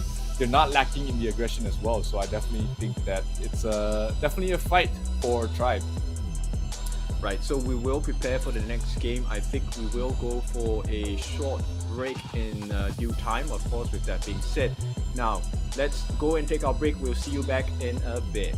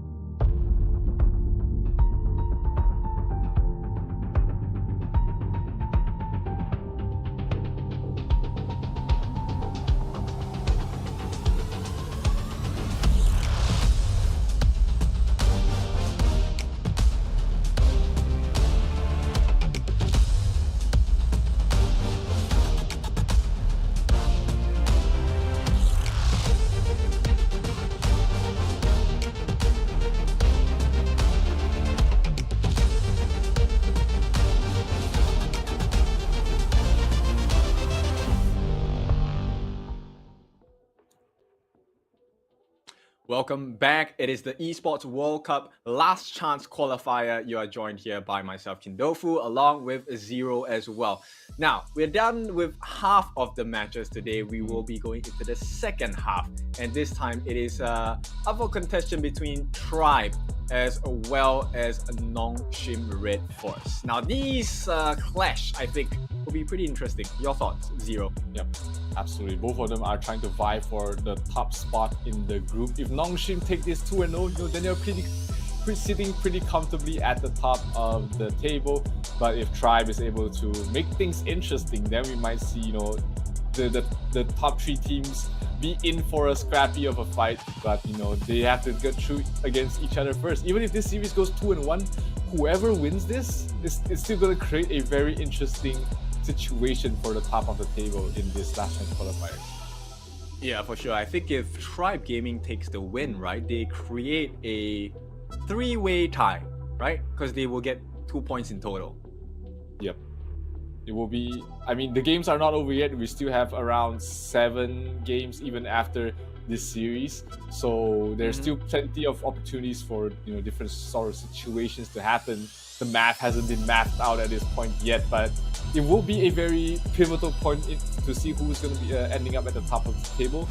And both teams are looking to make sure that they secure that. Because, when you're getting 4 points already at this point, you're basically one of the favorites to move on to Riyadh. Oh, for sure. Now, let's take a look at the first few bans here. Dacha are going to be banned out by the side of Tribe Gaming. I think pretty clear why the Dacha was banned out. I think Zero and I, we've already seen a lot of the nice gameplays coming out from the supports and the mids of other teams. Absolutely. Too flexible of a hero, too much utility despite having no items. And with items, she becomes a scary beast. So you gotta make sure you don't want that for your opponent. NONGSHIM will ban out the Ming, which seems to be the support flavor of the day today, kid. We didn't see too much Ming during the Season 2 Invitational, but in this last Shank qualifiers, he has been getting a lot of spotlight. Yeah, for good reason, right? Because he is able to actually increase the healing speed, and with longevity, he gets the heals over to the teammates as well. So following that, yes, it looks like a support ban day, right? No support for you, because Dolia is going to be banned next. Dolia banned, Zhang Fei still left on the table. We might see that completely taken out as well. Yeah. It's a bad day to be playing roam/support. You're probably left with not much heroes, but they instead pick out the Lady Sun after banning the Ming, which is interesting. If you're afraid of the Lady Sun, why not just ban the Lady Sun and then you have one more ban for something else? I think it's a reach, right? Lady Sun offers too much snowball and reach. At this point, MPS will take a look at the Lady Sun, just hovering on it for a little bit, and for good reason, right? I don't think there's any reason you would not first pick a Lady Sun into the draft. That opens up the Arlie lane sort of opening for NONGSHIM Red Force if they want to go for something like that. The Zhang Fei is also still open, so they can open with like an Arlie Zhang Fei as well to just take that off of the table for the side of Tribe. Plenty of different openings they want to go for, depending on what sort of speed they want to play at as well, and they will go for the Arlie Zhang Fei. Pretty much a very meta sort of opening here, and Tribe probably will go for the Elaine, which is left in the pool, or the Mayin. Either one of these two would make a lot of sense, depending on what they want to look out for in the lane and later on in the game. Yep, so could we see a T-Rent here? Okay, I'm not a big fan of a T-Rent here because I don't like the range exchange, right? I think Zora's going to have a hard time going up against Kyong, especially if, let's say, the support is going to be so tanky, such as Zhang Fei. Siri is the marksman player for the side of NONGSHIM. Okay, Siri. But yeah, I definitely agree with you. You never get a favorable trade. The late game is always going to go towards RD as well. So, like you said, like way earlier in the day, Consort U. Why not Consort U against the RD? Very good matchup in the lane and throughout the entire game as well. You can always burst her down later on with your ultimate, and it's just a better fit overall. You don't even need to protect the Consort U so much, just because she can be self-sustainable in the lane with her range and her physical damage immunity, something that a lot of people have seemed to forgotten about. But here, that's going to be the My lock-in for the side of NONGSHIM. and they will ban out Yep. the Renjie. Not sure about the mine as usual. Okay, yes, I have a biasness against mine now, but simply because I've seen at least 5 days of mine, and even in my ranked games, right? So, yeah, okay, I like the pick on mine. It does offer quite a bit of damage as well, but if it's not played to its best, mine does not hit the mark at all. Yeah, she's one of those low floor, high ceiling sort of mid lane mages that really needs her to be put on the hands of a really good player, like the likes of One from VKS, or the likes of Zhong from the side of LGD. Yeah, so these players, Lung as well. you put Mai on them, Mai looks like tier 1. You put Mai on someone else, like the mid player in your ranked game, suddenly you just hate to see her ever again. Ooh, but I like this, right? NONGSHIM, Red Force take away the Garo, one of the absolute toe-to-toe, able to go toe-to-toe with the Arlie as well, because Garo's range is pretty much insane. So that's a nice ban. I like that idea, and it's all about restricting Zoro, because Zoro has shown that he does have the substance, right? He will be able to win in a one-on-one matchup. Absolutely. So what the possible marksman here for Tribe? Maybe Huang Zhong, a Marco Polo, or a Consort Yu would fit the best as their marksman. Not many options left for them. If you want to go for an Erin, which I don't like. Shoye is still left in the pool, which is going to be interesting, but not much of a setup for him. He has to land those skill shots on his own. And well, Shoye is terrible against the Mai. It makes the mark of a good player, right? So maybe. Okay, Marco Polo, good. I like the relocation skills with the roaming gun. That's something that could melt the Zhang Fei down as well. Plenty of pure damage, percentage-based damage as well. If you go for the Doombringer. Doomsday. It was in synergy with the Sunpin as well, right? So when the time lapse is dropped, that's like the perfect opportunity for you to jump in with your Fevered Barrage and okay, he picked Purify, which I think makes a little more sense. But usually it would be in the ranked games for the lesser players like us. It's Instruction, right? Yeah, exactly. But yeah, like, is there a lot of CCs on the side of NONGSHIM? Not really. I mean, you got the Mai short-term duration knockup. That's pretty much it, actually. Not much of a CC. Probably only the Zhang Fei ultimate that you really use the Purify for. But yeah, we don't see if they will change that out. What was the last hero for the side of NONGSHIM? I didn't catch that. Kaiser, Mayin. Oh, no, Kaiser, Elaine. Yes. Kaiser, Mayin. Elaine and Mayin. Oh, wait. We'll see it here. Yeah, it is the Mayin Kaiser Mayin for NONGSHIM. Yeah, but it's Elaine for the side of Tribe. It's a scary situation, right? Because at this point, Zoro is pretty vulnerable. There is a lot of high burst potential coming out. One in the form of Siri, the other in the form of Illusion. And if he doesn't build his charge fast enough, even Tiong can kill him pretty. Yep, absolutely. He's as we don't say that Marco Polo is vulnerable a lot, but he is. He's not squishy. He's relying on his mobility to survive.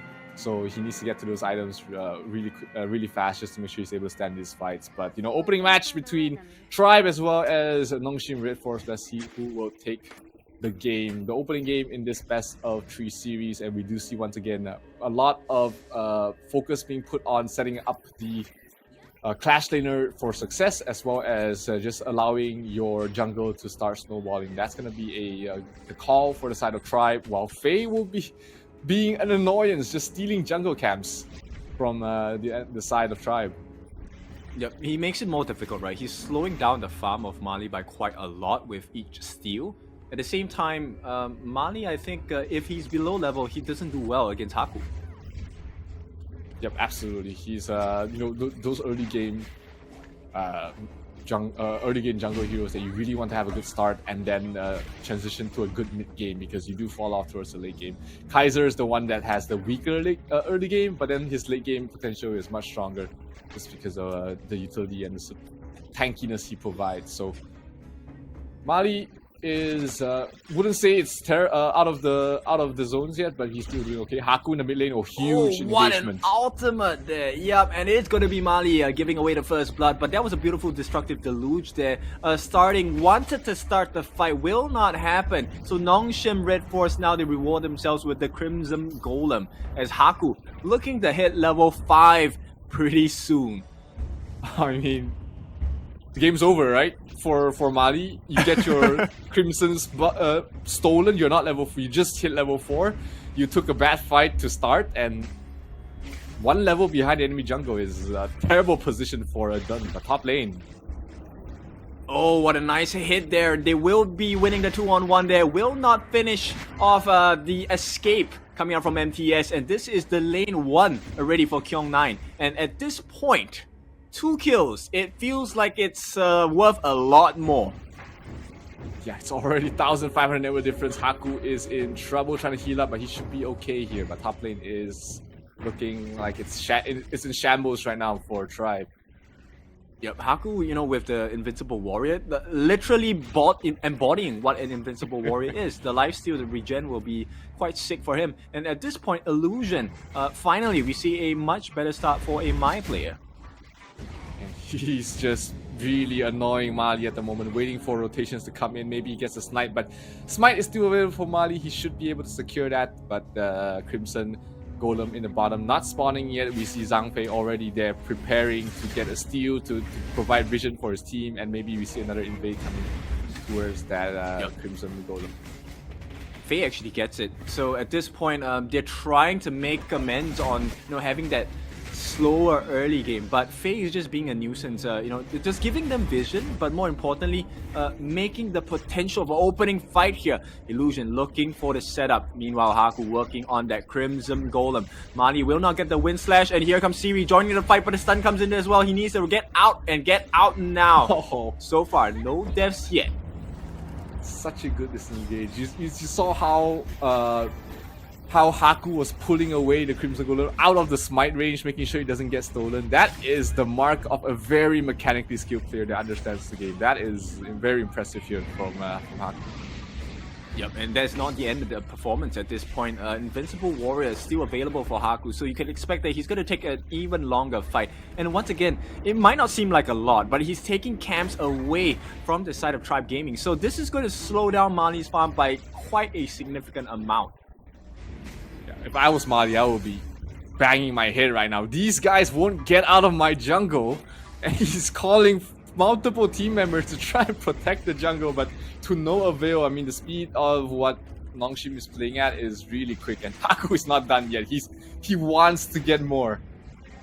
Yep, consistently throwing out the Vortex brand as well.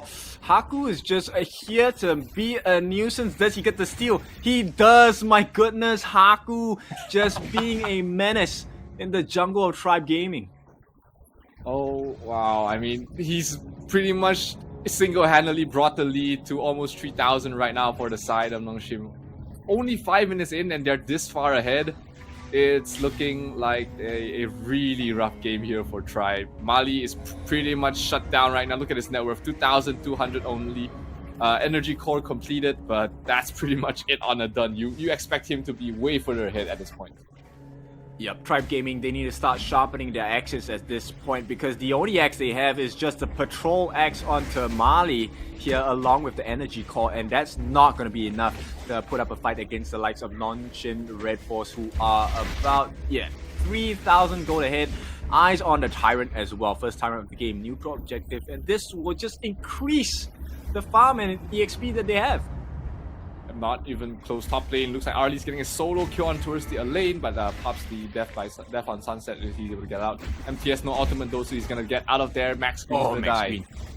Yep, he is just low on health, going to be taken out. Invincible Warrior dropped by Haku, trying to work onto 2. The Beast is dropped as well. Can they get the kill? Zoro going to be jumping out, not going to be allowed to live here. Illusion makes it work for the team, getting another punch down. And the fan, my goodness, just taking them out one by one. In the meantime, while all of that chaos and confusion, our dear Mayin, Kyong, has taken down the tier 2 as well. It seems like NONGSHIM was checking the rulebook and found the tiebreaker rules down to fastest game, and they decided, all right, let's get the fastest game done on the board. I mean, 6 minutes 30 seconds in, they got 2 tier 2 towers already. The entire map is for them to just open up. The world is their oyster right now for the side of NONGSHIM, and it's 5-0. Doesn't look like a huge scoreline, but the net worth is almost 7,000 right now. 6,000 net worth lead going towards the way of NONGSHIM game. That's crazy. That's almost 1,000 gold a minute. And at this point, you know, yes, they won't be able to break the fastest game time we have seen thus far, which was, I think, 7 minutes and 40 seconds. Yep. But you can be damn sure that NONGSHIM Red Force, they are ready to end the game really soon. Yeah, with this, it's not even a Shadow Overlord, but just gonna get the Overlord, maybe try and push up to the high ground with this. But, you know, NONGSHIM, the one word we keep describing them by is clinical. And if they don't feel like they can be strong enough to win the game at this point, they're not gonna try and risk it. But if they take a couple of favorable team fights, then things might change. Max 3, no, a bit too aggressive there.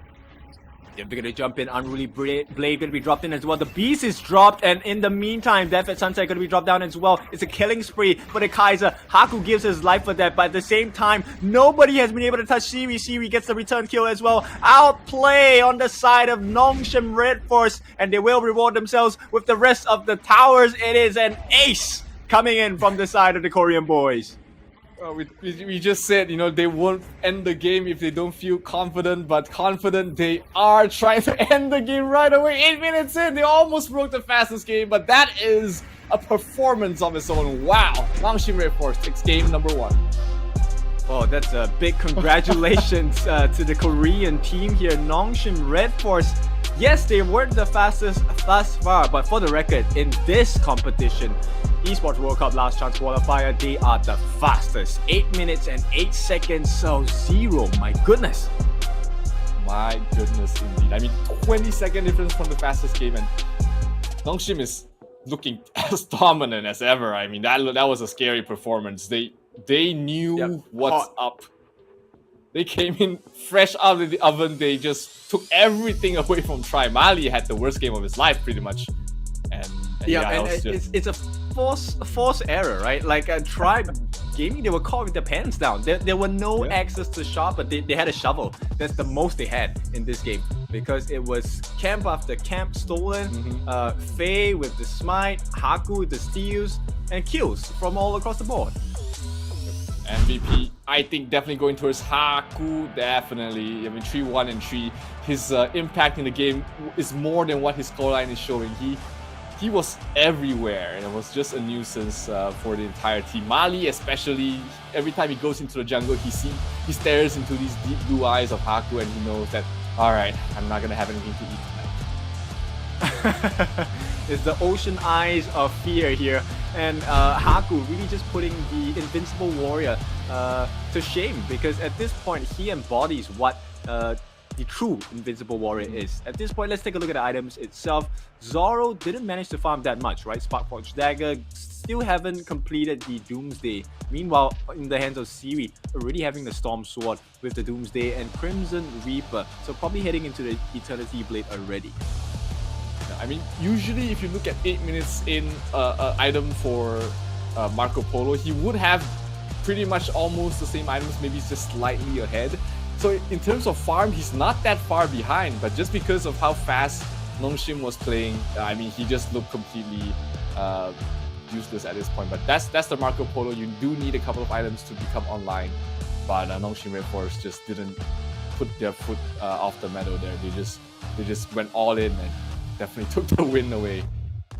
Yeah, they did pretty well, actually. I think Tribe Gaming, they showed that they understand where the win condition was going to come from. MTS was consistently trying to get on the back of Siri, right? So there was a moment at the last fight where Siri was brought down to close to pixel health. But, you know, the farm was just too far behind on the side of Tribe Gaming. They could not do it. Absolutely not. I mean, it was just so stifling. You could feel that the map closing down. You were running out of space to move around. Mali was just calling for help. Every time you look at the jungle, it was just 4 heroes there. And let's took a look at the replay of the perfect game here from NONGSHIM Red Force. Yep, at the start it was looking a bit shaky for the side of Haku as they got caught in the destructive deluge. But once he laid down that invincible Warrior, my goodness. It was actually the Vortex brand that killed off the members on the side of Tribe Gaming, and this a beautiful beast form drop down unbridled outburst, changing the whole fight here.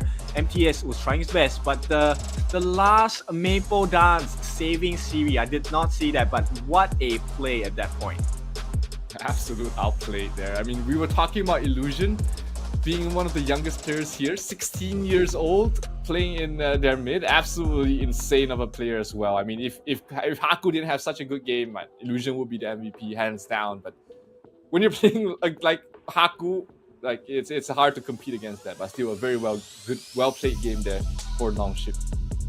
Yep, thank you for the reminder, man. I forgot that Illusion was 16. Dude, this guy is a beast. He's just a little boy. But nonetheless, of course, NONGSHIM Red Force now will be kind of prepping, right? Sharpening their own axes to try and chop down the rest of Tribe Gaming. That potential final game is going to be happening in less than 3 minutes. So we have 3 minutes to really talk about it. Zero, what went wrong for the side of Tribe? I mean, what didn't went wrong would be probably the app answer there. But I feel like, you know, Tribe, they had the numbers in their jungle trying to defend, trying to give Mali back their space. But they felt like they were afraid to take that numbers advantage. Even if it was a 3 versus 4 fight, they were always grouped up together and afraid to take the engagement to NONGSHIM to punish them. So if you're gathering 4 members there, you better just take a good fight, because if you don't, that's 4 members not farming across the map. That's true. Another thing that I would like to maybe deliberate over was the fact that they picked a Marco Polo going into an early matchup, right? So yes, we do have the roaming gun on the Marco Polo, which means he's able to reposition himself. But when you're going up against the early, the moment she uses a Parasol to jump in, it's a guaranteed 3 to 4 hits. And as a Marco, you're not very survivable. So yeah. Do you think there should be a change for the Marco? Yeah, looking at this game, probably at the pace, probably even something like a Consort U, something that can take those hits and trade it back and potentially even get a return kill would be better. Sure, some of the skills are blocked by the Parasol, but by the Maple Dance, but that is a trade-off you have to take just for a better auto attack situation, because Marco Polo is not going to win an auto attack trade against the Artie for sure. But you just need to be able to get something else out of that. That's right. And I think another thing they could look at the mid as well. We have seen the very individual target heroes, which are in the form of like Mai Shiranui and stuff like that. We did get teased with a Diao Chan. We have not seen a Diao Chan at all today. Based on the way that NONGSHIM likes to fight, it could be a Diao Chan that really changes the fate of Tribe Gaming. Something that can take the long fights, actually excel in the long drawn out fights would be great. And against a Kaiser who doesn't have a lot of burst, against a lot of lockdown, that might be the pick for them. But of course, Lady Zen left in the pool, that's a very enticing hero to pick up. Sometimes it's just hard to see past see past what she provides, and she might be a good hero, but there might be better heroes against the matchup that you're facing. Oh, for sure. And of course, the last thing we maybe should take a look at, the Zhang Fei. You talked about this the entire day, the Zhang Fei being banned out. Is that something they should consider? I think at this point, yes. You have to take the Zhang Fei out. Forget the Yang Yihuans, forget the Da Qiaos. Let them have it. Those are harder to execute as a team. It's easier for you to punish as well.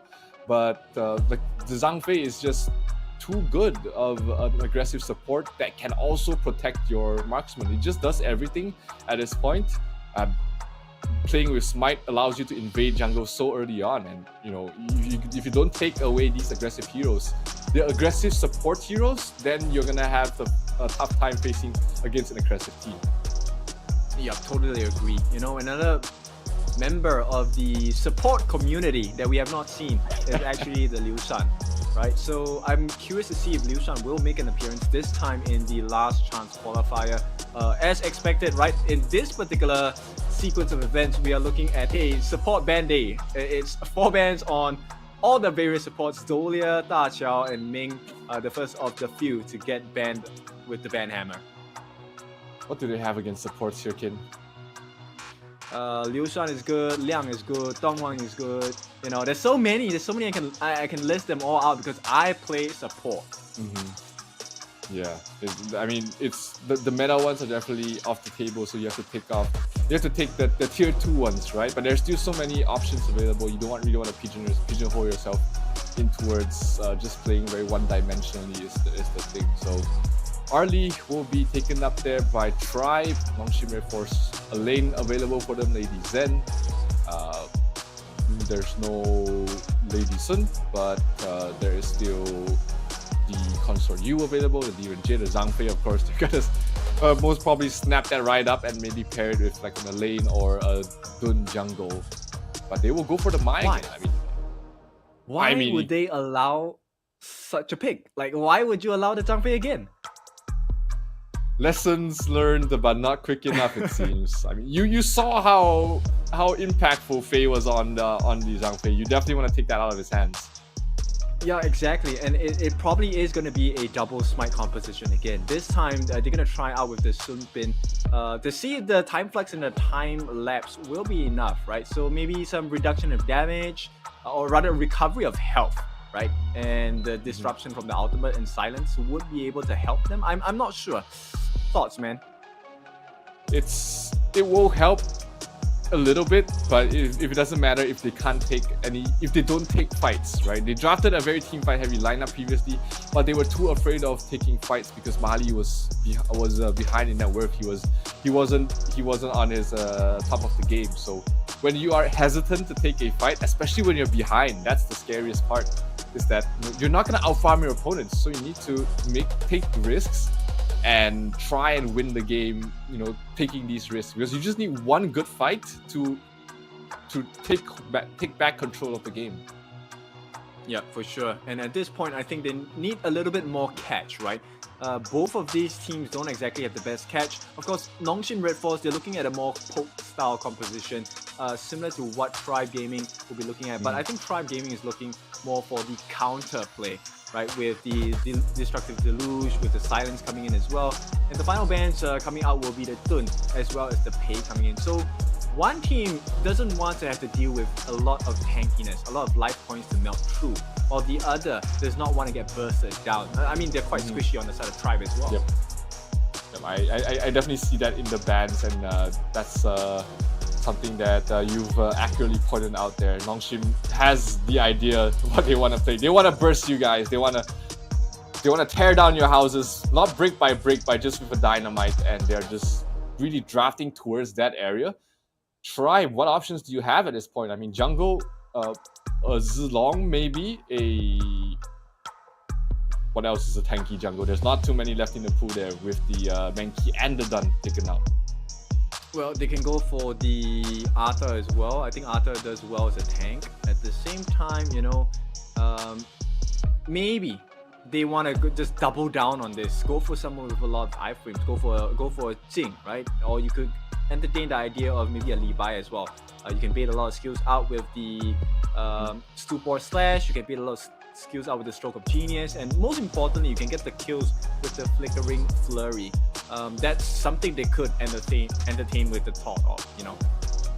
Yeah, I think the Li Bai does make sense, but I really like the Jing idea of it, allowing you to really. You're going to be soft anyways, so why not just put more damage in your lineup and try and take that burst trait to your advantage, especially against the likes of the Mai as well as the ENG. They're not very survivable, but looks like they are going for a Lu Ban number 7. No, that was you're being trolled here, kid. That would have been nice, right? Got a double MM strat. Yeah, I would have loved that. Yeah, but regardless, right, they have to play logically at this point, or at least realistically, right? So they will lock in the Nerta, they will lock in the Mayin. I like the Skyfall potential from Nerta, but we haven't seen a lot of good Nertas. Let's be honest about that. So Nertas, if they don't have the team communication, they most probably fly to their deaths. Yeah, and who's going to be playing with the Nerza here? There's not much of a synergy with the likes of the Lady Zen or the Arlie or even the Mayin. So he's kind of will have to be playing on his own, and that means that he needs to have a good lane, a good game. in the jungle. But from what we've seen from NONGSHIM so far, they're never gonna allow you to have that. They're always gonna be invading your jungle. They're always gonna be pressuring you on your side of the map. So this Neza, he needs to have a hell of a game. Maybe just start off the game with 2 kills. If or not, he's just gonna really be in a tough position here. Okay, so Sunta are going to be locked in for the side of NONGSHIM Red Force, and it looks like the King of the Sea is going to be the win condition they're looking at. So we're expecting a lot of boat crashes later on, and I think that might make the world's difference. It's not even a slight difference, I think. The boat will change the fight. Yeah, there's just so much CCs right now on the side of NONGSHIM, and they are setting sail for victory here. At least in terms of the draft, I definitely like NONGSHIM draft a lot more. So much CC, so much burst potential on their side, and you know, Tribe, they've been sort of drafted into a dead end. I mean, if you have to pick up Neza as your jungle, you know you have been outdrafted during the entire phase. So not looking good here for the side of Tribe, but hey, maybe they can surprise us with something they can pull out of the bag. Yeah, you know what? It's not only the tools, right? It's how you use the tools as well. You can give me a shovel, and if I'm asking you to paint, it might not be the best picture. So at this point, you know, Tribe Gaming, I think if they work well with the resources they have, it should be an even game as well. But it's too early to say anything at this point. It is. We haven't even gotten through the laning stage, but different sort of focus you can see being put on here for Tribe. This time they're prioritizing Mali instead of the Clash lane. Meanwhile, as expected, NONGSHIM already playing on the enemy side of the map. Oh, Sorrow. Not a trade you want to take like that. You kind of want to use your skills along with that. And Siri, is he going to get sniped off? No, he's going to be able to teleport away to safety. But Illusion, I mean, yes, this is a way to play. You know that you're not going to have great wave clear anyway, so just be late, a little bit late in the lane, but get your farm from your enemy jungle. That is a very smart move. Yeah, making full efficiency, right? So at this point, once again, Tribe, they have to make something else work. Right now, they're eyeing up the Azure Golem, but the reset comes in. So NONGSHIM, Red Force, they know exactly what they're supposed to do at this point. It's like they already read their opponent so well. They know that they're coming. You see Illusion just drawing it away, letting it reset, knowing that they're gonna drop the CCs on towards the bush, and they're just playing very well. And rotations are gonna come in from Illusion up towards top along with Haku. They're trying to get a kill on towards Mayin to set up the Sun Tzu for a good game, but MTS. Oh, okay, Illusion, a little bit of a mistake there. Have to wait for the passive, and he's gonna be A-okay. Yeah, it's a cross map play, right? So at this point, it's really how many of these camps can we take away? And it looks like 2 at a go will be the answer, as they have to find a punish somehow. Tribe Gaming, they are the ones with the access. They need to make something happen. Oh, but they're backing off so quickly. The moment that NONGSHIM spots out 4 members, they instantly get the hell out of there. So at least Tribe is responding very well to this aggression, not really letting NONGSHIM take everything they want. But it definitely is still slowing them down, as you can see in the net worth. Already 1,000 net worth lead going towards the way of NONGSHIM. Yeah, they're going to keep eyes on the Crimson Golem at this point. They can't afford to give it away again, because that's going to be a very, very stark level difference between the junglers. And right now, mid lane, maybe they want to start something. Looks like they're really just going to prioritize Mali recovering in this game. I say recover because he's a full level behind Haku at the moment. And if he just gets his stolen, he is in for a rough game. We talked about Neza needing a perfect early game start. He has not found that yet, but he is trying to find some way to recover so far. Well, it has been perfect slowdown, I guess. But you know, NONGSHIM Red Force are very confident in their abilities, and like I said, it's the same as the previous game, right? They're able to kind of pull the puppet on the strings here, and you know, influence the movements across the map from Tribe. Yeah, you see them drawing members to mid. That allows Musashi to invade the enemy jungle. Once they try and defend top, they're gonna try and steal the bottom jungle away from the side of Tribe. So very orchestrated moves across the map, and you know, Illusion knows exactly what his team needs. He knows exactly where to play. He gets the river crab as well. Oh my god. It was super disgusting because the flowing sky came down and Haku actually just canceled that out with the illuminating slash. Mani just get one back, but Duel to the Death going to be dropped down as well. The ultimate's going to be dropped down, but the boat is here to change the fight. The flash has been committed, and at this point, it's all about illusion. A 16-year-old boy will not make it work just yet. They get punished on the side of NONGSHIM. Finally, something goes well for the side of Tribe. Two misses on the side of Illusion, a rare mistake, and he pays with his life there. Well, to err is human, right? So, and plus he's 16, so we can cut him some slack. He's got plenty of years to learn from mistakes, but that shouldn't be the be-all and all. I mean, he's had a phenomenal series, 2 series so far at least. So you know, he's allowed to make mistakes at this point. Oh, and Faye, he steals another camp again, and Mali could only stand and watch. That's the power of the Zhang Fei. You know that you can't take that man-on-man fight. He has too much shields. And you know that the rotations can come in at any point with the Musashi as well as the Mai Shiranui. And bottom lane is going to be NONGSHIM going for the Tyrant while also stealing the top camps as well. They're everywhere and just taking everything they want. Yep, and this lack of information coming in from Tribe Gaming, right, makes them fearful. At this point, Duel to the Death going to be dropped down as well. Ultimates are thrown. Will Haku survive? He does, gets in, gets out. Time-lapse going to help to make things a little bit more difficult. At the same time, Illusion, our 16-year-old on the backline, saved the day. And the jump comes in, the savior of the day. It is going to be Siri as well. The damage. Offense is the best defense, and NONGSHIM take a huge win, trading 3 for 1. That engagement looked terrible for NONGSHIM and they made it work anyways, only losing Haku but not before the damage was done. And they're gonna be able to take away the Azure Golden buff away from Neza again. The Faye's gonna be one to get in. Mali! Yep. He's gonna be hating the jungle and he's gonna be asking for a role change very soon if he's keep facing against the strength of NONGSHIM. I mean, I can't help but feel your pity or empathy for the side of the jungle, right? For Tribe, Mani was doing his best, and now Kyong has eyes onto the Mayin as well. And TS not having the best time as well, going up 1-on-1 against Kyong. He definitely can't get that trade, and you know this was sort of a bait. You see the Sunsa moving away, you feel comfortable going back in, but Illusion was in position. Yep, counterplay. It is going to be Mani being chased down. The beast is dropped as well. Nobody to follow up just yet, but Illusion and the crew are moving in. The set sail has been unleashed. The boat crashes in. They will get the kill on the Lady Turn as well.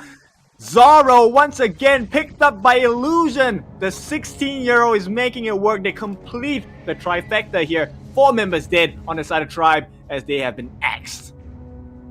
Phenomenal. That was absolutely phenomenal play there from the entire team, in fact, of NONGSHIM, and they will be able to reap their rewards. Tier 1 in the mid does go down, Tier 2 on top looking like it's in trouble as well. And what can go wrong here for NONGSHIM? I mean, they're taking every single fight in their favor. 7,000 net worth already in their favor, and they're continuing to take away farm from Mali. They'll take away the Overlord as well now that the Primal Bonds has expired. Bottom lane Sunsa is gonna bring down the tier 2 tower as well. I mean, what else can happen here for NONGSHIM? Everything's going right for them.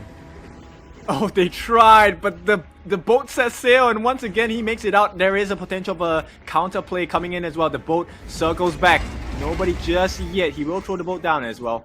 At this point, Destructive Deluge, a little bit preemptive, premature actually for the fight, and it looks like this could be the marker for NONGSHIM to come in. Beast is dropped down as well in the middle of the base. They will take the tier 3 on the top. Where else is the damage going to come in from? Nowhere else, but the damage has been done.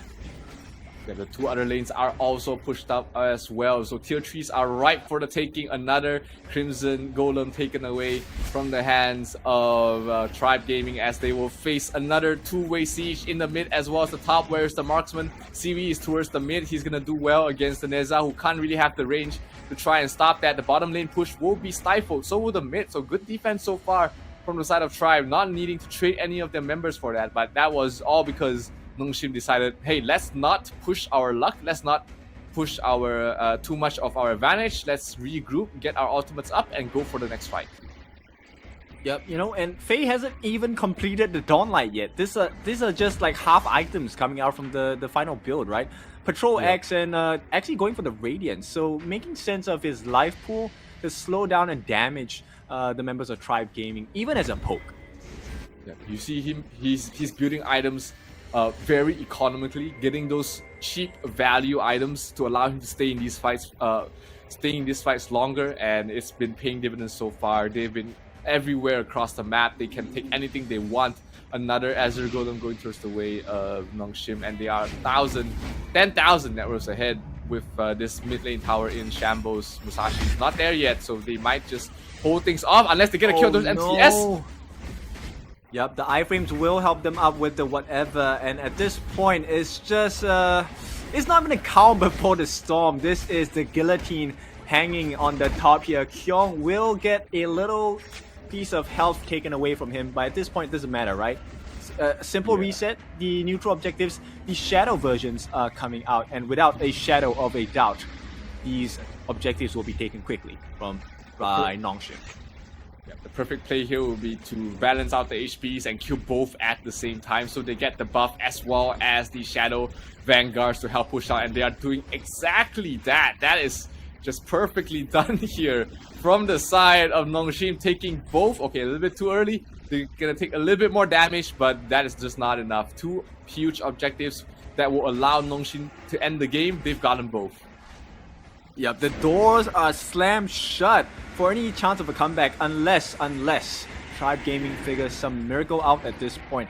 Right now, Shadow Vanguards and Shadow Overlords will be marching down in the mid lane as well. Set sail going to be procced and activated at this point. Oh, and here comes the knockup. Will they go for the kill? That's the big question. Seaweed already melting them down like a hot knife through butter, as well as the Imperial Order going to be dropped down. This is flowing side going in. There is a time lapse, but that's too early. Everything thrown on the side of Tribe Gaming, and you know what? NONGSHIM is ready for the fight still. Yeah. At this point, it really is looking like the start of the end. Everyone is crashing in. It's going to be a tough fight for the side of Skyfall. Tribe. Oh, Neza. Really? That's the play? Mali goes in 1-on-3, gives his life away, and the ship has set sail. It's gonna crash in as well. Max Green gonna drop down. Another time lapse, but the Beast is gonna follow suit as well. Oh, 5 members are gone, and NONGSHIM Red Force show up in numbers and take the game. That was just...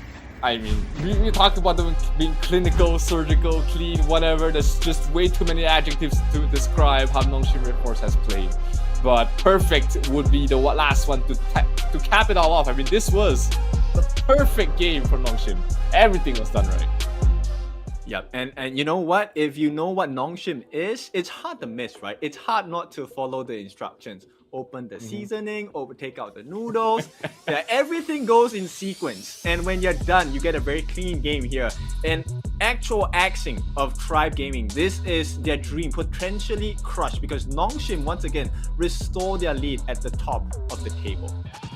Not to mention set the fastest time as well. So if there's any sort of tiebreaker scenario, you know NONGSHIM is going to come out on top. So pressure is on the likes of Weibo Gaming right now, who hasn't dropped a game, who hasn't lost any series as well. And once again, Faye, MVP of this game. No question, right? I mean, Zero, we were talking about this even before the game started. Yeah, you give Faye Zhang Fei, you know that you're in for a rough game already, and they're kicking themselves in the foot right now. Probably try. I mean, they banned out the Da Qiao to start off with, and they're thinking. When you look back, you'll be thinking that could have been a Zhang Fei. Yeah, that could have been a Zhang Fei. At any point of the game, a Zhang Fei was worth the ban. But let's take a look at the itemization at this point. Illusion, nothing too greedy at this point, already completing the Insatiable Tome, so he had a little bit of lifesteal going on. But more importantly, right, besides damage from that Scepter Reverberation Savant Craft, Haku, Kyung, as well as Faye, they were also tanky. Look at the amount of HP they had, right? The Giant's Grip onto Haku, Blazing Cape, Blood Rage, as well as the Frost Scar Embrace. Likewise, Kyung has the Frigid Charge, Axe of Torment, Succubus Cloak, Fei with the Dawnlight already completed and with the Radiance coming in from the Guardian. My goodness, just so much tank. Even Siri himself did the Ominous Premonition. I was just about to say that. Even Siri is building tanky. Even if you look at his boots, he's not building attack speed, he's not building CC control, he's just building raw damage reduction. And this was a game plan that, you know, they already came up with at the start. The itemization was perfect, and NONGSHIM is really just setting the bar high for the rest of the teams to match. Yep, it's literally too spicy for Tribe Gaming to swallow at this point. And I mean, what a game from the Korean boys here. And I'm just flabbergasted, right? Illusion, 16 years old. How is he so good? Is, you know, they found a diamond in the rough, right? You don't find these players without, you know, a lot of scouting, a lot of playing. And I mean, he fit the lineup perfectly. He is just a child phenom, and I'm excited to see him progress further in his career. Yep, this one was a sacrifice play by Haku, I believe. No, not yet, not this one. But in any case, Illusion, yes, this was a sacrifice play. First blood given away by Illusion, our young kid on the block. In the meantime, Haku was just making life so difficult. Everyone was getting free time, free hits. And Haku even made it out at this point, I think. No, did not. Yep, he did not, but you know, they still took everything they wanted away. You see Siri surviving by the skin of his teeth, and they just kept getting kill after kill. And after that fight, it was just game over here pretty much here for the side of Tribe. No response whatsoever to anything that NONGSHIM was able to bring up to the table. Yep, the time flux was rendered muted, rendered useless, right? And yeah, Illusion jumping in with the flash plays there, flashy as hell. It absolutely is. I mean, the entire team has been just so flashy. You see Sunsa really even baiting out the Splendor to be used there, and that was all she wrote here. NONGSHIM will be taking the top of the table, putting pressure on the rest of the teams, especially on Weiball Gaming. And since that is the only direct competitor right now, in terms of the standing, as you can see, very well timed there. Weiball Gaming, they need to win perfectly, and they need to win fast. Well, it looks a bit difficult for the rest of the teams here. Tribe Gaming, Virtus Pro, as well as SCARZ, who are all in negative numbers at this point. So yes, Weiball Gaming is the next one closest to NONGSHIM Red Force. In a little bit, we will let you know what's the next game as well to see how this will impact the rest of it. If I'm not wrong, the next game should be SCARZ going up against a Virtus Pro. Yep. Exactly, SCARZ versus Virtus Pro will not be a very impactful sort of matchup that will affect the top. You know, Virtus Pro already losing the first series, getting the second series would make things interesting, but they are quite far ahead from chasing up to the top. And SCARZ is basically out at this point. It's hard for them to come back from the 0-2 deficit, especially even if they win every single game, and if NONGSHIM lose every single game, they still have the head-to-head matchup in favor of NONGSHIM. Yeah, we will take a look at we'll math the math later, right? And we'll see whether it makes sense for them, whether SCARZ still has a fighting chance in this competition. But nonetheless, I think you mentioned earlier in the day, SCARZ, they have a very important job, right? Which is they have to try and get as many wins out of today's matches as well. Yep. And their next challenger is going to be Virtus Pro. So all the way from Poland here, mix and match of Russian, Estonians, and Germans as well. So this is a pretty nice mix of people in the Virtus Pro lineup. Let's see if they can take a win off of SCARZ as well.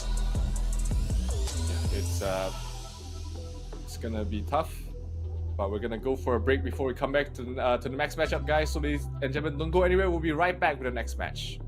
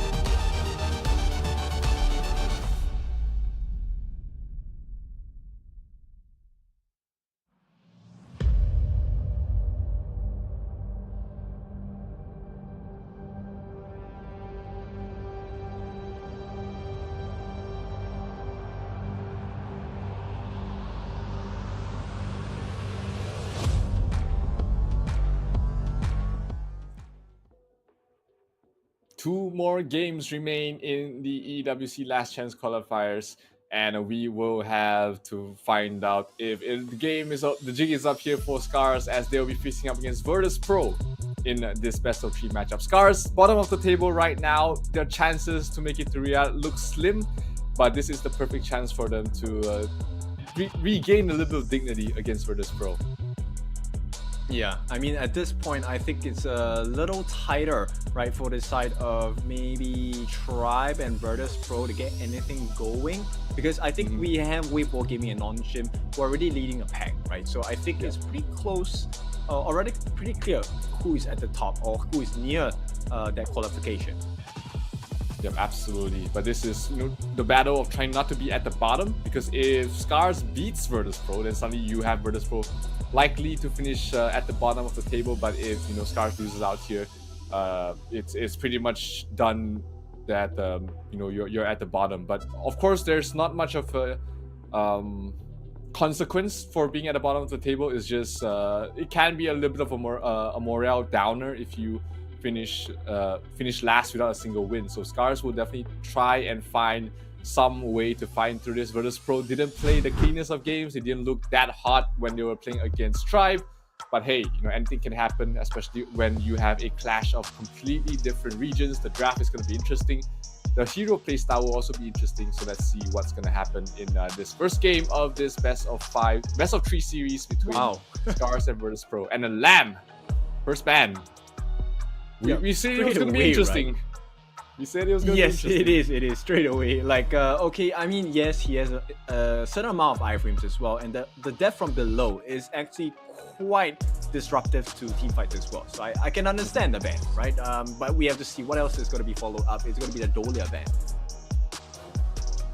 Nothing too out of the ordinary with that ban. It's just a classic ban your supports day.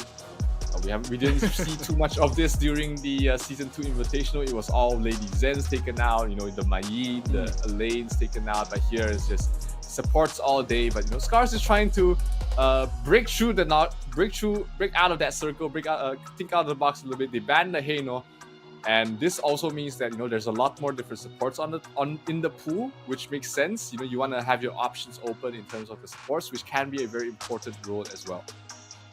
Exactly. And now it's up to Virtus Pro if they want to change it up. Now, maybe not ban another support, I guess. It will not be. It will be an early ban. So we can expect a Lady Sun, we can expect a Diren Jie. These are the usual picks. But Mai is going to be first pick again. I mean, Illusion made that hero look like it was broken, but SCARZ hasn't really had that success with it so far. They're going to try once again. That leaves open the Elaine and Lady Zen opening, potentially for the side of Virtus Pro, or even maybe a Lei Zhangfei or a Zhangfei Lady Zen. Those have been the classic openings, but they will lock down the Lady Sun as quickly as possible. They don't want it in the hands of SCARZ, which would have been playing that quite a bit, and now SCARZ has the option. Do we want to pick up the Diren J over here to try and out-tempo the side of Virtus Pro, or are they going to go for something else? Oh, wow. I love this. I love the Alessio. Okay. Share why you think Alessio is such a good pick. He can go toe-to-toe in terms of the burst damage against Vex. He can be very tough to lock down. Elaine is can't really just close up with him. He has plenty of escape skills of his own. He can traverse the hills, the terrain, to be able to protect himself against the prince, against the Lady Zen. And his early to mid game is pretty decent. His late game potential as well. Not to mention the laning phase isn't terrible for him. He can go blow to blow against the Lady Sun in the lane. Okay, I see your point there. For me, it's really about the smoke screen, right? Buying a lot of time, and just obscuring the vision of the opponents as well. But you know what? The ultimate shell does go through that, right? She essentially can just shoot her bullets through or into the smoke. Yep, she definitely can. But the laning space is a bit more oppressive. He does have he has his shells to be able to clear the way fast, and then he can assist the jungle to just clear out the jungle with the support as well, so he can be able to progress his farm a lot faster than the Lady Sun, who needs to rotate a bit more, spend a bit more mana to be able to get to that same level. But you know, it's not about just the marksman versus marksman matchup. It's all over. You know, the jungle still matter, the clash lane still matters, and the Virtus Pro will pick up the Dun jungle for themselves. Most potentially. I mean, it can be played in a support role, but I think this will be a Dun jungle for Virtus Pro. Right, we'll see. So Kaiser gonna make the show here. Gonna be helped to be picked by Tay, and Ochik will be looking at picking up the Byron. So finally, yes, a much more robust lineup, right? They have the tank, they have the heals, they have the damage as well, and actually pretty decent burst coming up from SCARZ. Yep, definitely. There's a lot of potential, you know, insta Gibbs with the Byron and the Mai as well as the Alicio. They have to open up for them, but on the other hand, Virtus Pro finish off with the Moses pick, and they can play pretty aggressive as well. They have the Dun going to the jungle, they have the Moses as the roaming support. So in terms of draft, King, which one do you prefer? Because I think this is probably one of the most even drafts we had, at least for SCARZ. They are not that... I think they might be even slightly favored in terms of the draft. Yeah, actually I agree with that. So if SCARZ play their cards right, I think this should be a win, a dub for them, right? Likewise on the other side for VP Virtus Pro, I think for me, simply because I play a lot of the support mortar role, I think if the mortar is able to pop off in terms of like landing the cannon blast at the right time, or maybe even jumping into 4 or 5 to get the thing inside the box, it will make the difference in the match. Absolutely. One of we talked about a lot about the Moses support, where we feel like that should be the natural lane for it. Just provides so much and is deceptively tanky as well with the amount of shields that he can put up. Fadon as well as Prince will clear off the waves really quickly and hit directly into the jungle, playing as aggressive as possible. But hey, Tay started off there from the red cap, so a little bit that wasn't something that VP spotted out there, so they're not going to get too much out of it. Tay was able to clean up the last camp, and he's just going to be slightly slowed now, but this also indicates that there will be a lot more importance from the jungle to roam up to the top lane to help out the Byron lock down the lane. Yeah, we were hoping that they were gonna learn from the mistakes of the past games, and turns out they did, right? So this is very promising coming out from SCARZ. All they have to do is to make sure that they follow through in terms of recovery throughout the entire game. So far, I think they are pretty much even. I don't think there's anyone that's secured an advantage just yet. Yeah, if you look at the net worth, it is pretty much dead even right now, which is good for SCARZ. I mean, we talked about them always being behind, but right now, almost getting a kill onto Smack. On the other side, they're gonna get a kill on towards Ochi as well. Big play coming from Fadon. Arashi couldn't finish off the job against Mac, and that's gonna be the advantage going towards the way of Virtus Pro. Small advantage nonetheless, still an advantage going towards the way of the Polish side. Yeah, that's exactly. We were talking about how they managed to recover and instantly gets punished. Yeah, but you know, not the biggest of disadvantages in the world. They were pretty close in getting that first blood themselves, so it would be a little bit unlucky, or just, you know, Fadon just playing out of his mind there, getting the kill. TP towards mid. They're gonna send Tay here, but not much Tay can really do against Prince right now on the Lady Zen. She's too oppressive to really go into at the moment, so he's just gonna be a teleport to the red. Towards the Crimson Golem. Bottom lane, Ochi in trouble. He might be brought down once again. Lady Sun getting the kill. That's gonna be the second death for Ochi, and it might be more. Ayashi in trouble, uses the smoke screen to get out of danger, but it is still not a lane he wants to stay in right now. 3 heroes down bottom. They are going to start pressuring this tier 1 tower. I mean, is it a mistake, right? The fact that they changed Tay from the farm lane and swap it over with Arashi, is that the win condition that SCARZ have identified for themselves? It could just be, you know, that Arashi is more comfortable playing the Alicio compared to Tay, and flexibility is good in a sense, as long as you don't give up too much. But sometimes, you know, the master of one is better than the master of none. So we'll have to see how this pans out. Tay towards the mid already, trying to get initiation on towards Vex, but at this point, without the adequate amount of stuns, you're not going to be able to do that. Meanwhile, bottom lane, they are pushing the tier 1 tower very aggressively. It's already down to 1/3 of his health. Not looking good here for the bottom lane tower for SCARZ. Yep, actually that's one of the hidden benefits of a Mozi, right? His Peacebringer are actually able to deal quite a lot of damage onto turrets as well. Yeah, definitely coming to play here, and he's gonna roam down bottom while we have the tyrant spawning. So SCARZ looking to seize the initiative once again. Bottom lane, Mac going for a kill, not gonna get it. It will pay with his life. That's gonna be Tay rotating in, getting the kill, and getting a nice little recovery for him. That's gonna be good for the side of SCARZ if they can transition this into more, and they will get more. Ladies and will fall. Vex in trouble as well, trying to man fight everybody, and he's not gonna be able to do it, and they will be able to keep Rilver alive at the moment. Fadden still trying to survive. He's hiding behind the tower for now, but SCARZ should go for the objective right away and back off, and they will do just that. Very well done there by SCARZ, being able to find a way to come back in this game. Yep, looks like the role change actually working out really well for the side of SCARZ. But map control still a little bit off on the side for SCARZ though. Yeah, the lane top didn't join any fights and has been able to push up very aggressively towards the tier 1, almost being brought down there. The next time Rilver leaves this lane is the tower will be going down. And you know, Neron's just being a pest. Rilver wants to join the fight, he wants to be aggressive, but this Elaine is just constantly pushing at his tower. Yep, the potential catch out. ASD here, keeping eyes on Vex. He's just saying hi to him, just a little high five to the face, and just backing off there. ASD, not much plays he can make at the moment. Maybe the rotation down bottom would be great, but that also means that Vex will be pressuring the mid. So Tate will rotate in to try and slow things down.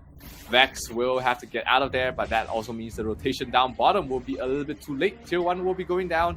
It will be the Lady Sun picking it up there. Mac did die in the previous engagement, so her tempo is slightly slowed down, but nothing too bad. Only a 500 point lead, 500 net worth lead going to the other hand. And the smite steal, huge there for Tay. Yeah, I think Tay is the one that got it, right? Yeah, I think so. We'll know when so Vex's Azure runs out.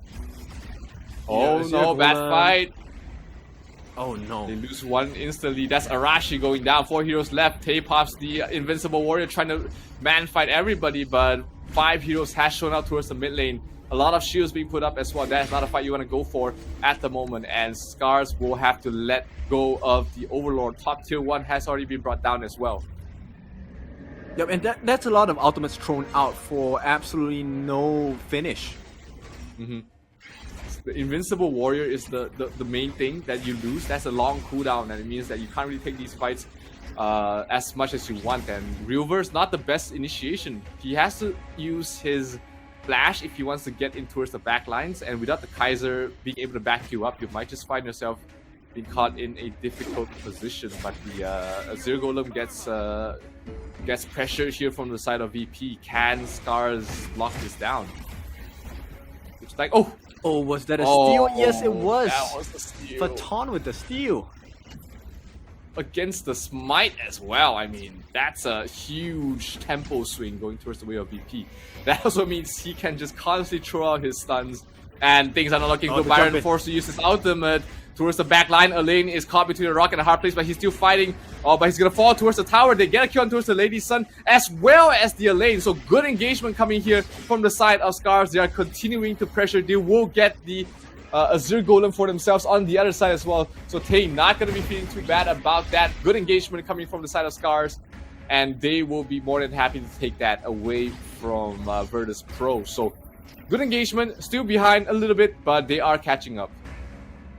Yep, just shy of 1,000 gold at this point. But I like the growth of the items so far, specifically onto this Alicio. So Arashi doing well for himself. Crimson Reaper probably going into the Eternity Blade. Just has the Vampiric Scythe, doesn't need too much at that point. On the flip side, Master Sword already completed with the Meteor and Storm Sword as well for Mac. Yeah, so ladies, the Mac is trying to speed up his gameplay, not going for the full Axe of Torment and just going for raw damage items at the moment.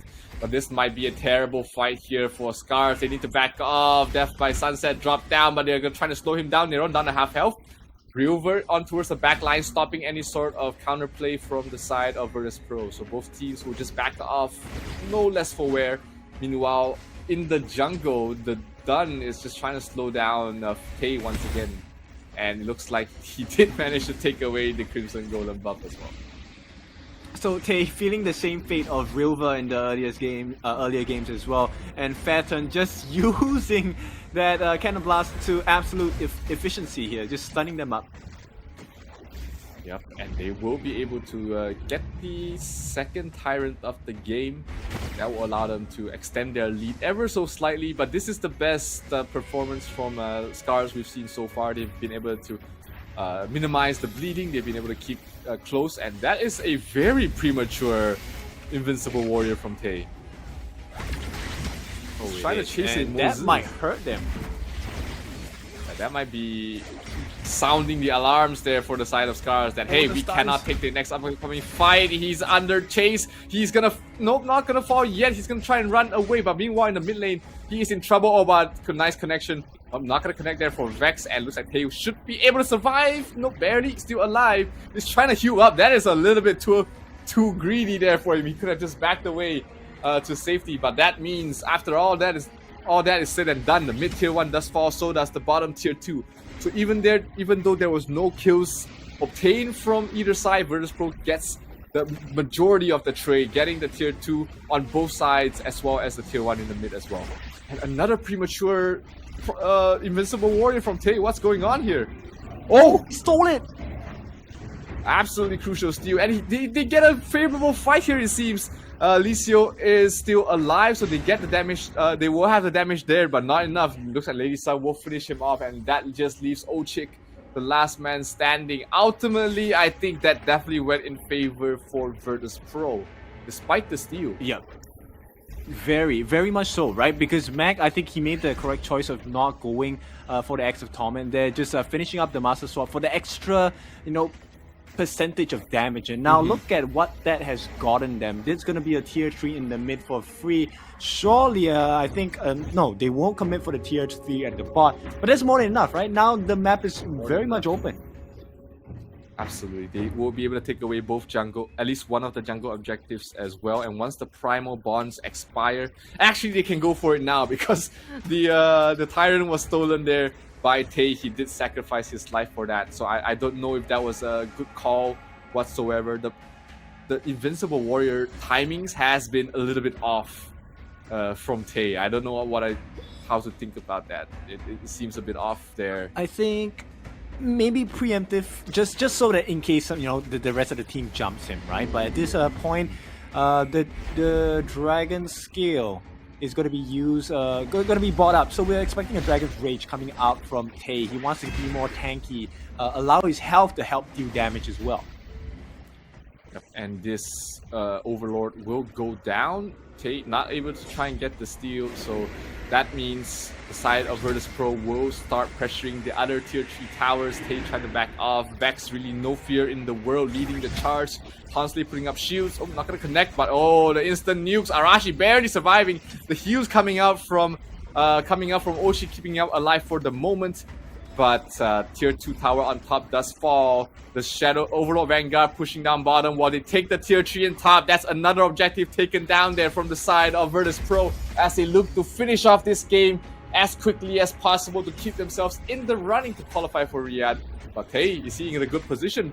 Oh, this is a perfect team fight. If they can get it, they get 2 kills really quickly. Alessio will finish off the lane, and they get a double kill on towards the Byron as well. And Tay is not done yet. He's constantly chasing. They get a Lady Sun, and can they get a full team wipe? Vex is still alive. Can he keep up? No, he cannot. He will fall, and that's gonna be a full ace going towards the way of SCARZ, trying to claw their way back in. But this tier 3 in trouble. ASD, can he push them back in time? Let's take a look at the replay once again. Huge engagement there for Tay. Perfect timing, perfect engagement. Yeah, that wraparound, that pincer move was so painful that it really just wiped out 3 members at one shot. Mac, of course, unable to use that rolling raid as efficiently because of the mini stuns that come out from the swing of the Kaiser. So Tay did a very big job for the team there. But now, you know what? The base is not looking too healthy still. Yep, only one tier 3 barely left standing. But you know, they at least closed out the net worth difference from the side of SCARZ, so that will allow them to take fights at least in a much even footing, and that might be enough for them to find themselves back into this game. Oh, for sure. So at this point, it's really about wave management, right? So SCARZ needs to be able to win another big team fight. Hopefully, they will be able to get a couple of objectives from there. Oh, this team fight might be the one they're looking for. Prince gets bursted down there. Alessio doing so much damage, and Kaiser towards the backline. He gets the Lady Sun. Fadden has to back off, and this might be the opening they're looking for to make their way back into this game. The Alessio Arashi, he's doing so much damage at the moment. And what do you think, Kin? Is this enough for SCARZ to come back in this game? I think pretty much so, right? We talked about the late game Arashi Alessio, and I think Alessio late game offers so much damage that it's hard to ignore, right? And now, finally, for the first time in multiple games, SCARZ able to make Virtus Pro choose. Who do you want to target down? You can only choose 1 out of 3. Yeah, it is been the last few fights has just really flipped the tables here for SCARZ. I mean, Neron has not been effective. The damage from Alessio has just been way too much, and you know they've been trying to claw for scraps here, but Neron, he doesn't see the trap. He might be in trouble, but no, he decides to avoid things altogether. But they know where he is, so he might be in danger here. Will shimmy his way out, but at this point, it's difficult, right? So SCARZ, they have to be really careful. Sure, you can take a couple of buffs, but the more important one is actually this Shadow Overlord, right? That is the one that will secure the map presence for them, allow them to make a couple more plays across the map as well. Yeah, if Virtus Pro takes this, they win the game. If SCARZ takes this, then suddenly we might be in for a much longer game. A lane being caught out there, Death by Sunset has to be popped there. And that's one ultimate down there for the side of Virtus Pro. This might be enough for SCARZ to take this Overlord uncontested. Well, I think Neron's ultimate cooldown isn't as long, so I think they should be fine. But at this point, it's really, like I said, wave management. Can they find the opening into the defenses of the other team? We have Fadden taking a lot of damage already, and Kaiser on towards the back lines trying to catch off Prince. Prince able to back off just in time. Byron taking a lot of damage. Can he get out of there? Can he be safe? The Dun is still very healthy. Here comes the Death by Sunset once again. He's trying to go for the Alessio, but that's a tough target to go for. You take too much damage trying to close out the gap, and Arashi is still very healthy. This might be the opening they want to go for the Overlord, while the rest of the players who took so much damage from the fight goes back to their base and lick their wounds. SCARZ not going to be feeling too bad about it. It also means they get to clean up the bottom wave and push it up for a little bit, and Alessio will get the Overlord. They will be able to push out the lanes, and this will be the best chance for SCARZ to take the first game of any series that they've been playing so far. Yeah, very good recovery. Now, all of a sudden, you know, SCARZ leading the series 53k to 50k, which is a 3,000 goal lead. Yep, a lot of that advantage is on the Alessio at the moment. He is pretty maxed out right now. He has his his Daybreaker completed already, and is pretty much fully slaughtered. Only the Sage's Sanctuary to replace one of his items will be next in line, but they do will start pushing out all 3 of these lanes, and hopefully they manage to take a favorable fight that will allow them to end the game, because they have the damage right now to end the game. They just need the opportunity for the side of SCARZ. Yep, I think you know what, Fathom will do well to actually buy Venom's staff to be able to slow down the heals coming in from the rest of the members on the side of SCARZ. But as it stands now, I think Virtus Pro starting to feel the pressure a little bit more. Yeah, pressure indeed from this Alicio, as the damage is, I mean, 2000 AoE damage is a lot for that attack speed, and we have seen Neron really trying to close out the gap to try and go for the Alicio, but every time he gets close, it's just one smoke screen and then the retreat, just kiting them away. There's way too much damage right now for this Alicio. 3 hits. Prince has to pop the Slender, but this tier 3 might be in some trouble. The Kaiser towards the backline, perfect. Think in the box there from Fathom, and they're able to get off a kill, but can they back off just in time? Oh, River barely surviving, but the damage from Alicio racking up. A few more clicks. Mac in trouble. Oh, the 1 hit, and he will get the kill. Pops the Sage's Sanctuary for the Lady Sun, and the Lady Sun cannot play as aggressive anymore without that revive. Yep, they have to be really careful about it. But Virtus Pro, you know, the trouble is not necessarily over just yet. If they extend a little bit too far, they could get wiped out here. Yeah, Fathom is really playing aggressive, trying to play at his limits, trying to make some clutch plays to win the game. This Tyrant will go towards the way of VP. There's not going to be any response. Fathom taking a lot of damage. Has to back off with the Peacebringer. And he's still going to be okay, but trying to claw their way back. Yep, 40 seconds more, and we will see our first Tempest Dragon in a while since the start of the day. Yep, 30 seconds before it spawns. It's going to spawn bottom, but right now, top wave for a lane's gonna try and clean that up. That's the only lane that is going even for both sides. Mid lane is still gonna be pushed out there. We see SCARZ trying to lay a trap there with River as the bait, but Virtus Pro not gonna fall for it. Yeah, they have to be really careful. There's no one that really wants to show themselves on the map at this point, right? Whoever shows themselves, and if it's known that they're alone, I'm pretty sure everyone is going to throw everything, including the kitchen sink, at that poor fellow. Yeah, the Tyrant does spawn. 4 heroes are positioned here in the bottom. ASD has to back out of there. Tay still in the front lines. He's been playing us very well so far in this game. The initiations have been perfect. Now it's just about ending and closing out the game. Let's see, can VP find a way to get a favorable fight? Top lane is being pushed out there by the Elaine and the Byron, but this Tyrant, this Tempest Dragon is gonna be the ender. Whoever wins this fight around the Tempest will win the game. Hey, Tay falling a little bit low. He will try and heal up slowly, but still a lot of damage being dealt there by Mac. He has to watch out for that. Waiting for some jungle creeps to respawn so he can lifesteal back up. And this is an interesting position. They are surrounded by the players of SCARZ, but Virtus Pro is in a much better position to contest, to take this Tyrant. Will the contest happen here? Tay, he's spotted out. He might be in trouble. Can he back out? He should pop the Warrior, trying to finish off the Lady Sun. Lady Sun does not have the Sage's Sanctuary, but it looks like Tay will be the one to back off. They do get a free kill on towards the Elaine, and there is still a Sage's Sanctuary on towards the on towards Tay. He's trying to survive. Oh, this might be a quick kill on towards the Lady Sun. No more Lady Sun, no more marksman. ASD will pay with his life, but that opens up the base. They do manage to pick up the Lady Zen as well, so that leaves only Vex and Fathom to try and defend. This might be it. SCARZ, their biggest chance to take a point in this qualifiers, and they might just have it. Can these two players defend in time? Vex trying his best, the shields trying to keep him alive. The Alicio damage way too much at this point, and the Alicio will kill him off. Can they finish the game off? The creeps are just way too far right now.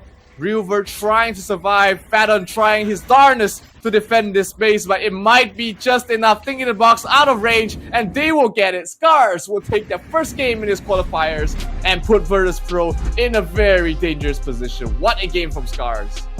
Yeah, beautiful gameplay from SCARZ here. Finally, the boys from Japan have done it. They win their first game, but not the series just yet. We take one step at a time.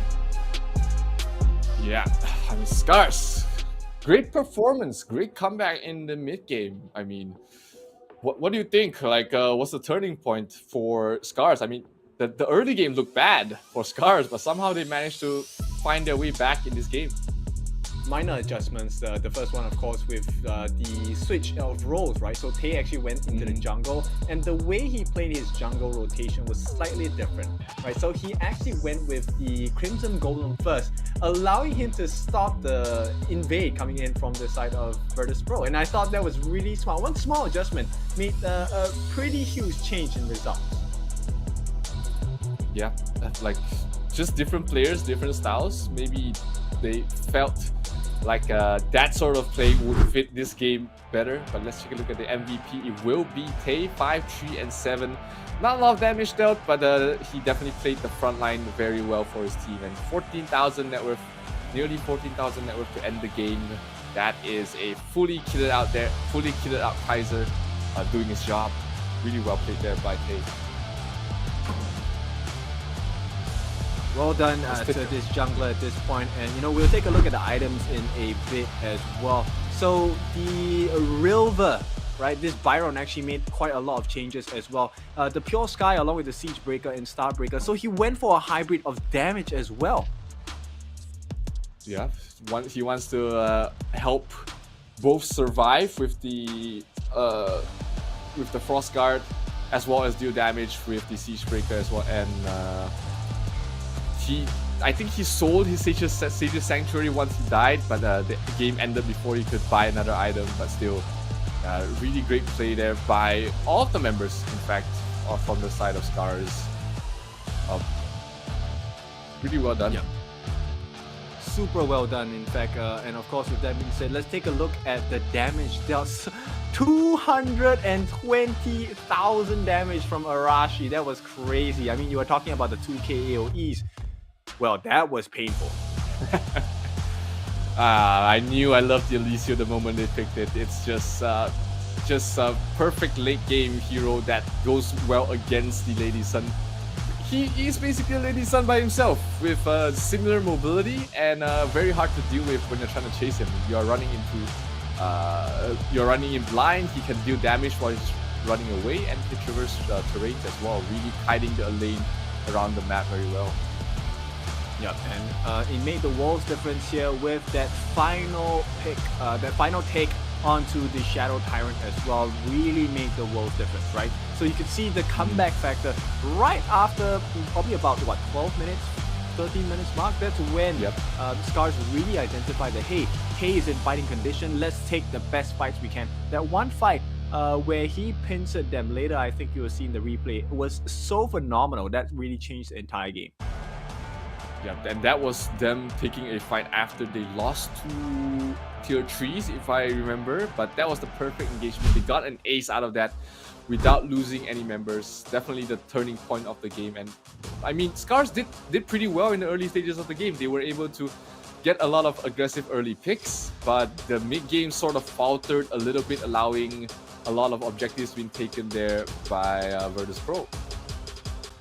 Yep, for sure. And of course, really like the comeback factor here. Right, we were questioning the pick on number 1, the Kaiser, and the timing of his Invincible Warriors, but it did work out because it allowed him to really just tank through a lot of the damage as well. Yeah, wasn't afraid to go in even after without it, and yeah, like they were down what, 4,000, 6,000 at one point, but this was the fight. This was exactly the fight you were talking about. Insane initiation from the back line, really making things hard, and they just cleaned up a house from here on. Mac could not get away from the sticky Kaiser and the constant knockbacks, the constant CCs. Vex couldn't get out here as well. Managing to defend that, and then after that, SCARZ was just able to get everything they wanted. Yep, exactly. And you could tell the difference of the difference maker there, right? So the moment, you know, Tae had his eyes and hands onto Mac, it was really hard for the rest of the team to try and do anything because they were trying to kill down the tankiest member on the side of SCARZ, and once they couldn't, all of the resources were burnt on the wrong person. Yeah, like even this fight, 3 of them were focusing down the lane, and we see 3 heroes trying to kill off the Kaiser, who did have a Siege Sanctuary. Sure, he did fall in the end, but killing off the Lady Sun was well worth it, because all you need to end the game here is your marksman alive, and the marksman was hell of alive there for the side of SCARZ. Managing to just clean up house, Alicio just did so much damage there and able to end the game for the side of SCARZ. So we change our fates here for our Japanese boys. Now, Zero, does this mean we could expect a 2-0 coming out from SCARZ this time? I mean, they didn't play as clean as, you know, I like, but I love the tenacity, like you said, even before the draft started. They have the tenacity. They're not giving up, and they're trying to take, you know, one game at a time. You know, it has been a long day for them. This is their 3rd series that they're playing, but it's great to that win definitely will give them the energy to just continue on. Yeah, full momentum to the Japanese boys at this point. VP, once again, a very shaky start. Similar fashion to when they were facing Tribe Gaming early on today, right? So we could probably entertain a thought of a 2-1 scoreline, probably, for this series itself. Yeah, which makes the table standings look pretty interesting if Virtus.pro does fall here as well, because that means SCARZ has a shot of not finishing last, and also puts Virtus.pro in a very precarious position because they have not played Weibo Gaming yet, or NONGSHIM for that matter. So with that being said, actually, this puts Virtus.pro in a position where they could shake up the table. I don't think it will be able to enable them to be top of the table, but it will definitely impact who is number 1 at the end of the day. Yeah, they still have to face the 2 top teams tomorrow, I believe, against both NONGSHIM as well as Weibo Gaming. So that is those 2 matches will decide the fate of the top of the table, and also decide the fate of Virtus.pro as well. Because if they can win those 2 games, oh, Kin, the tiebreaker on top is looking very interesting if they manage to do that. But I think we're getting a little bit ahead of ourselves because they still have to get through SCARZ first. Yeah, that's right. Well, of course, we still have about a minute to go. And with that being said, you know what? I'm really curious what the bans will be this time, because I personally feel Kaiser is never worth a ban. No, definitely. I definitely agree with you. Kaiser's not one of those heroes that wins games by himself, right? He's enabling his team to win. He's a good enabler, but there's a lot of other good enablers in the pool. I don't think they'll ban it, but, you know, maybe out of respect or fear, they might just take it out of the hands of SCARZ. True. You know what? At this point, the other thing is, okay, I know Alicio was dealing so much damage, but is he worth the ban as well? And in terms of like marksman ranking, probably not. I mean, there's still the Arlie, the Diunjie, that's, you know, always on top, and only when you don't have these 3 heroes would you think, and the Lady Sun, of course, without these 3 marksmen, then you would think of other marksmen left in the pool. So we've been seeing a lot of support-centric bans in the past few games. Will this be the same, or are we gonna see a shift? Because, you know, in this game, the supports really didn't feel like they mattered. They had no Zhang Fei. They were playing with a Ming as well as the Mozi. So, you know, even though the Zhang Fei was available, if I remember correctly. Yeah, for sure. So I think we have shifted to a different regions meta as well, a different style of playing for sure. So it will be interesting to see how it's going to be like for this second game, because I can almost guarantee SCARZ want to end the day on a high. They want to take a 2-0 as well. Absolutely. I mean, they should be feeling pretty good after that win. That was a really tough win. They outclawed the Bears, clawed their way back to victory, and that would be a huge morale boost heading towards the last day. Sure, they probably would not qualify for Riyadh, but hey, miracles can happen. Crazier things have happened in many different situations. So, you know, never give up on that hope. Yep, agree, fully agree. So with that being said, I think this is our second last game of the day. We will be graced with the last game, which we will share with you, who will be going up against each other. It's going to be a monster match for sure. That we can guarantee you. Now, in the meantime, we're going to allow our Poland representatives from the EU to really just warm up their fingers while they prepare themselves against the Japanese boys of SCARZ. Now, I think VP, let's talk about them this time. VP, what do you think about their gameplay? What do you think about their picks and their game style so far? I draft-wise, I don't think like there was really any issues with the draft. It was more of the map awareness towards the later stages of the game. They sort of set themselves up for a good initiation for SCARZ, and that was all they needed to try and get their way back in this game, because the early to mid game looked pretty decent. There was obviously mistakes on both ends. They both tried to capitalize on their enemy's mistake, but yeah, like you can't fault them. They started the day pretty early for their region. Right now it's around lunchtime for the Eastern European countries, so this might be a good time to wake up for them. There is still a chance for them to qualify for Riyadh, but they still need to take this win against SCARZ. Oh, for sure, right? Maybe we're looking at a food coma. Maybe they had a heavy breakfast. Yeah, definitely possible. I mean, it's it has been a long day, especially for SCARZ. This is their third series of the day. Their first two games were absolute stomps from both Weibo and NONGSHIM. So that win, getting that win in the book would definitely energize them, and they need all the energy they can get to finish this up.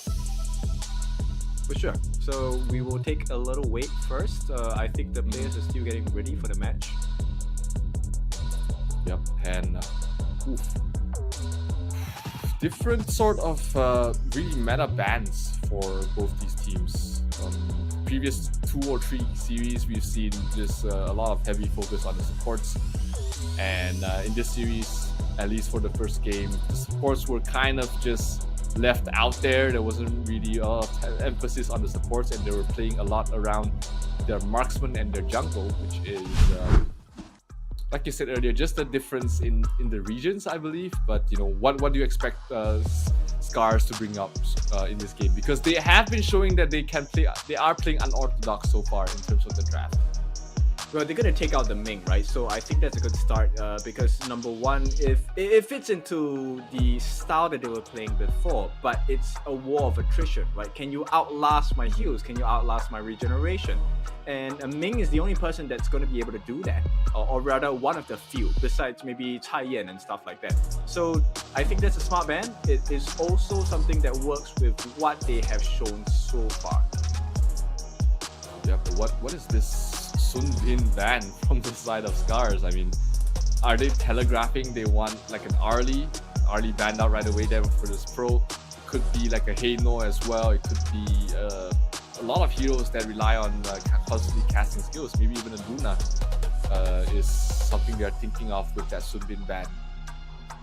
Yeah, so it is something that's we won't be able to answer, right? First and foremost, it is going to be the Lady Sun going in. Now the question is Arashi going to pick up this Lady Sun again, or will it be Tay at this point? Likewise, there are multitudes of options with regards to the counter pick for a Lady Sun, and this normally will come in the form of the burst. We could entertain the idea of a Lupan, we could entertain the idea of a Fang, Consort Yu. It really depends, right? What pairs well with what Neron and Vex have picked for the team so far. Yeah, absolutely. I absolutely agree with you. There are counters for this Lady Sun. You just have to draft for it and to it as well.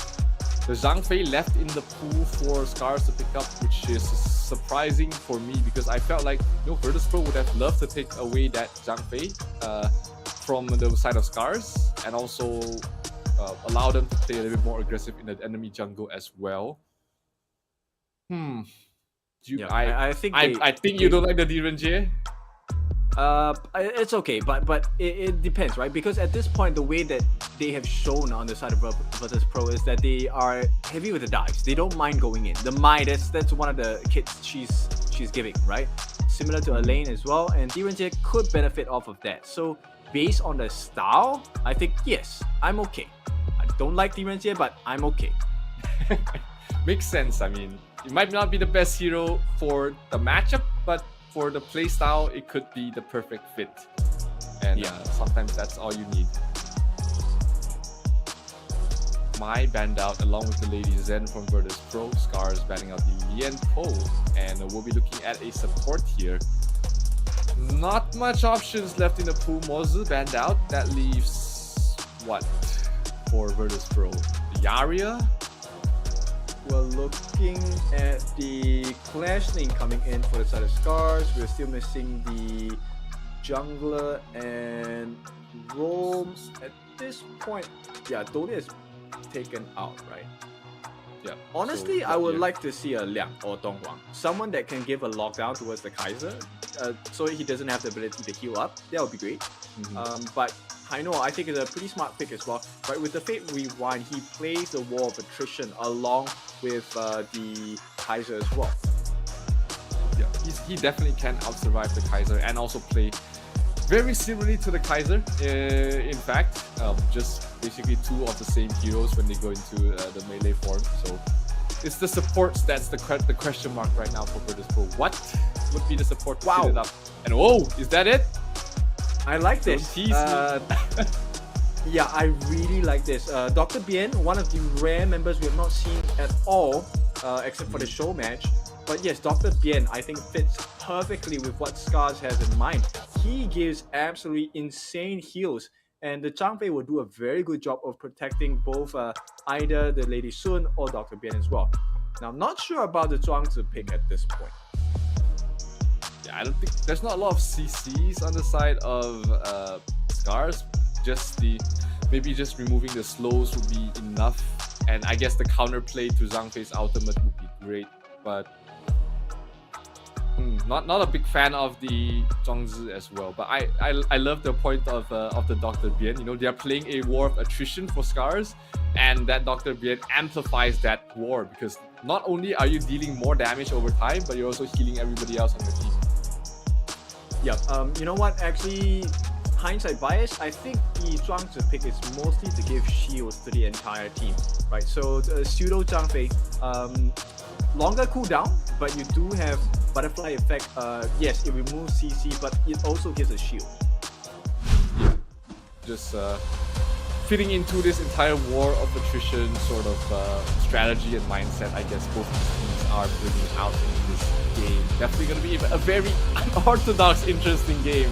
We're seeing a lot of heroes you've not seen yet, and it makes my day when we saw that Dr. Bien being picked up. That's right. You know, with the deadly panache, this is it's going to be quite painful for the side of Virtus Pro. Now the question is, will they commit to get as much magical defense as possible? Because if you ignore the need for magical defense, Dr. Bien melts you. Yes, and not to mention, you know, you're forced to build, you know, the venomous staff, you know, just to reduce the amount of healing that can come out. So just another item that you can't build, another item slot that you have to force into a non-damage item, so to speak. Right, let's take a look at how this is going to be. Like Virtus Pro already not looking too hot in the farm lane because the Zhang Fei is going to be supporting Arashi, and yes, Tay will go back onto this Kaiser. I mean, for good reason, right? He had a wonderful game. Yep, I absolutely agree with you. And you know, if it's not broken, you know, why try and fix it? And in the mid lane, ASD really is doing a lot of damage to Prince. And when your Mai is low on HP, she can't roam, she can't do a lot of things across the map. And this Dr. Bien pick makes more and more sense as the time goes past. And he can also sustain in the lane against the poke damage. So, yeah, hindsight, you know, this Dr. Bien pick seems to have fit perfectly into what SCARZ really wants to play on. Yep, all that matters at this point is really, can he get his hands on the Holy Grail on time, right? That way he will be able to give as many heals as needed and necessary for the side of SCARZ. Yep, Prince rotating down towards bottom, not gonna connect. And this is a tough dive, even if they wanted to try to do so. Against a Zhang Fei under the tower, Up lane engagement is going on. Neron down to half health already. He has the death by sunset, but against the Byron that's tough to call. But meanwhile, mid lane Priest taking a lot of damage. Tay rotation, perfect timing, but they're not able to finish anyone off. It's just too hard to lock them down with only 2 heroes. Dr. Bien doesn't provide any sort of CC whatsoever yet, unless a 4-4 staff is completed. But we don't expect that to be picked up anytime soon. Just maybe later on as additional CC for his team. Back in trouble. Really like this. Yeah, really like this. So at this point, you know, the Zhang doing so much. Ochik, he is making life so difficult because now, if you take a look at the space for the farm lane for the side of SCARZ, it's so much more open. And this is also influenced by the fact that they can't exactly kill ASD that easily. He's still alive, fighting back. He's going to try and keep Vex in there, but not able to finish him off in time. The poison DOT does take a little bit of time to take effect, but meanwhile, Elaine trying to get a steal in towards the jungle, but SCARZ is able to react very well. Yeah, very good recovery, right? The fact that they learned this just over the past few games, they know how to protect their jungle so much better now. Yeah, that enables the Kaiser played by Tay so much, you know, not having his jungle constantly invaded, being able to continue on his farming role, and just like the first game, you know, this minor switch in terms of your starting camp has worked out wonders here for the side of SCARZ. Yep, 5 stacks now fully sided for the side of ASD. And as the fight goes on, the DOT is just, you can't ignore it. Here we go, they're going to try and jump.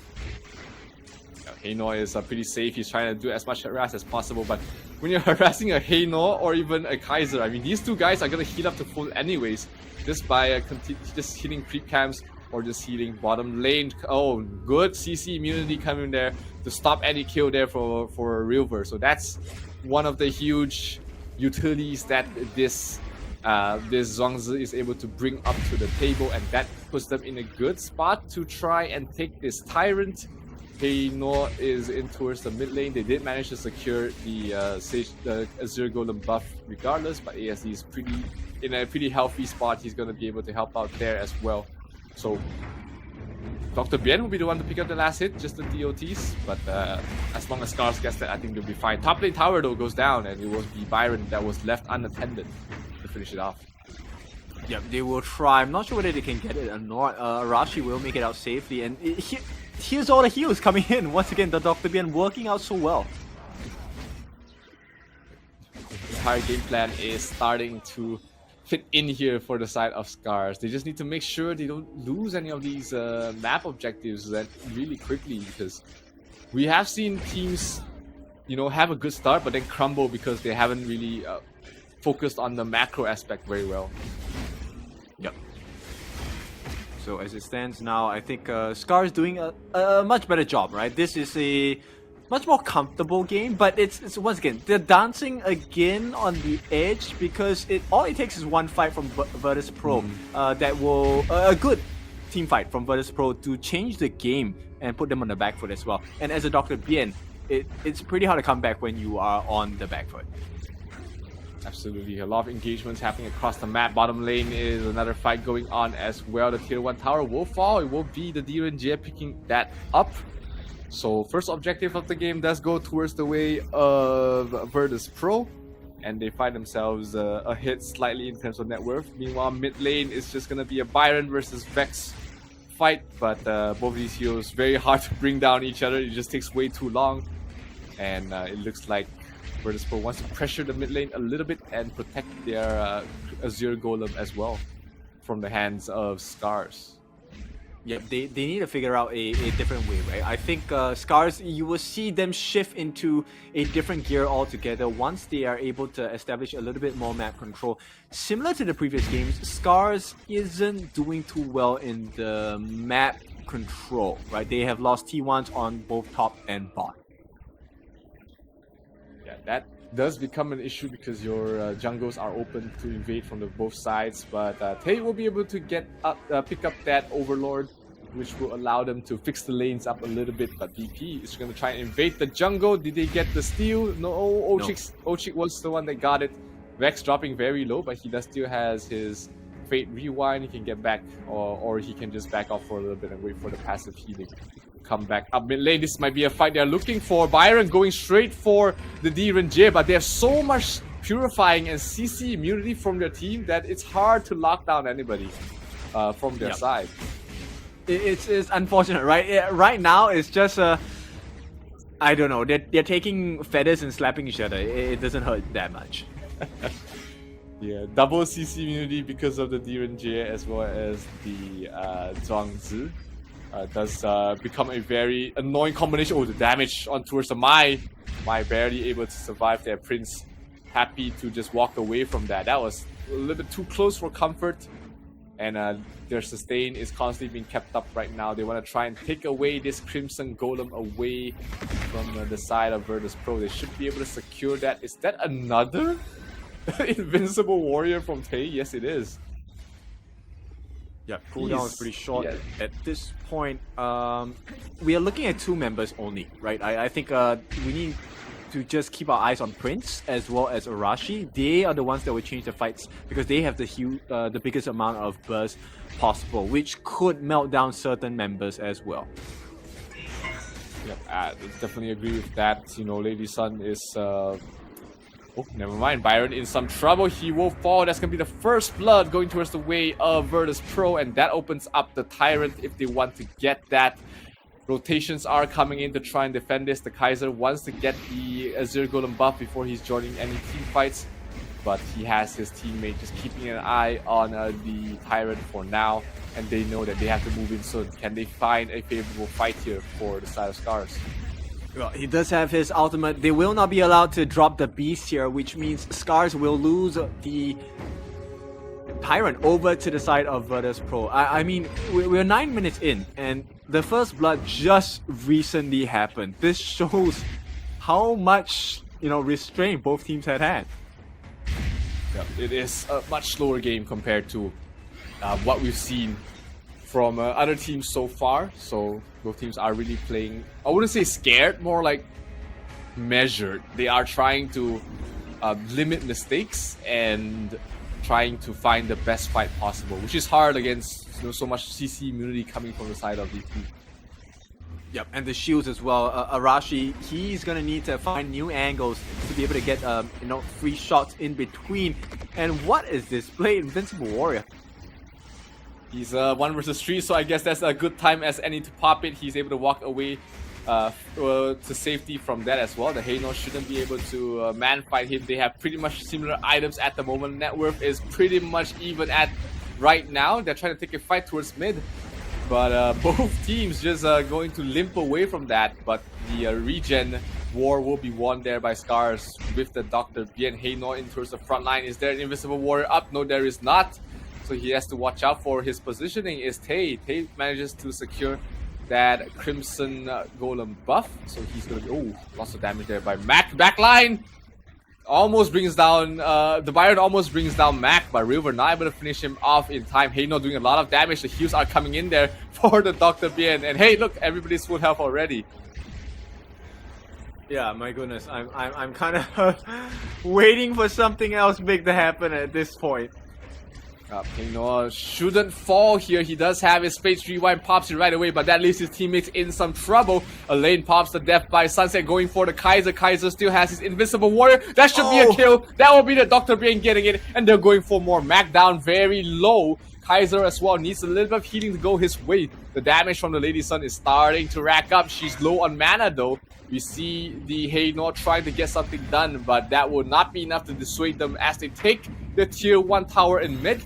And that also opens up the Tyrant for them to pick up. They need to give this to the Lady Sun. Yes, she gets it, and she's going to have her mana restored from that as well. So good play there from SCARZ. The probably the cleanest game we've seen from them so far. And once again, Invisible Warrior popped from there from Tay. He's going to back off just in time. Zhang Fei, not the target they want to go for as well. Too much regen, too much shields. From that hero. Oh, Heino, aggressive, trying to 1 versus 5, but is this the fight you want to take? Pops his ultimate early so he makes sure he doesn't get nuked down. But meanwhile, on the other side of the map, that was the top tier 2 being brought down there by the ENG. Yep, this is almost impossible because these fights are gonna last for at least 2 minutes at a pop right now because the heals are just insane. SCARZ, they are trying to just win the war of attrition, and I'll be honest, this is the longest war of attrition we've ever seen, thanks to the Dr. Bien, along with the Leaping Savior coming out from Ochik. Yeah, absolutely. Both sides don't have a lot of nuke damage, bar maybe the Lady Sun and the Mai. So, like you said very early on in the game, these two heroes are the ones you have to look out for if you want to try and win the game. Because without the bursts, you're not going to be able to bring anyone down. The shields on both sides, as well as the regen, is a lot. Yep, I think at this point it really is who runs out of mana first, right? Oh, Death by Sunset trying to go for ASD. He flickers away, he flashes away to safety. Oh no, the ENG gets the last hit. A crucial kill death on towards the Overlord. But can they get something out of it though? Is SCARZ able to get a kill? No, they will not. They will lose the Shadow Vanguard. And that is going to push out the lanes slightly in favor of the side of Virtus.pro. Not the biggest deal in the world at this point. They can just play passive. Both sides have been playing pretty passive. Not by choice, but because they can't kill anybody right now. Yeah, I mean, it's a very long, drawn fight for sure. And I don't think it's going to favor that much of SCARZ, right? The momentum definitely going to swing straight into Virtus.pro's hands now. Yep, Elaine trying to cut towards the back line, but Tay was very healthily in the front, pops the Invincible Warrior. Meanwhile, Heino on towards the back line, trying to just chip them away. Heino is fine, but here comes the Death by Sunset. That's going to be the death of Dr. Bien. That's all your healing for the side of SCARZ. And you don't want to take a fight right now because you're 4 versus 5 without one of the more core parts of your entire lineup. So they will have to give up the Azure Golem. And let's see if they will lose more out of this engagement. Yep, let's take a look at itemization, and even a ENG this time going for the super tank build with the Deep Frost Siege, with the Kirasa Savagery, and of course the 2 core items of the Doomsday along with the Spark Forge Dagger. Now, with that being said, Venomous Staff, a requirement for both teams because that will lower the shield values, that will lower the healing values as well. Yeah, but I'm not sure if Mai is the best hero to pick up on, mostly because her skills are mostly single target damage. So maybe Elaine picking up the physical version of that would be better, or even the ENG allowing him to just constantly pressure and reduce the healing coming from the Dr. Bien would be a better choice. I guess it pairs well with the Scepter of Reverberation, right? So if it hits one person in a small AoE, it could proc the passive as well. And Rover 1v1, I don't think he's going to be able to do it against Vex here. Not at this point. Vex is pretty farmed up in the jungle. I mean, 1-2 scoreline in 15 minutes. This has been one of the slowest games we've ever had in this qualifier, and like you said, that Heino top lane is really just pressuring the Byron. Byron can't stay too long, but this mid fight, Invincible Warrior is used, the CC immunity really becoming a nuisance. A lane towards the back line, Death by Sunset trying to catch out the Lady Sun, but she flashes over the wall. Oh, the Maestro no dropping very low, but they get a kill on towards the Kaiser. Can they get something else in return? That's gonna be a kill on towards the Lady Sun as well as the Zhang Fei. So that is Virtus.pro taking good trade at the moment, but they lose Mac in this engagement. So that means a little bit of the tower damage reduced theirs from the side of Virtus.pro. So they do still get that tier 2 tower, but can they get a little bit more? Playing balls to the walls is this Heino, but he's able to get away to safety. Top lane is pushed all the way in though. Yeah, I mean, at this point, there's plenty of time for them to get out because they won't be able to take the structures that fast. So it's really about just the jungle objectives, right? So take the Zero Golem, take the Crimson Golem, whatever you could find. And now, just nice, the Shadow Overlord going to be spawned into the Gorge as well. Look at the graph of this. Yeah, both teams have just at different points in time found some way to take the lead or extend their lead, but it is still in a very close situation. I mean, 2,000 net worth difference is not a lot in the 17-minute mark of the game, so in terms of items, they are not all too far behind. Lady Sun's going to start hitting like a truck. So is the Heino, so they have to watch out for those two heroes. Yep, Lady Sun, he's doing good for himself at this point. He just needs to make sure, right? Arashi, make sure he doesn't die in the team fights. That will be an important marker. At the same time, Vex is having his way with Rilva, and I think I agree with you. Rilva needs a anti-heal item, right? So Mortal Punisher would definitely do well to be in this kit. Absolutely. Meanwhile, Heino, man fighting against two, he's able to survive there. Lady Sun not able to nuke him down in time. Mid lane already pushed out all the way towards the tower. But no creeps at the moment. Good defense being mounted. That this might be a kill on towards the Kaiser. Invincible Warrior does come out, so does the CC immunity coming from the Zhuangzi. Can they get any kills at this point? This might be the biggest chance they have. There is no escape there for the Mai Shiranui, but she's able to back off just in time. And no worse for Rare is both sides. River trying to find an opening. Can he find the D-Ren-J at this point? Yeah, it's difficult. I'm trying my best to be positive about the team fights, but we never get a conclusion here. Mac gonna burn the flash, and maybe this time we will see the ultimate winner of a, I don't know. It feels like they have so many health bars. Look at the Zhang Fei. His health bar is just lines after lines. Even the Dr. Bien is pretty tanky, as well as the Kaiser. So much frontline survivability that you have to burn through to reach the Lady Sun, and not to mention the Byron as well. I mean, all of these heroes are reaching a point where everybody's thinking about which item to sell to get that Sage's Sanctuary. It's 13,000 for the side of Zhang Fei without the shields from the items. So Redemption, we have the Dawn Light, we have the Long Night Guardian as well. So there's a plenty of heals coming out. Here we go. Finally. They do get the they get the Overlord, so that's going to help push out the lane quite a bit for the side of SCARZ. That's going to enable them to recover this map presence. Vex taking a lot of damage, has to use his ultimate very soon. Looks like he decides to try and heal up the best he can. The Lady Sun does do a lot of damage, but you want backline Kaiser on towards 4. He pops his Invincible Warrior trying to knock somebody down. That's going to be the death of the D-Ren-J and probably the second death as well. Is there any backup? No, there is not. That's going to be one down right now. Mac is out of commission for 40 seconds. And this mid lane looking spicy for the side of SCARZ to pick up. Yep, that's 30 long seconds that Mac is out of the game, and this is exact replay of the previous game, so maybe SCARZ can do it for the 2-0 here. They just went and they ignored everyone else. They knew what they needed, they knew what they wanted, they went straight for the Mac. Absolutely, and they're going straight for the base right now. Tier 3 going down really quickly. Death by Sunset towards the back lines. Not going to be enough. This drawn out fight is not going to be favorite for the side of VP. They will get the tier 3 tower and they will back off for now. Can they defend this tin? Do they have enough items to stall out this push? There's too much damage. There really is too much damage coming in. This is where Arashi shines, taking turrets, and he's gonna help himself towards the Azure Golem, while the rest of the team gonna help themselves to the Crimson Golem.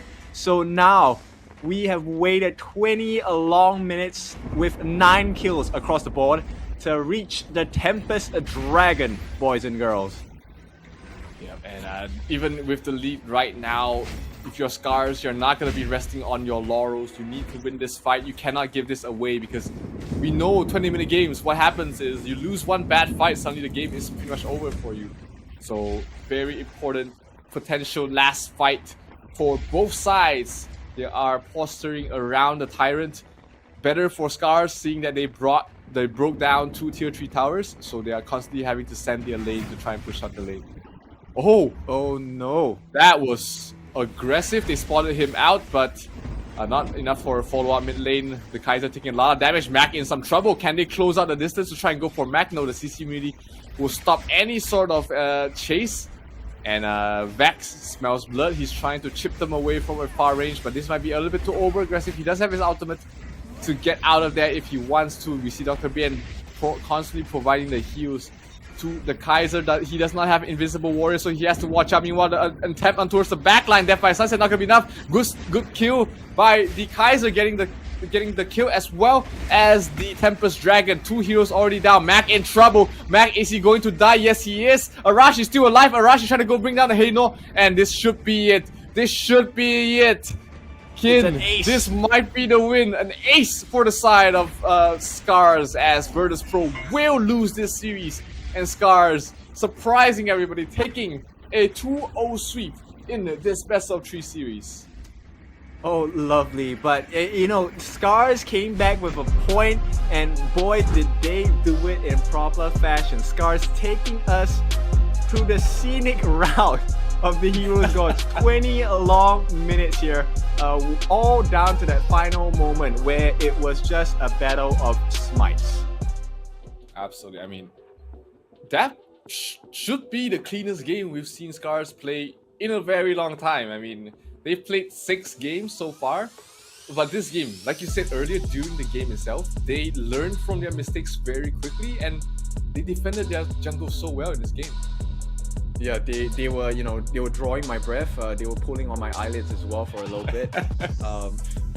It was a tough one, man. It really was tough. You could feel the strain on the players as well. It's been a long day. And Arashi this time will be the MVP for the side of SCARZ. 244,000 damage. And we all knew, right? So there were a couple of people in the game that were super important on both sides. But 5-1 and 2, this was a match that Arashi had to shine. Shown he did. Fully slaughtered, kitted out, even switched up a couple of items. Switched just to be able to survive the last few fights. His Sage's Sanctuary did pop, so that's why we see the dagger over there. But overall, a very impressive performance from SCARZ. Where was this SCARZ in the opening few matches of the day? I know, right? I mean, we were expecting huge things coming out from SCARZ at the start of the day. They did not manage to hit that expectation just yet, but what a game from them. Winning 2-0 against the likes of Virtus Pro. Now, this is, I think, really props to Tay. I'm curious to see how much damage both teams have taken. Holy. Soaking up 175,000. Similar with Zhang Fei as well. I mean, it was just a team effort. If you look at the damage taken, they're pretty evenly spread, but their deaths were very low, and I think all of that is because of the amount of sustainability they have with the Dr. Bien and the Zhang Fei, just keeping themselves up. Yeah, I like the, you know, surprise pick onto the Zhuangzi, right? It really made sense. They really used the butterfly effect really for the shield and also for the NCCC property. But at this point, I think Vex, there was nothing else he could offer. He did a total of 267,000 damage. Yeah, I mean, it was a phenomenal game on both ends, but even in the draft, when we talked about, you know, SCARZ trying to take this to a battle of attrition with the Dr. Bien last pick, I mean, there was no way you would beat a battle of attrition without drafting the entire wave for it. So that Zhuangzi salvaged it a little bit, but ultimately it was just not enough. Yep, and this is a game of this wasn't a game of supports, right? The next time I see a Dr. Bien, I'm gonna take a seat belt and get ready for a very long game. We will be strapped in for one thing or another. But you know, Dr. Bien has, you know, his strengths and weaknesses. If your jungle doesn't do well, you have no front line to really heal up as well. But so props to you know, SCARZ for really fixing up that issue, allowing their jungle to really express himself. And this was one of the early few fights where a huge steal coming from the D-Ren-Jie, but it was just enough to stall out the game a little bit. Elaine sort of fell short in this game. We didn't really feel much coming from Neron. He didn't really was able to provide much, but not his fault. The members of SCARZ was just too sustainable. Yeah, it's not an ideal situation here, but Rilva, really smart move to use the flash to jump in as well, getting that final kill onto Mac or Prince. And it was at this point that I think, you know, you could tell SCARZ was really different because they ignored every single person. It was just Mac. you could see the focus fire from Tay, and they're probably shouting in their team comms in Japanese or whatever. Go for Mac. They know that kill off Mac, and there's no more damage on the opponent's side. And you can see the really heavy focus on them in that engagement. But overall, really impressive showing there for SCARZ. They show that they still have the fight in them. They're not giving up yet. And with that win, they bumped themselves up 1 rank, and they are Nice. 4th right now, with in a position to even take 3rd if they take the next win as well. That's right. Now, this is not going to affect the top of the table, but the next match will NONGSHIM Red Force still leading the table at 4-2 of the Weibo Gaming. Now, this is one more match for Weibo Gaming, and this will decide the fate of the top 2 of the table. Unfortunately for the rest of them, unless any one of them can take a game off of Weibo Gaming or NONGSHIM Red Force, the results will be as such. Yeah, I think the next match, I mean, we were talking about this next match, it could be basically the decider of this entire qualifiers. If NONGSHIM loses, we're gonna have very interesting top of the bracket, which means that Weibo is 2-0, NONGSHIM is 2-1, and Weibo Gaming's last 2 games are going to be against Virtus Pro as well as Tribe. So NONGSHIM, if they win, then I think they are secured almost a spot in Riyadh. But if they lose, that's when things get really interesting in the top of the table. Yep, so next game, it is going to be a decider match, because this could propel NONGSHIM Red Force ahead of the crowd here if they take the win against Weibo Gaming. But of course, with that being said, it is Weibo Gaming. Both of these teams have showcased that they have the substance and the execution as well. Yeah, they have been playing pretty much the same way. Like, we've been describing both of them in a very similar fashion. Aggressive, clinical, they like to put up they like to play aggressive. They like to really push the tempo early on. And when both of them play the same way, that's going to be down to the draft and the overall strategy coming to it. Yep, that's right. And they love to ban the supports. That's one thing we always notice. Yes, you're not gonna have a good pick of good field of supports there. I think Zhang Fei is not gonna see any game in on that side, so they're gonna have to think about something else, because the next game is gonna come up very soon, ladies and gentlemen. So hang on, NONGSHIM versus Weibo will happen right after this.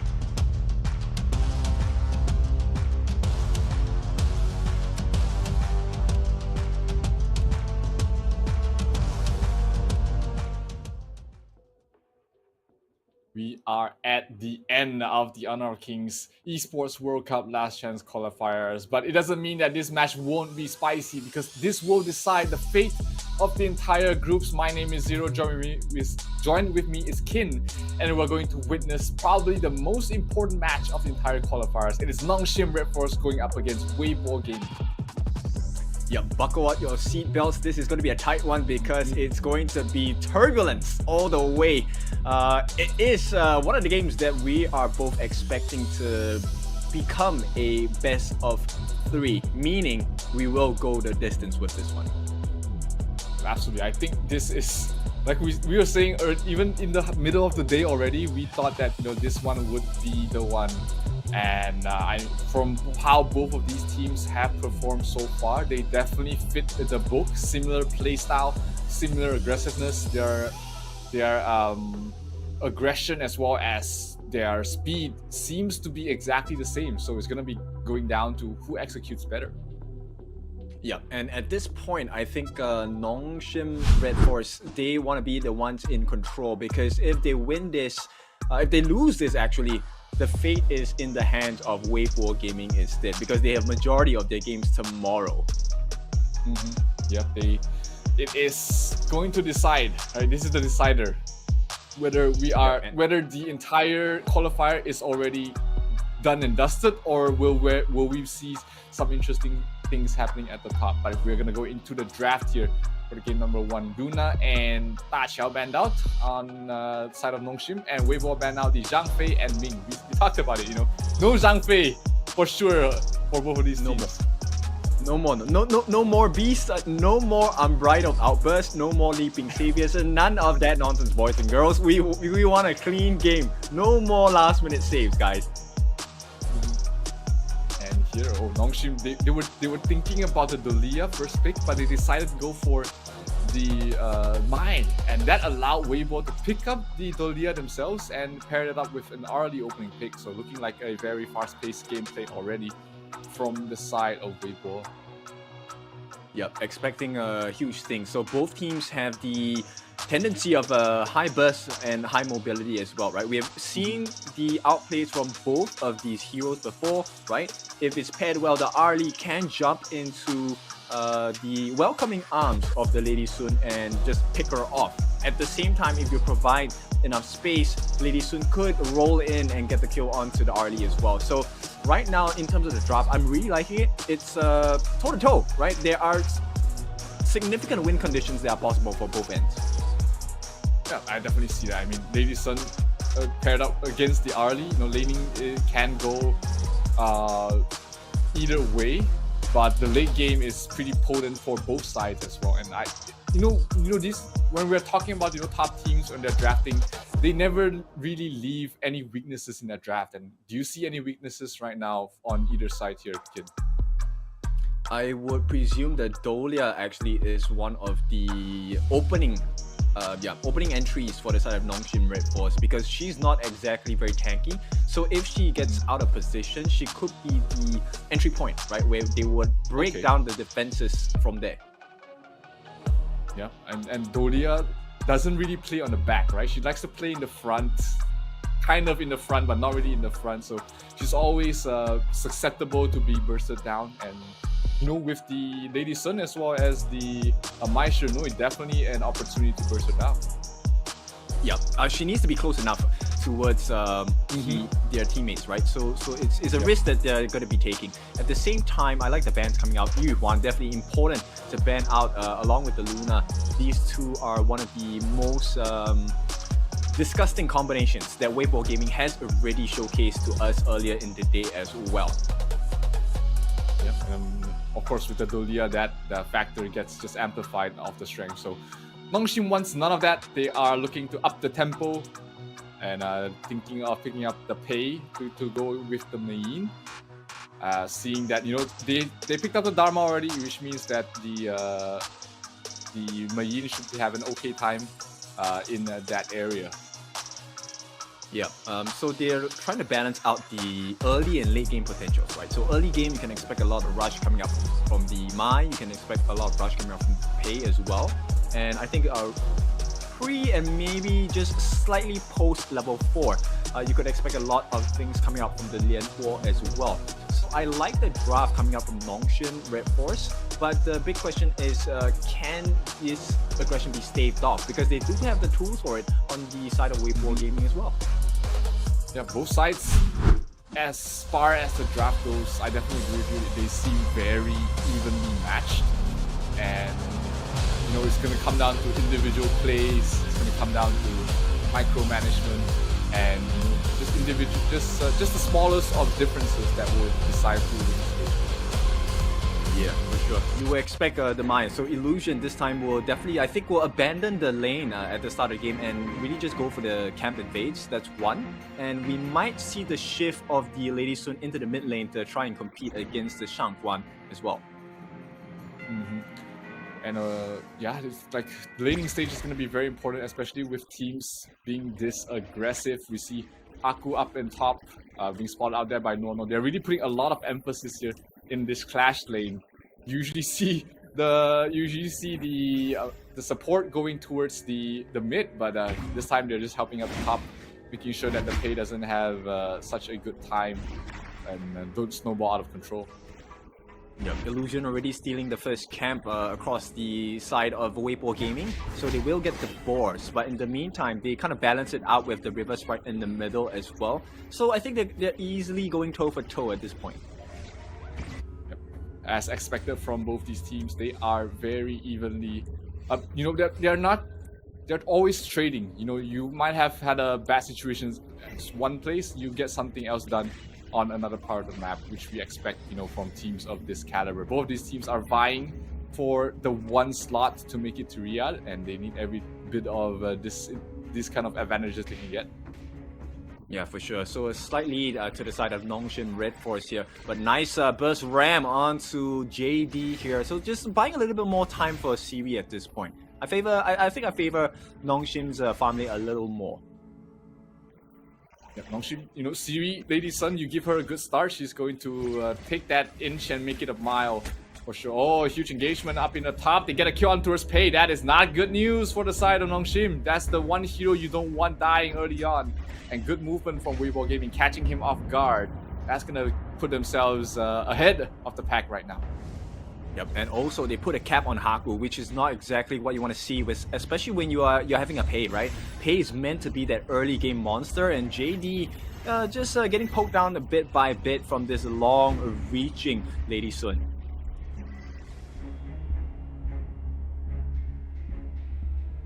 Still, it is, you know, not too much of an advantage, nothing that they can't come back from in terms of the net worth. The Shangguan is trying to wait out for the Azure Golem to spawn out, and he will invade with the Dharma as well, just to make sure that the Pei does not get that. Meanwhile, in the bottom lane, they are trying to top lane Pei. Pei does fall. They prepared. They were ready for this, and they do pick them off. They do pick him off. That's gonna slow down Haku once again. This is the second death for Haku. Were you in some trouble? Meanwhile, bottom lane, just a little bit trade damage. Dharma has to use the ultimate to try and survive. Can Kyung get the last hit? Is he gonna go for it? Goes for it, gets the kill, and will be able to survive as well. Yep, it's an important trade, but the true action's at the bottom side of the map here. Oh, huge Lianpo ultimate trying to keep them at bay. The knockup hits 3, but is there enough damage to follow up? Shangguan goes straight towards the backline. Can he get a kill towards Siri? No, he cannot. Not enough damage from Gu Huai. Is not gonna refresh his ultimate for Gu Huai? No, he's not. Both of them do not have their ultimate. So they are just going to be happy with picking up the kill on towards Fei. So Shangguan and Delia, always a very potent combination, but still too early in the game for the Shangguan to really burst anyone down. Yeah, Weibo Gaming putting destiny into their own hands here. Very nice recovery, and the fact that you know, they are actually funneling a lot of kills into Gu Huai, it's very dangerous for the side of NONGSHIM Red Force, because at this point he's going to be able to single target lock and prio kill the important members on the side of NONGSHIM Red Force. Were you TPing down to make sure that they do get this Tyrant? A lot of emphasis is being put here, but meanwhile that means the Mayin is able to cut the creeps up towards the top lane. They do get the Tyrant, and maybe they'll move the Dharma up towards top. You see the Mayin really pushing up the top lane. but no rotation up top. They will take the trade 1-for-1, top for bottom, and still both these teams looking very even net worth wise. Only 1,000 net worth difference. Next team fight will either pull the gap ahead or just basically close out the gap for both sides. Nor in the front lines, he knows he's in no danger to dying yet. Yeah, it's not a very good trade for the side of NONGSHIM Red Force. They will recover a little bit with the Overlord at this point, but the Crimson Golem being taken away is actually a huge deficit for the side of NONGSHIM Red Force, especially for Haku. He's going to try and come in. No, taking a bit of damage from Haku. He's not had a great game so far, trying to recover the best he can, but he's still going to take a little bit more time. Pei is one of those heroes, man. You can't let him have a bad start, or he just falls off Mei Ying, trying to get a kill on towards Arlie. Oh, knocked back in towards the wall. Huge engagement. That's gonna be a kill on towards Mei Ying. Kyung will fall. 4 heroes, actually all 5 heroes were there to try and go for it, and looks like they will be taking the tier 1 tower as well. So NONGSHIM Red Force will do the next best thing and get that bottom tier 1 tower. Another trade going across the map. Yeah, but instant response coming in from Guhai here, TPing down just to make sure that the wave does not continue the onslaught onto the second tier on the bot lane as well. So very good recovery coming in from Weibo Gaming. They know exactly what they need to do. Yep, they have a game plan for everything. If we lose one hero on this left side, we'll go right and get something else in return. So, you know, both these teams, we talked about how close they are in terms of skill and strategy. And they are really just mirroring each other's moves at the moment, not taking any huge fights until they're sure they can take it. Oh, that's an aggressive move from Konglin, who's had a great start on this done, and he's not really feeling any danger whatsoever. Look at him just tanking up the damage from Haku and basically at full health once again. Yeah, Konglin is a very scary Thun at this point. He's 3 levels ahead, 2 levels ahead of his counterpart here, and no one is going to be able to save them.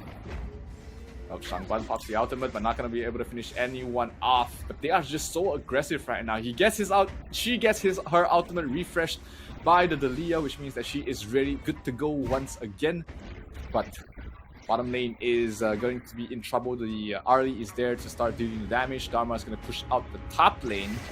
But what else can NONGSHIM achieve across the map when all 3 lanes are really just being pressured by the side of Weibo? I think at this point, it's really just a damage limitation, right? They want to limit as much damage as possible that Weibo Gaming is trying to land down onto them, and this is going to come in the form of aggression on the top lane as well. Wu Huai tried to dive a bit too deep, but will still get the tower regardless. Top lane, Guiyu in some trouble. Will they get the tower? They still have one more hit with the siege creep, and it will not be dead yet, but rotations are coming so fast. Haku. Oh, they don't spot him out? They actually don't know he's still there, and he's managing to TP out.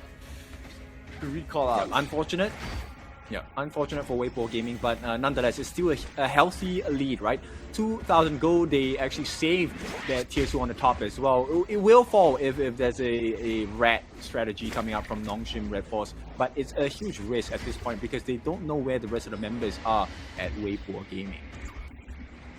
Yeah, they've been very confined to their portion of the map, so playing a little bit blind here once again. Weibo Gaming signature move, aggressively pushing their Crimson Golem, but they're trying to get something else out of return. Illusion in some trouble. He's dropping very low, but JD will be the one to fall. That's gonna be him getting the kill before he does fall in towards the end. Lian Po coming in. The ultimate coming from Gu Huai, not going to be finished on anyone off. Konglin a little bit deep, a little bit.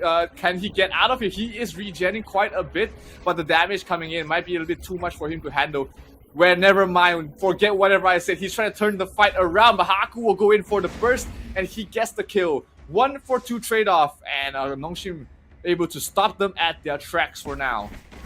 Yeah, finally a good trade, right, coming out from NONGSHIM Red Force, and it really came down to the fact that the Ma Yin Kyung was doing so much work, pulling away Gu Hai as well as No. Let's take a look at the growth of the items itself. Master Sword with the Storm Sword as well, and Meteor coming in. Oh, hang on, No.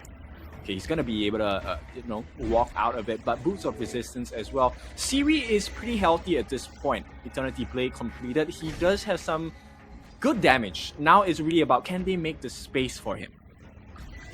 Yeah, there's just so much dive and burst coming from the side of Weibo Gaming that, you know, one misstep, one pixel out of position, and you might just find all your net worth gone to naught. So it's a tough game when you're playing against teams of this caliber where they know what to do, and you just have to really just be on point at all times. Okay, one mistake and you might be the cause of the team losing. But Gu Huai going so aggressively in, uses his ultimate, already gets it refreshed. Lian Po, huge knockup on towards the back. Is this a good fight? They want to take it? Oh, secondary ultimate, just wiping them, leaving only Haku alive. He's trying to run away. There's nothing much he can do at this point. And Weibo Gaming turn up the pace, brings down 4, and will go for the high ground straight away. 10 minutes in, I say fast. This is not really the speed that they're used to, but hey, from 0 to 100 in a matter of seconds. Haku trying his best, trying to clear out the waste is not enough.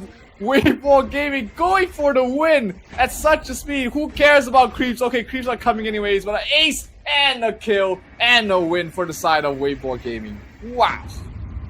Yep, keeping it status quo for the side of Weibo Gaming. BAU, business as usual. What a clean game, man. 10 minutes.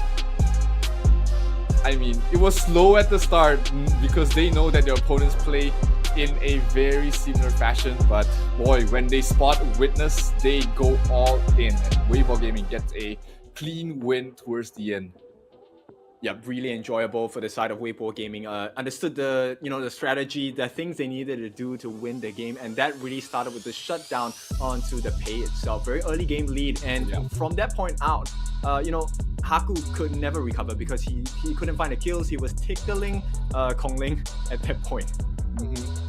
Yeah, just too far behind. Like the invasion on the jungles and the 2 deaths on Haku at the start, way too hard for him to come back from. But let's take a look at the MVP for game number 1. It's going to be Gu Huai on that Shangguan. 5-0-1. We've seen mixed results from Shangguan picked, but this game is looked pretty well. Pretty good game. Yep, 5-0-1 for the 8,000 damage dealt in the space of 10 minutes. That's a monstrous amount. So crazy. We'll take a look at the itemization to see how she achieved that. And let's be honest, it wasn't a lot of damaging items. Boom, along with the breakthrough rope. It's just the Pierce that was helping them to, get the damage in as well. And Nono, a very good job on the Dawnlight, as well as the Howling Wind from the Crimson Shadow. So not only did they have the card to pull where there was a surprise attack, because of the move speed they could enter the fights in, the refresh coming up from the Celestial Melody allowed Gu Huai to come in with the double finishing stroke.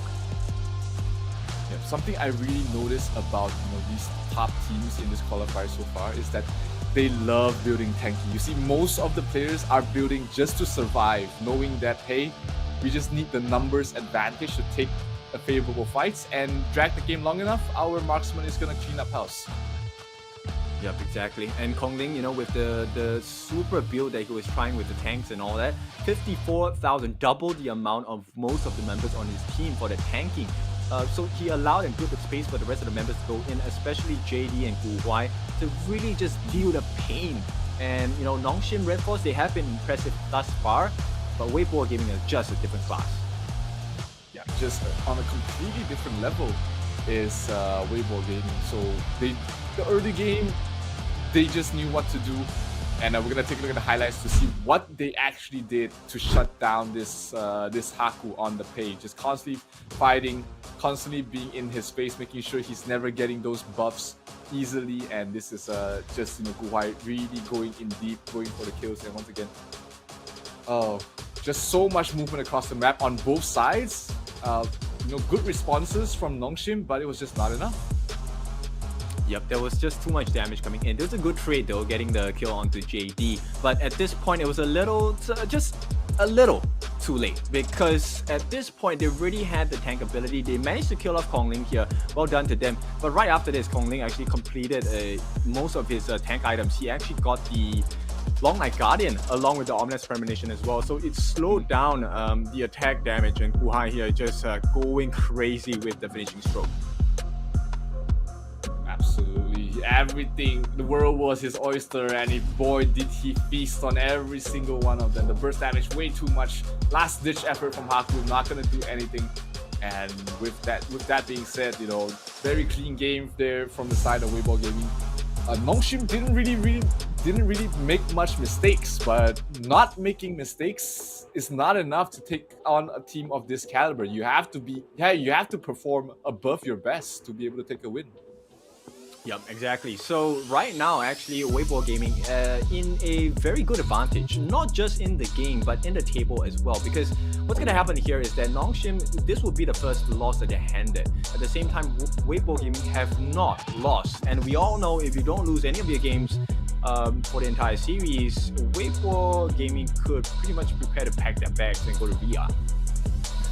Yeah, and you know, Weibo Gaming has a much easier road ahead. Their last two matches are against Virtus Pro and Tribe Gaming. Now, Tribe is probably the tougher opponent of the two, but if the NONGSHIM and versus Tribe matchup is anything to show, it should be going Weibo's in Weibo's way as well. So as long as they win this match, win this series, they will probably already start applying for their visas. But if they don't, then you know it will be interesting at the top.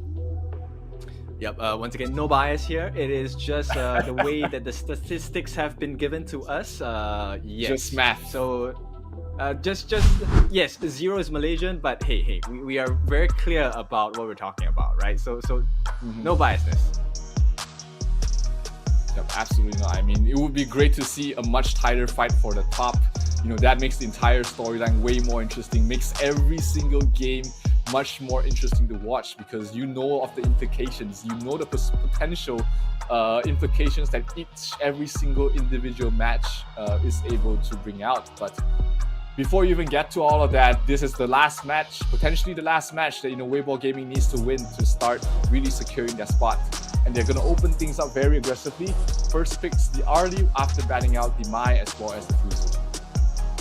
Yep, you know what? I think the NONGSHIM Red Force have a tough job to do, because they need to find the balance between having the balance of early game rush down in the jungle and the ability to have the late game insurance to kill off the members on the side of Weibo Gaming as well. So I like the draft going into it. We're looking at a double smite composition, right? So with the Zhang Fei as well as the Dun, that would be their marker to try and even out the odds when the jungle is being invaded.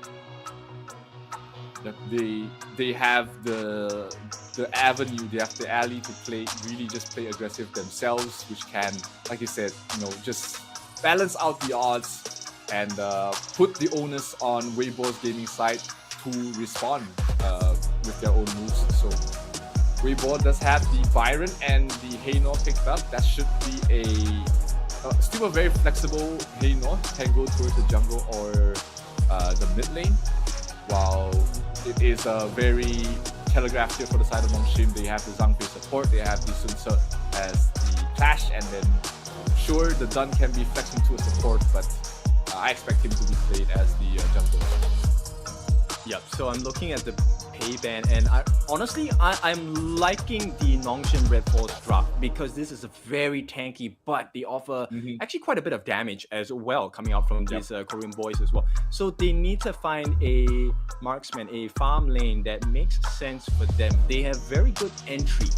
So do you want to choose between long reaching arms, a Garo, maybe an Aaron, maybe going up against the physical lack of magical defense that the Byron will not be able to offer? These are some of the options, right? So yeah.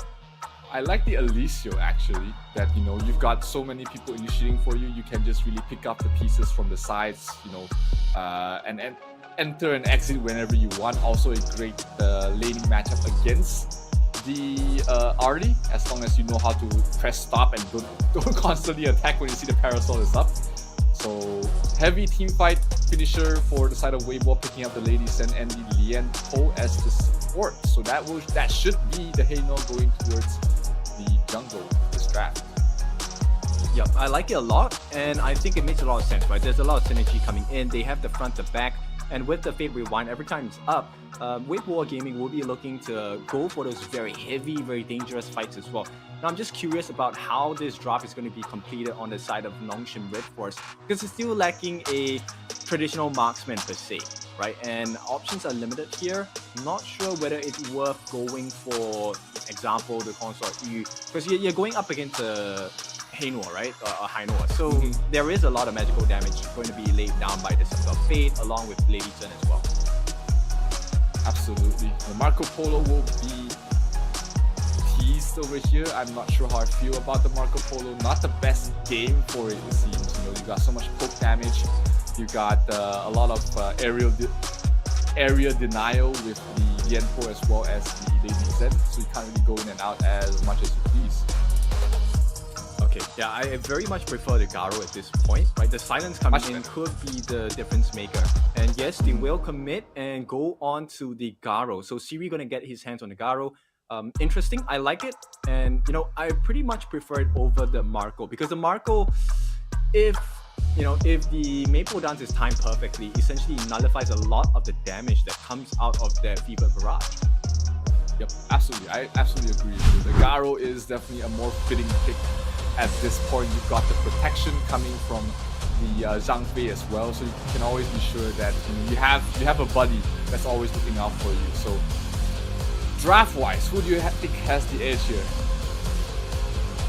I think at this point, I prefer NONGSHIM Red Forces draft. I think they're a lot more mobile, the rotations will be faster, and the Zhang Fei will be sufficient in making situations easier for the steal, especially in those neutral objective picks. Yeah, and so far, has the Zhang Fei actually lost any game today? It feels like it has won every single game it was picked. I think so too. That could just be it. So, yeah, if math is correct, we should be going to a game 3, ladies and gentlemen, but not if Weibo Gaming has anything to say about it as we head into the Gorge for game number 2. Potentially the last game of the night. Let's see how they do. They do put the Lady Zen towards the bottom against the Garo. Not the funnest of lanes for the Lady Zen. The range of the Garo is really stifling and can just constantly harass you. You see Garo off to a great start. Not the hero you want to have a good start to. And at this point, I think actually, Illusion won't have that hard of a time going up against JD as well. So this is looking like advantage going over to NONGSHIM Red Force.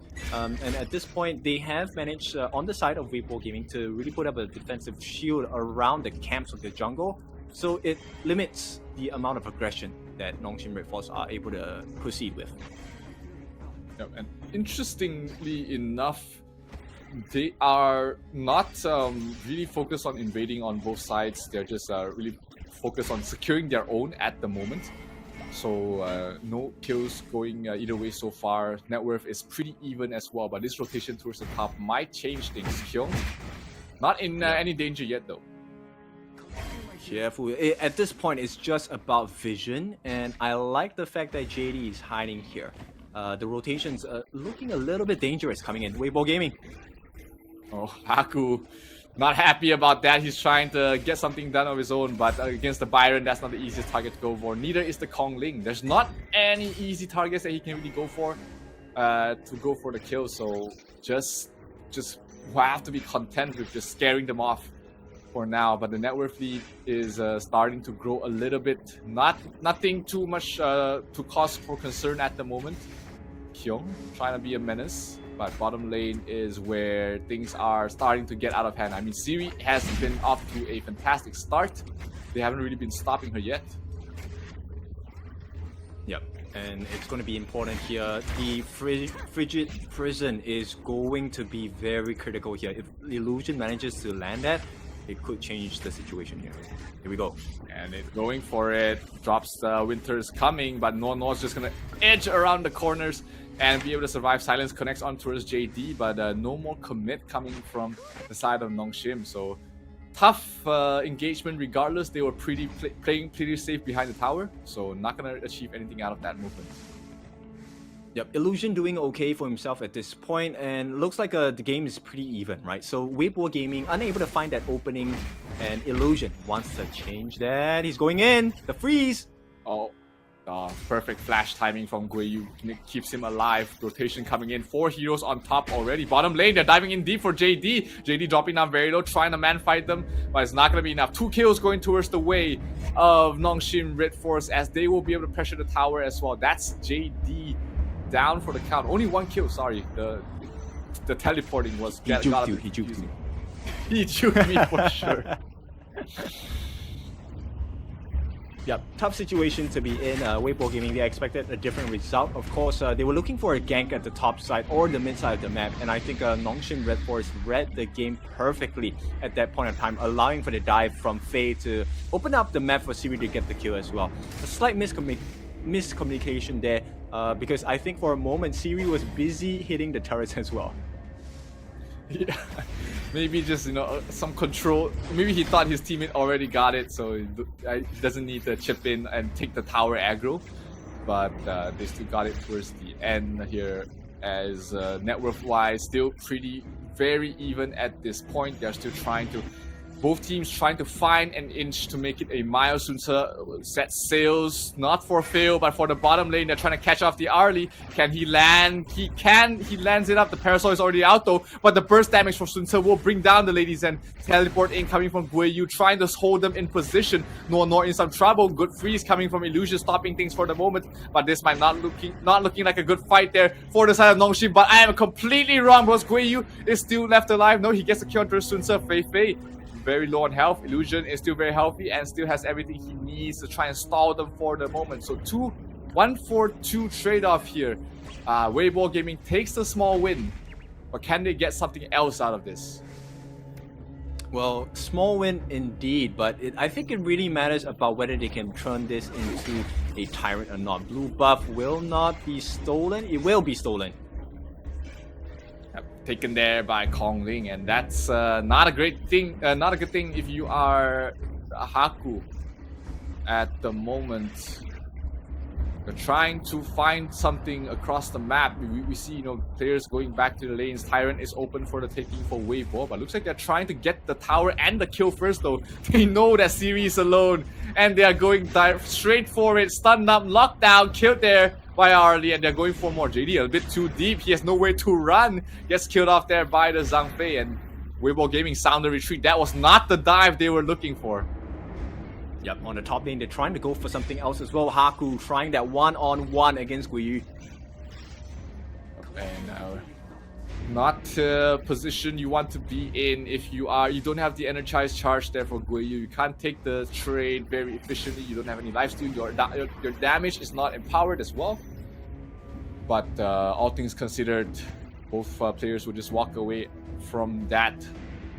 Faye trying to protect, trying to give vision around the Azure Golem, trying to find some opening. Both teams really just trying to find mistakes done by their opponents to really tear the game apart, because it's still dead even right now.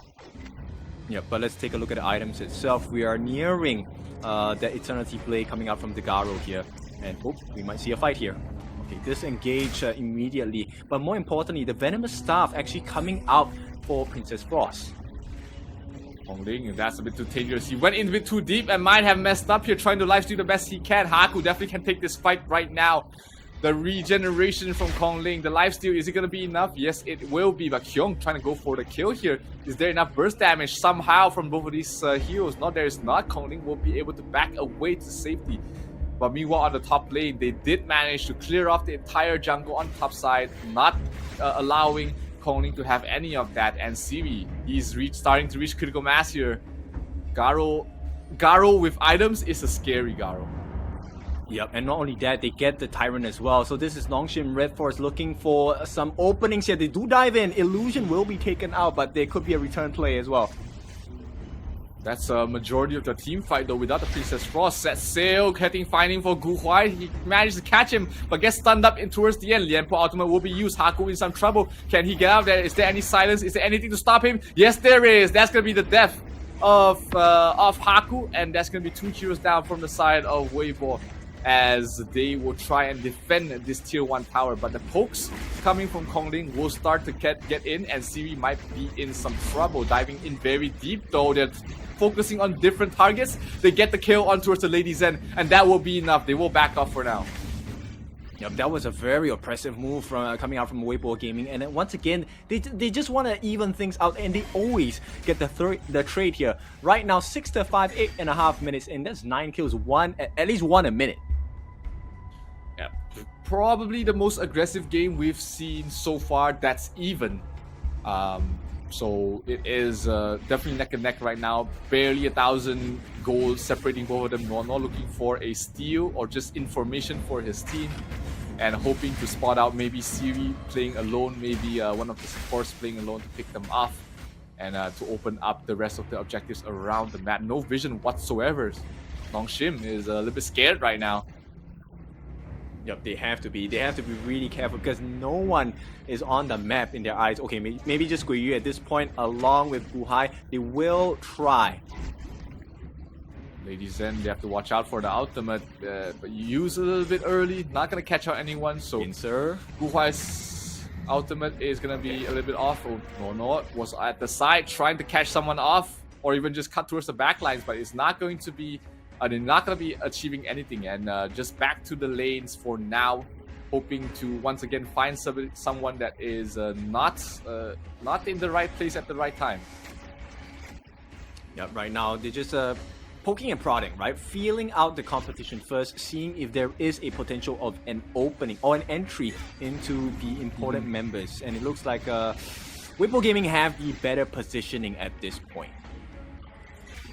Yeah, in terms of the map though, Sunse has pushed very far ahead in the top lane, so they have to deal with that. They do still get the Tyrant from the side of Weibo. They're trying to go for more. They do manage to secure the Overlord, but a huge knockout from Lianpo might set up a good fight here. Siri down already.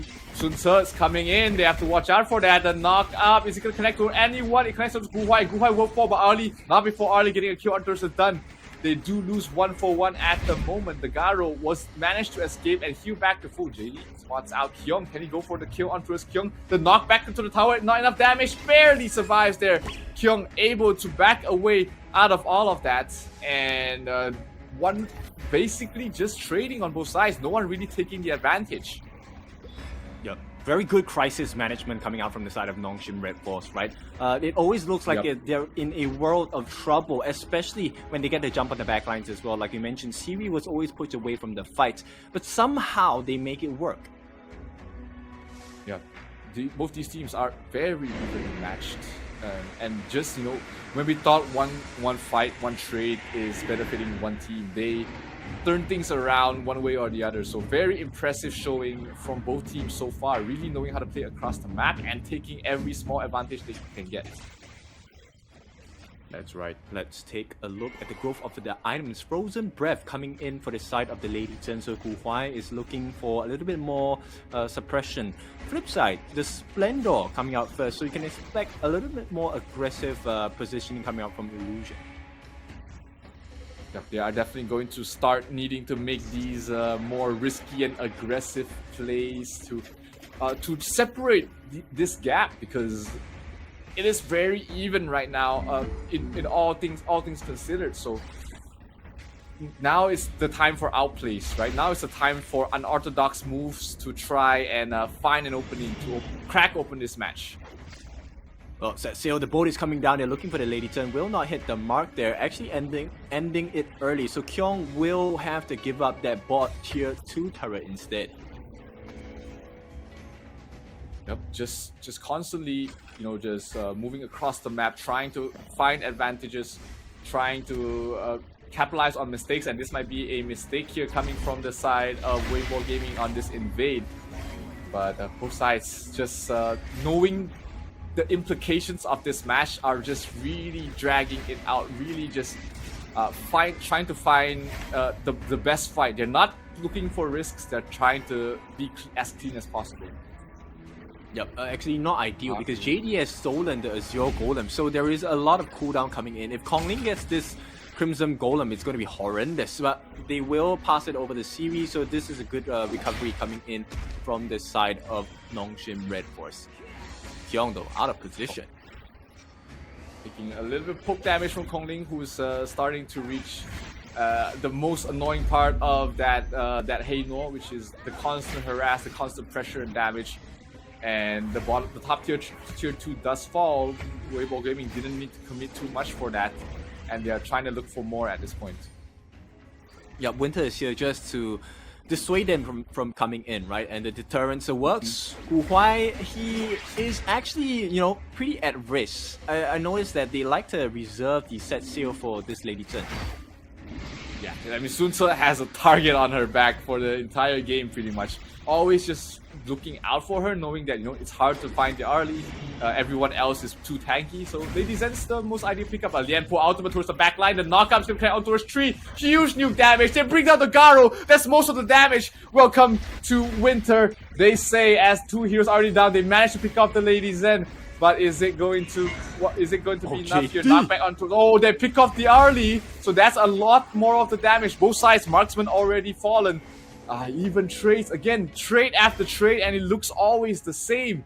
Nobody has been able to take a very significant advantage so far, and the stalemate sort of continues. Yeah, but the map is looking a little bit better for the side of Weibo Gaming, and as it stands now, actually not ideal because Siri is going to be out in the next 5 seconds or so. Haku looking for the potential for the steal as well. Trying to go for the steal. Set seal. Sun Ce towards the back line, gets the steal on towards the Tyrant. That is huge. That's a huge potential, but the Princess Frost does fall towards the back line. Gui Yi trying to run away from that. He's trying to lifesteal the best he can. Oh, hey, no, this is the best. This is the best situation he wants to be in. He is soaking up a lot of damage. He's getting a lifesteal. He might be able to get a kill onto a C. No, he decides against it. Backs out, waits for backup to arrive.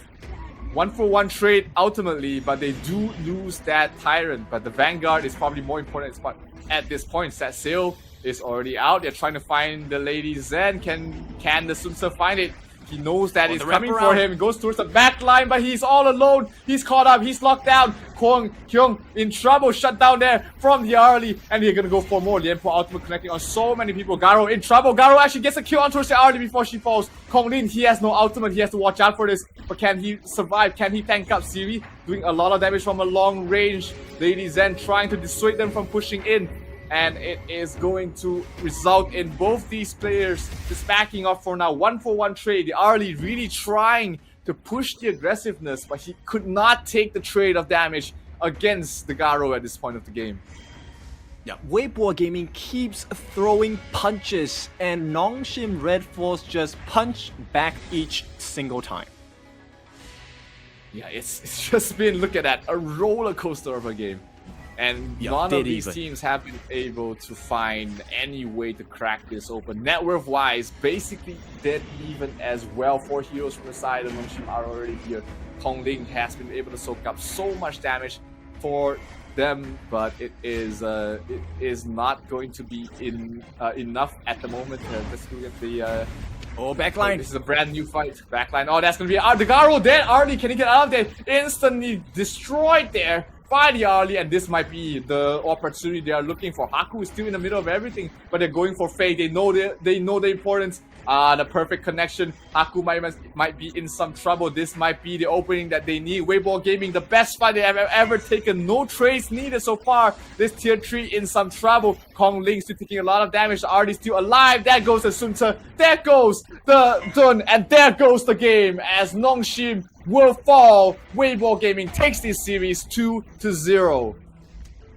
My goodness, what a masterclass coming out from our boys in Malaysia. Weibo Gaming really just showing us how it's done. You know, NONGSHIM Red Force, they are not a force to be trifled with. They are really strong as well. But Weibo Gaming made it look so easy to really just pick them apart. Yeah, I mean, the late game team fight initiation and choice of team fight really was the one crucial factor that separated both these teams. I mean, we saw the net worth, we saw how these teams were trading left, right, and center. Every single fight was going evenly until towards the end, where maybe it's just better experience in picking those late game team fights. But you know, Weibo Gaming definitely the team on top. Yeah. Now NONGSHIM they will be leaving their fate into the hands of Weibo Gaming's next 2 games tomorrow. But first, let's take a look at the MVP, none other than JD. My goodness, 141,000 damage. What a player.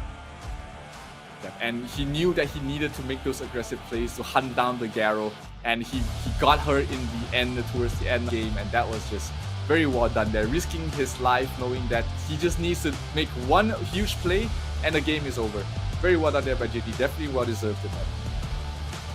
Yep, that's crazy, and we should take a look at itemization on these boys as well. Let's take a look at JD first. Eternity Blade, Boots of Resistance with the Doomsday, Crimson Reaper, Daybreaker as well. And if I'm not wrong, that is the Sun Pool. So long range to match series range as well when she uses the Sphere of Purity, and it looks like the damage actually was higher coming out from Siri, additional with the shields that Faye provided, but it was just not enough. Ultimately, late game is all about whoever is able to burst their opponent, and it was just towards the end, just way too much burst potential from the Arlie compared to the Garo. They managed to get the win, and this shakes up the entire table. This is going to be Weibo Gaming now on top, and NONGSHIM 1 game down. Yep, exactly. And this is all due to the last fight where Guiyu actually went on to put his hands onto Illusion and Siri, got the 2 of them down with the help of Guhai, as well as I believe it is Kong Ling. They were just chasing the back line like crazy, and Kyung made the mistake. In fairness, I thought it was a great play, right? The set sail to wrap around, unfortunately left the back line open on his own team. Yeah, I mean, they don't have a true, they have a lot of peelers, but they don't have a true tank without the Sun. So he did his job, but it is still way too tough towards the late game, where the Arlie is just better in terms of positioning, and it's tough. You have to pick up the Arlie first, but when you're trying to do that, the rest of the team will try and just support and back them up. Yeah, exactly. Like, this is the closest game we've had, I think, the day that lasted so long, 17 minutes, and it never went more than 2,000 or 3,000 gold at any point of time, all up until the last point of the game. Let's take a look at the replays. This was just back and forth the entire time. Kyung doing very good to really just jump on their backlines most of the time, and that's why I said the last play there where he went in from the back was not something that they didn't expect, but they got counterplayed. Yeah, absolutely. When you do that time and time again, they are gonna catch you out one time or another. But this game was just, the entire game was just both teams getting even trades on both sides. There was never one team that pulled ahead in any part of the game. So it all came down to the late game. It all came down to micro mistakes, a little bit of out strategizing as well from the side of Weibo Gaming, and they still managed to really clean things up. So many clutch plays from both of these teams, really making this match very interesting to watch. Yeah, exactly. There was a small moment where I think NONGSHIM Red Force, this fight, I thought it was going to go well, and this was a huge turnaround there. This engagement that started the opening. You see Arlie, he spots Siri, he tries to go for the kill, but Arlie not able to take the straight up fight against the Garo, and they try again here. Sun Search basically misses, and they try and look for the Arlie, look for the Garo, and they catch him out. That just means that without the damage that the Garo deals in the late game, it is pretty much over at that point. One big engagement, one good team fight was all Weibo Gaming needed, and the game was them for them to take towards the end. Yep, exactly. They had all the health in the world. They had all the damage in the world as well. Guhai as well as JD, as well as Guiyu. There was no one else that can really do it like them thus far today. And they will step into tomorrow's games with an advantage. Now, they have played all the games required, so let's take a look at the table. Now, Weibo Gaming will stand on top of the table because they've handed NONGSHIM Red Force the first loss of their standings today. Yeah, I mean, the first game definitely looked like a Weibo Gaming was just a better team, but the second game, the adjustments made, the movements across the map really was a testament of how much NONGSHIM was able to adapt in game number 2. And unfortunately for them, it was a 2-0 sweep in their favor, and Weibo Gaming now sits comfortably at the top with their remaining 2 matchups going to be the side of Virtus Pro as well as Tribe. So not the toughest of matchups left remaining for Weibo, but from their performance today, they should be able to close things out.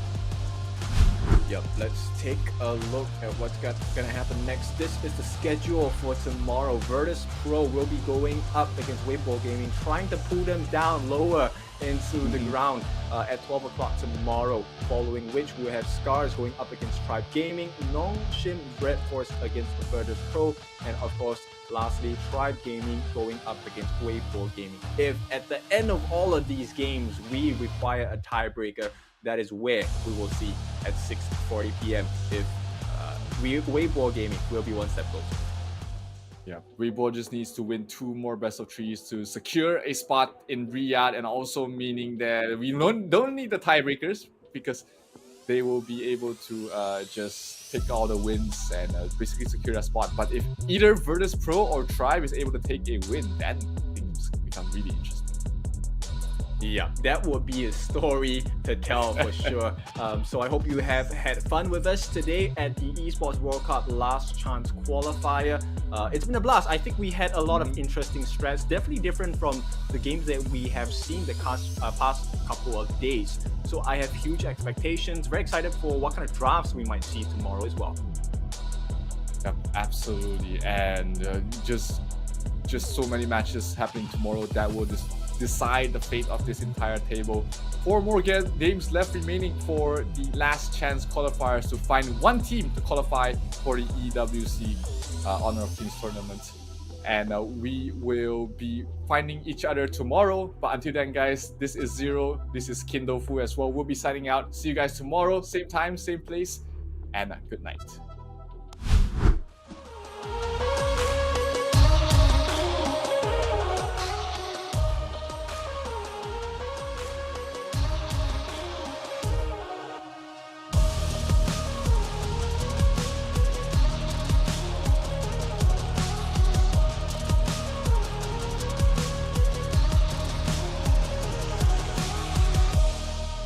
Of game highlights at like 8:34. Okay.